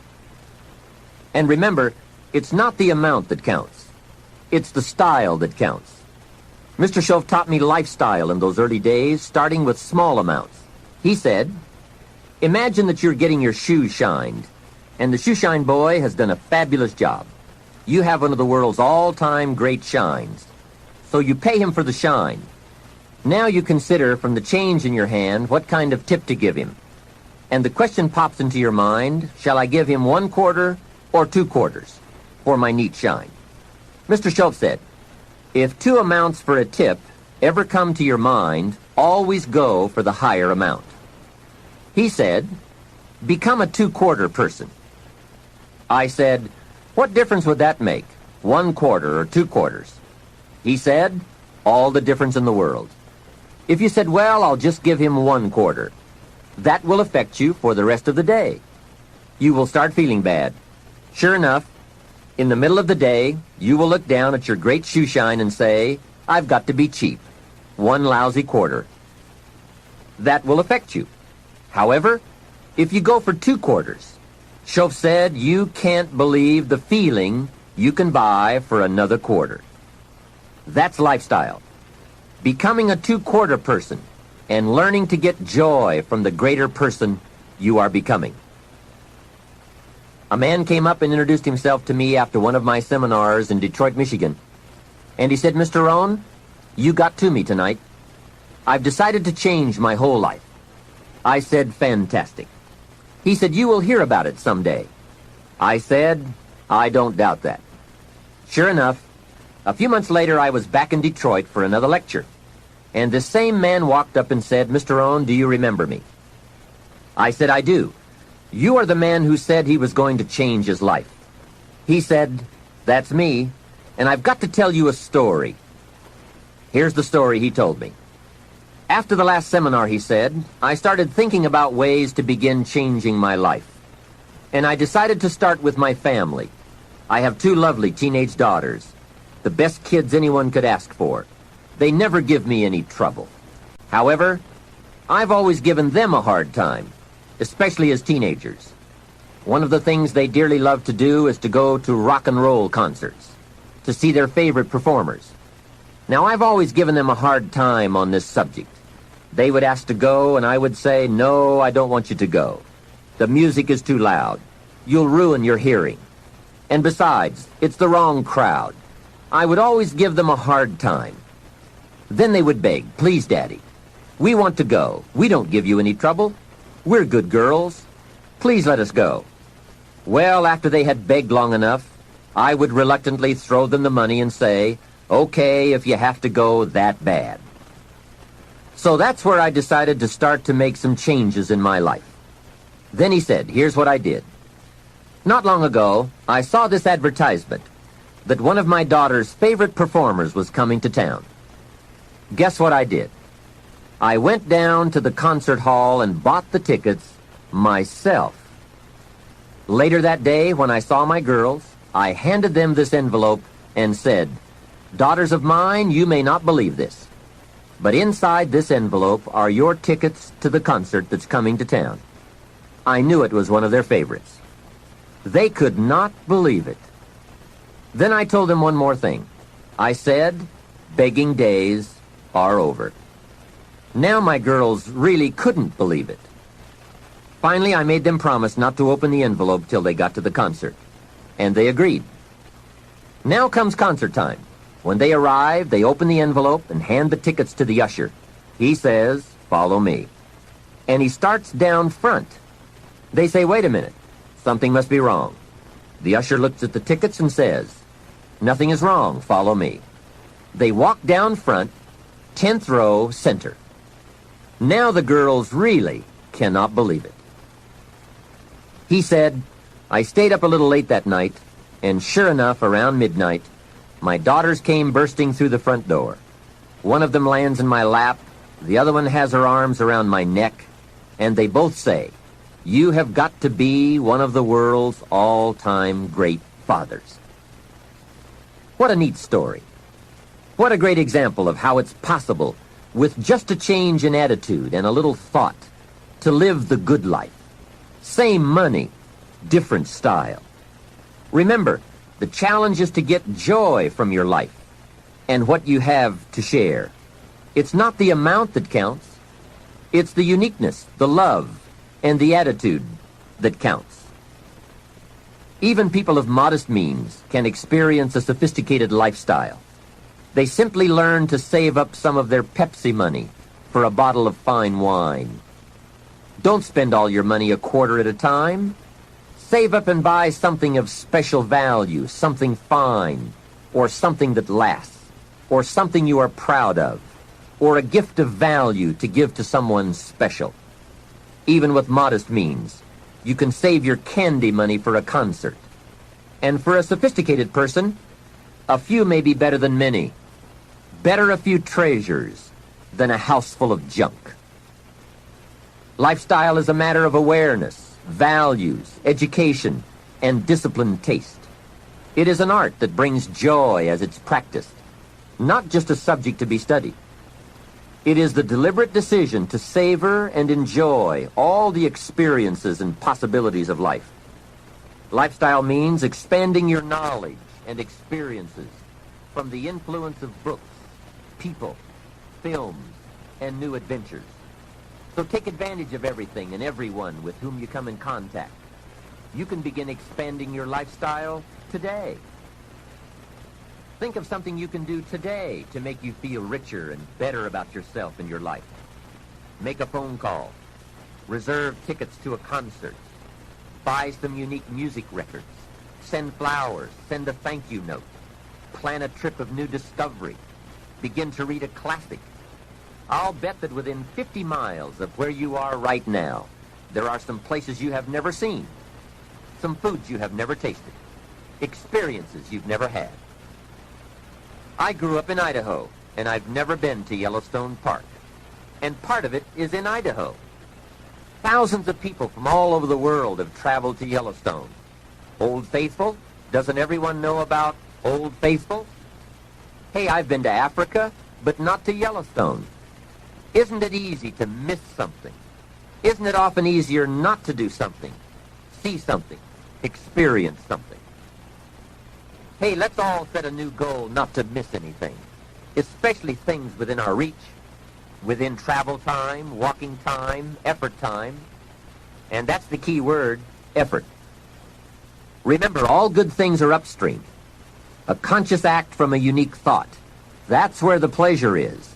And the act serves as a bridge between dreams and reality. So develop your lifestyle a little more. Your style of seeing, giving, sharing, enjoying.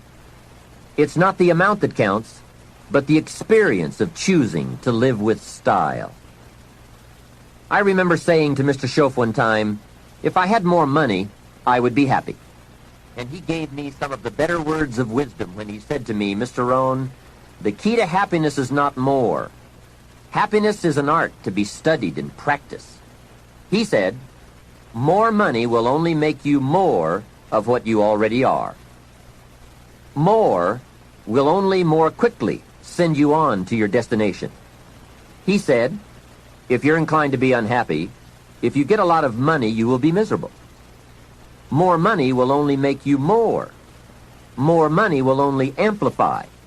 If you're inclined to be mean and you get a lot of money, you will be a terror. If you're inclined to drink a little too much, when you get a lot of money, you can now become a drunk because you can drink everything. So style is not more. Style is an art, a genius, a design. Lifestyle is reserved for those who are willing to study and practice the higher arts of life. Lifestyle is culture, music, dance, art, sculpture, literature, plays, concerts. Lifestyle is a taste of the fine, the better, the best. Mortimer Adler, the philosopher, says, if we don't go for the higher tastes, we will settle for the lower ones. So develop an appreciation for the fine. That is a worthy purpose. Developing an appetite for the unique things in life. Study the art and reach for the best. To have the best in the time we have available to us, that is the quest. Remember, it's not the amount, it's the imagination.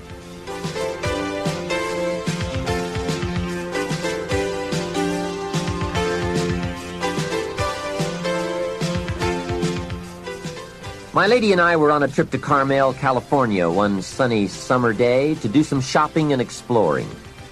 I stopped to have the car serviced at a gas station. This young man, about 18 or 19, I would guess, came bouncing out to the car with a big smile, and he said, "Can I help you?" I said, "Yes. A full tank of gas, please." Well, not only did he fill the tank with gas, he checked every tire, washed every window, even the moonroof, checked everything, and all the time he was working, he was whistling and singing. My lady and I couldn't believe all the service and his obvious happiness. The young man brought me the bill, and as I was signing it, I said, "Hey, you really have taken good care of us. I appreciate it." And he said, "I really enjoy working. It's fun for me. I get to meet nice people like you." We couldn't believe it. This kid was something else. I said, "My lady and I are going to Carmel, and we want to drink one of those $2 milkshakes on the way up there. Where is the nearest Baskin-Robbins?" He said, "That's a great idea. Baskin-Robbins is just a few blocks away." And he told us where to find it. And he said, "Don't park out front. Park around to the side so your car won't get hit." What a kid. So we drove to Baskin-Robbins, walked in, and checked the flavor board, and ordered milkshakes. However, instead of ordering 2 milkshakes, we ordered 3. Then we drove back to the station. The young kid dashes out to the car again and says, "Hey, I see you got your milkshakes." I said, "Yes, and this one is for you." When I offered it to him through the window, he couldn't believe it. He said, "For me?" I said, "Sure. With all the fantastic service you gave us, I couldn't leave you out of the milkshake deal." He said, "Wow, no one has ever bought me a milkshake." I said, "That's probably true. Have a nice day." Then I buzzed up the window and we drove away. When I looked in the rearview mirror, there he was, holding that milkshake, a big surprised smile on his face. Now, what did that cost me? Only $2.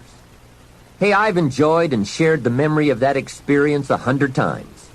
For just $2. Remember, it's not the amount that counts. It's the style. That same day, I guess I was feeling extra creative. When my lady and I got to Carmel, I drove straight to the flower shop. We walked inside, and I said to the florist, "I need a long stem red rose for my lady to carry while we go shopping around Carmel." She was some impressed. The florist said, "Well, we sell them by the dozen." I said, "I don't need a dozen. I just need one." He said, "That'll cost you a couple of dollars for just one." I said, "Wonderful. There's nothing worse than a cheap rose."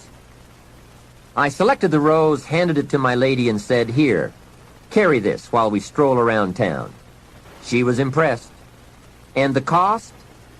$2. Just $2.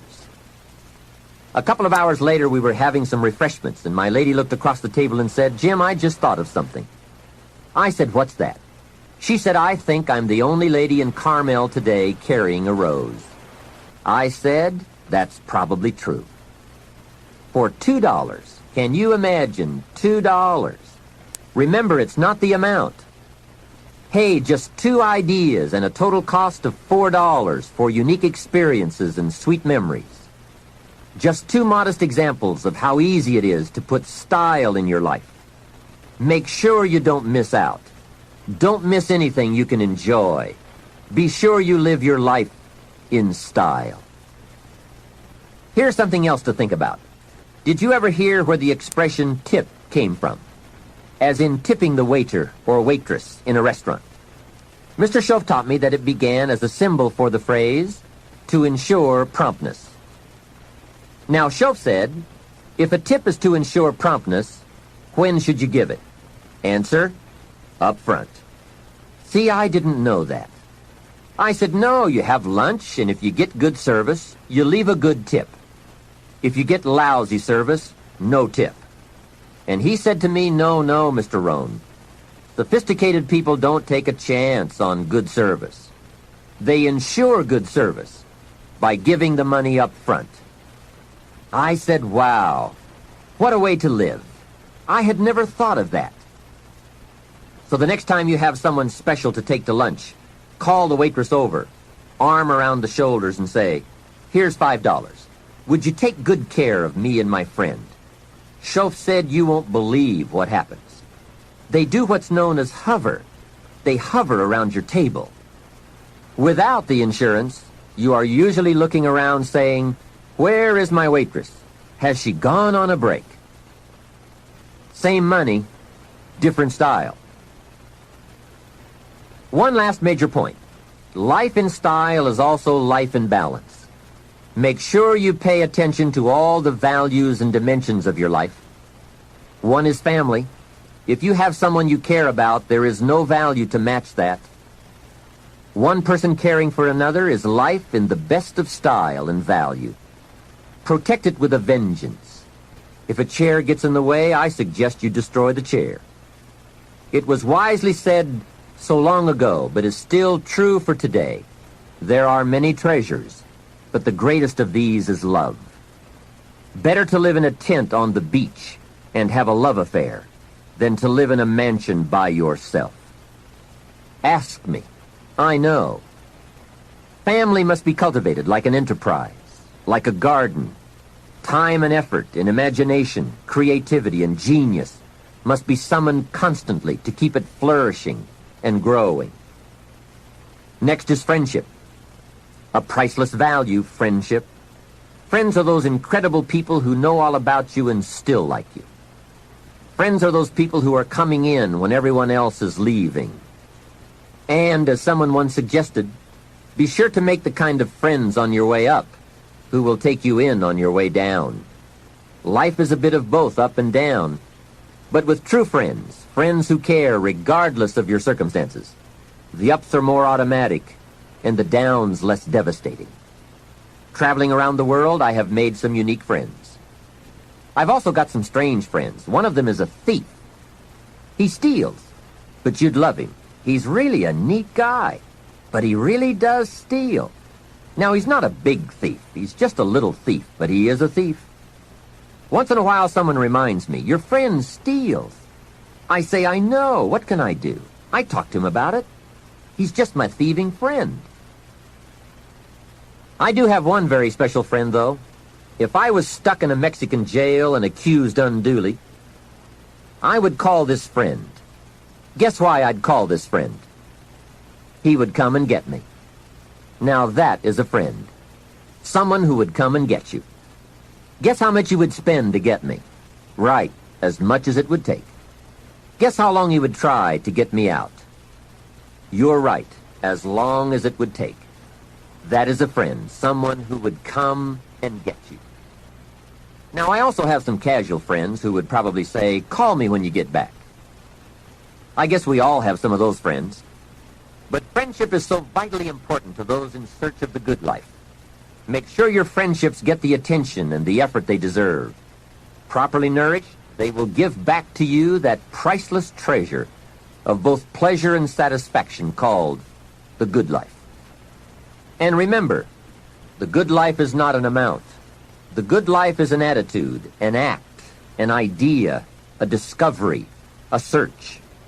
The good life comes from lifestyle that is fully developed, regardless of your bank account, so that it provides you with a constant sense of joy in living and fuels the fires of commitment to all of the disciplines and fundamentals that make life worthwhile.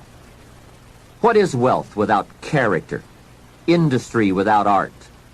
Quantity without quality? Enterprise without satisfaction? Possessions without joy? Become a person of culture, to add to the whole culture, for we are most certainly a product of all the values of our community and country. Become that person of unusual substance that brings an added measure of genius to the whole, so that our children and the children of many will be the beneficiaries of the treasure. There are three major parts to life change. First is knowledge, second is emotion, and third is action. When all three come together in a unique way, we call that the day that turns your life around. Hopefully, from all that you have heard in this album, it has added to your knowledge a blend of your experience, the experience of others, and now my experience. I hope I have brought you some wealth of knowledge. Now, here's the next important part, and that's emotions. Human emotions are powerful. They are so powerful that any one of them can have a dramatic effect on your life in a single day. However, make this careful note. Emotions are tricky. They can go either way on you. Emotions can build or destroy, weaken or strengthen, make or break. It all depends on how you use them. We call civilization the intelligent management of human emotion. That's it. The power, given an intelligent direction and objective, can accomplish spectacular things. The power, the feelings, those surges of heart and soul. What are they? What can they do? Well, here are some. First, disgust. Disgust is a powerful emotion. Disgust says, I have had it. Hey, that could be the day that turns your life around. That's what I said the day that little Girl Scout came to my door. I give her the big lie, she leaves, and I say to myself, I don't want to live like this anymore. I've had it with being broke. I've had it with being embarrassed. And I've had it with lying. What a day. A life-changing day. The day when you've had it. And whether it's something major or something small, the day you can say enough is enough, that could be the life-changing day. The man has finally had it with being a loser. He's had it with mediocrity. He's had it with those awful sick feelings inside, knowing his wife is at the grocery store looking at 2 cans of beans, one marked 69 cents and one marked 67 cents. The man knows his wife is going to buy the 67-cent can, and she doesn't even like the brand. Know why she's going to buy the 67-cent can? To save 2 cents. The man sick inside says, I've had it with being on my knees in the dust looking for pennies. We are not living like this anymore. Look out. That's the day. The I've had it day. The never again day.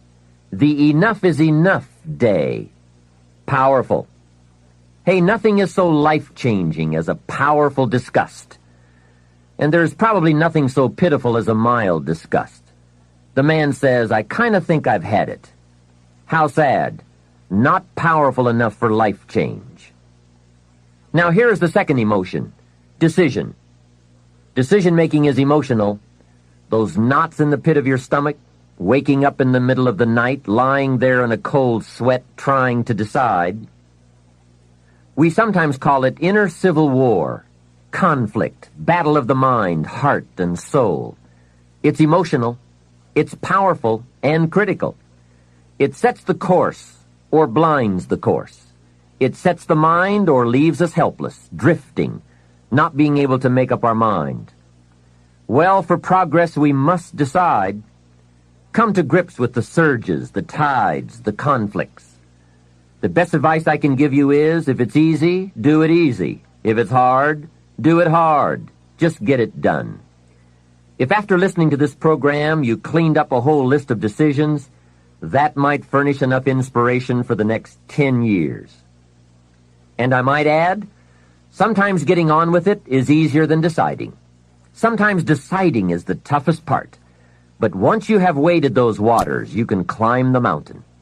Deciding is truly the day that turns your life around. Next is desire.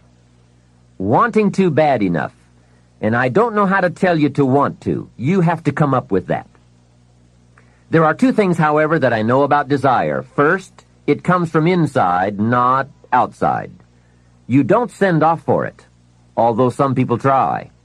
And second, desire can be triggered. Sometimes it waits and sleeps, waiting for something to happen. And who knows what that trigger, that happening might be. Maybe it's a song, maybe it's a sermon.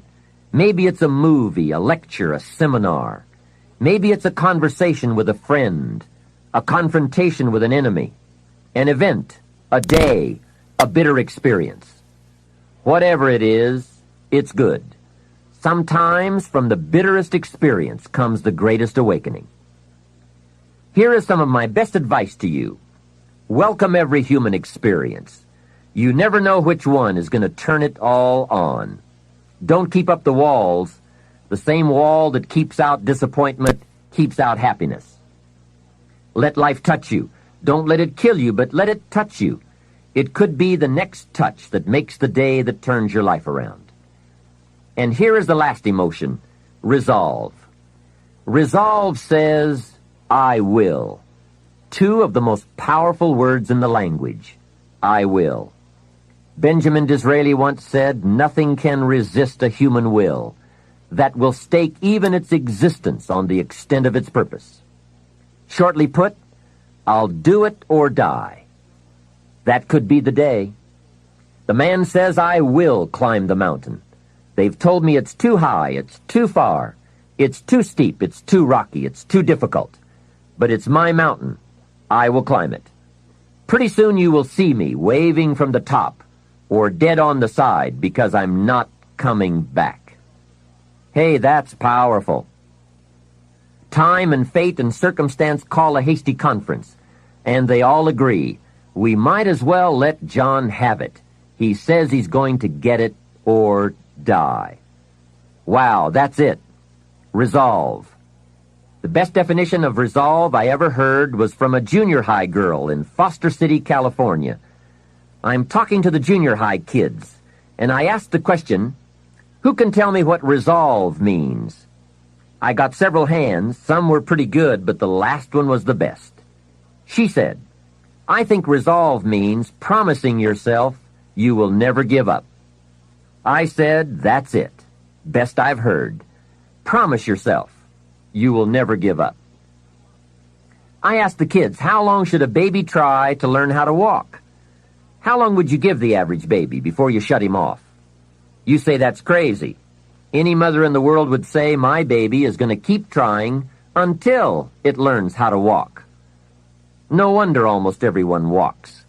What a magic formula. The until formula. Good question. How long are you going to work to make your dreams of wealth and happiness come true? I suggest the until formula. It's the best. Emotions, disgust, decision, desire, resolve. Now let me give you the third part of the equation. That equation that gets results. It's action. Disciplined action. There's a famous line that says, don't just be listeners, be doers. That's it. Doers. The whole world loves the doers. That's what makes the wealth and the winning. Doing, disciplined, emotional action. Another famous line says, faith without action serves no useful purpose. Wow, what a major piece of information. Many people these days are big on affirmations. You have to be very careful of affirmations. Remember, there is a thin line between faith and folly. Here's the best I can give you on affirmation. Affirmation without discipline is the beginning of delusion. And there is nothing worse than delusion. Walking west looking for the sunrise. It's bad. However, affirmation with discipline can bring the most incredible results. But remember, they go together. Make sure you have a game plan to match your wishes. Otherwise, they will always be wishes.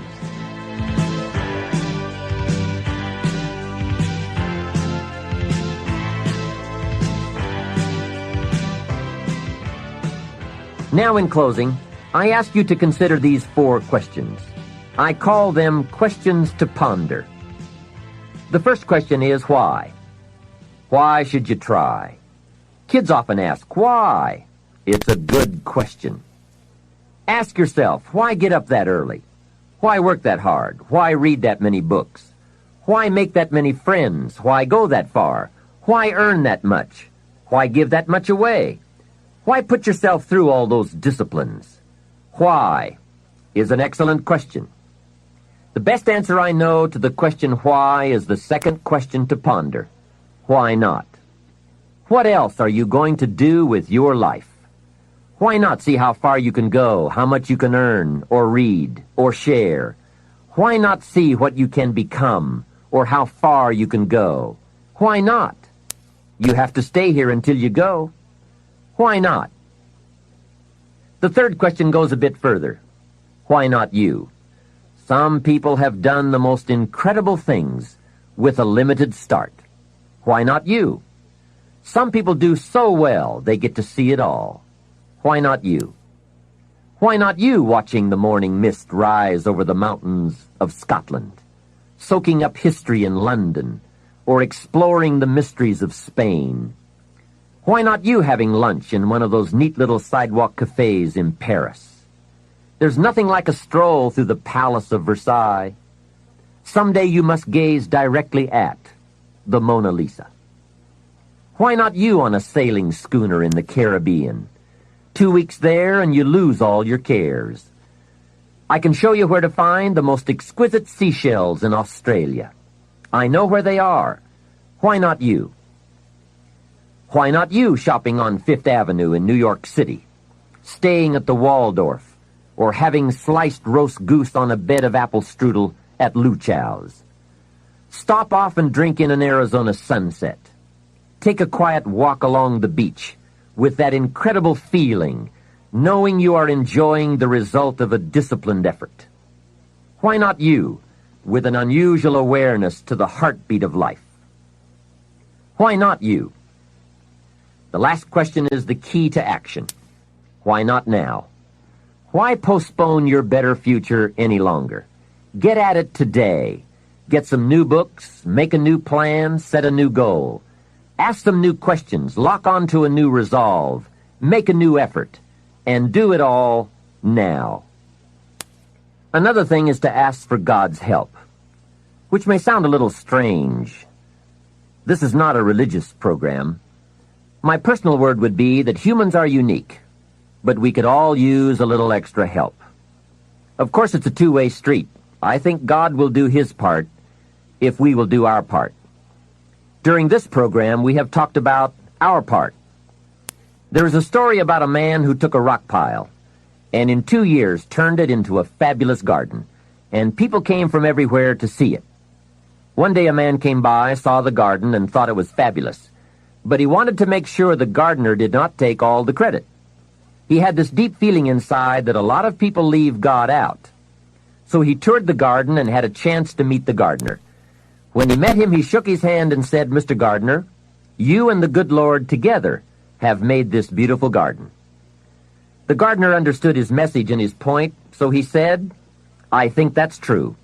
If it was not for the sunshine and the rain, and the miracle of the seed and the soil and the seasons, there would be no garden at all. But," he said, "you know, you should have seen this place a couple of years ago when God had it all by Himself." I think that's true. We do play an important part in this challenge called making all we can out of all we have.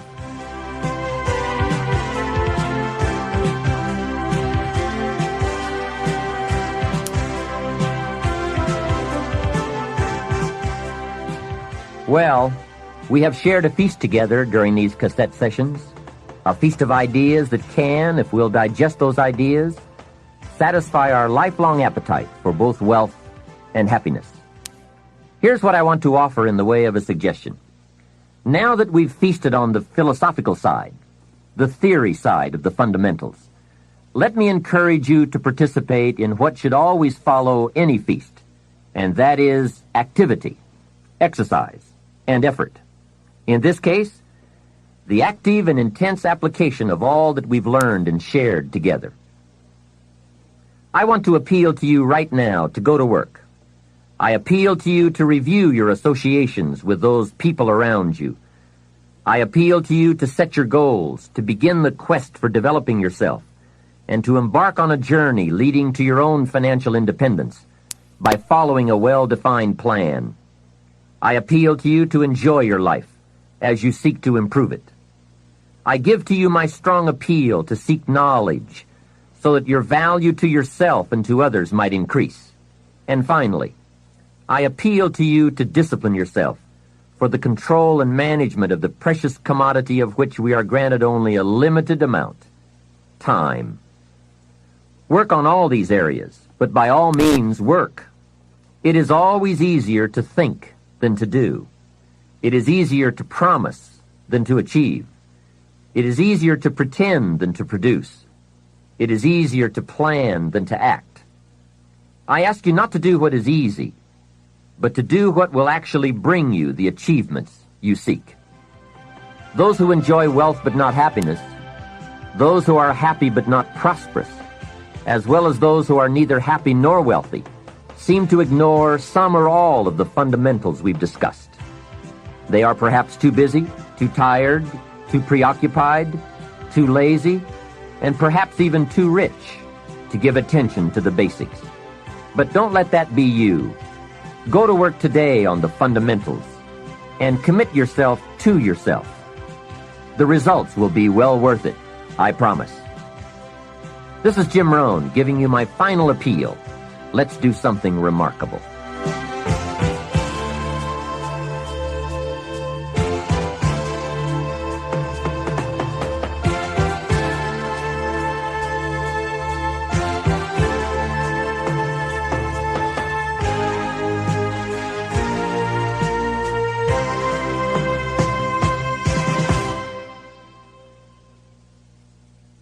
We know you've benefited from this remarkable program, Success Strategies, 7 Keys to Wealth and Happiness. We're confident that if you choose, your plan can help you make your dreams reality.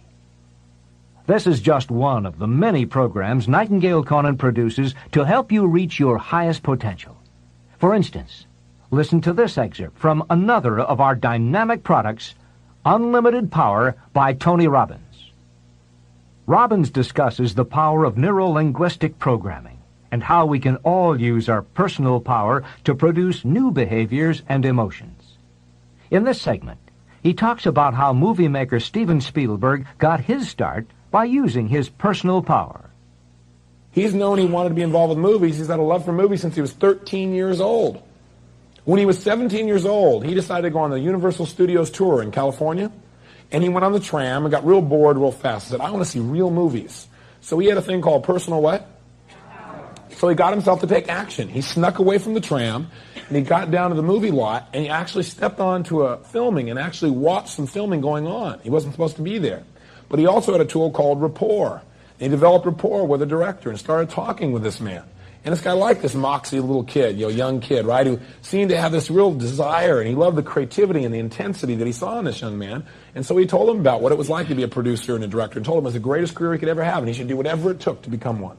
And then finally the man said, okay, now it's time for you to go, and the security escorted him off the lot.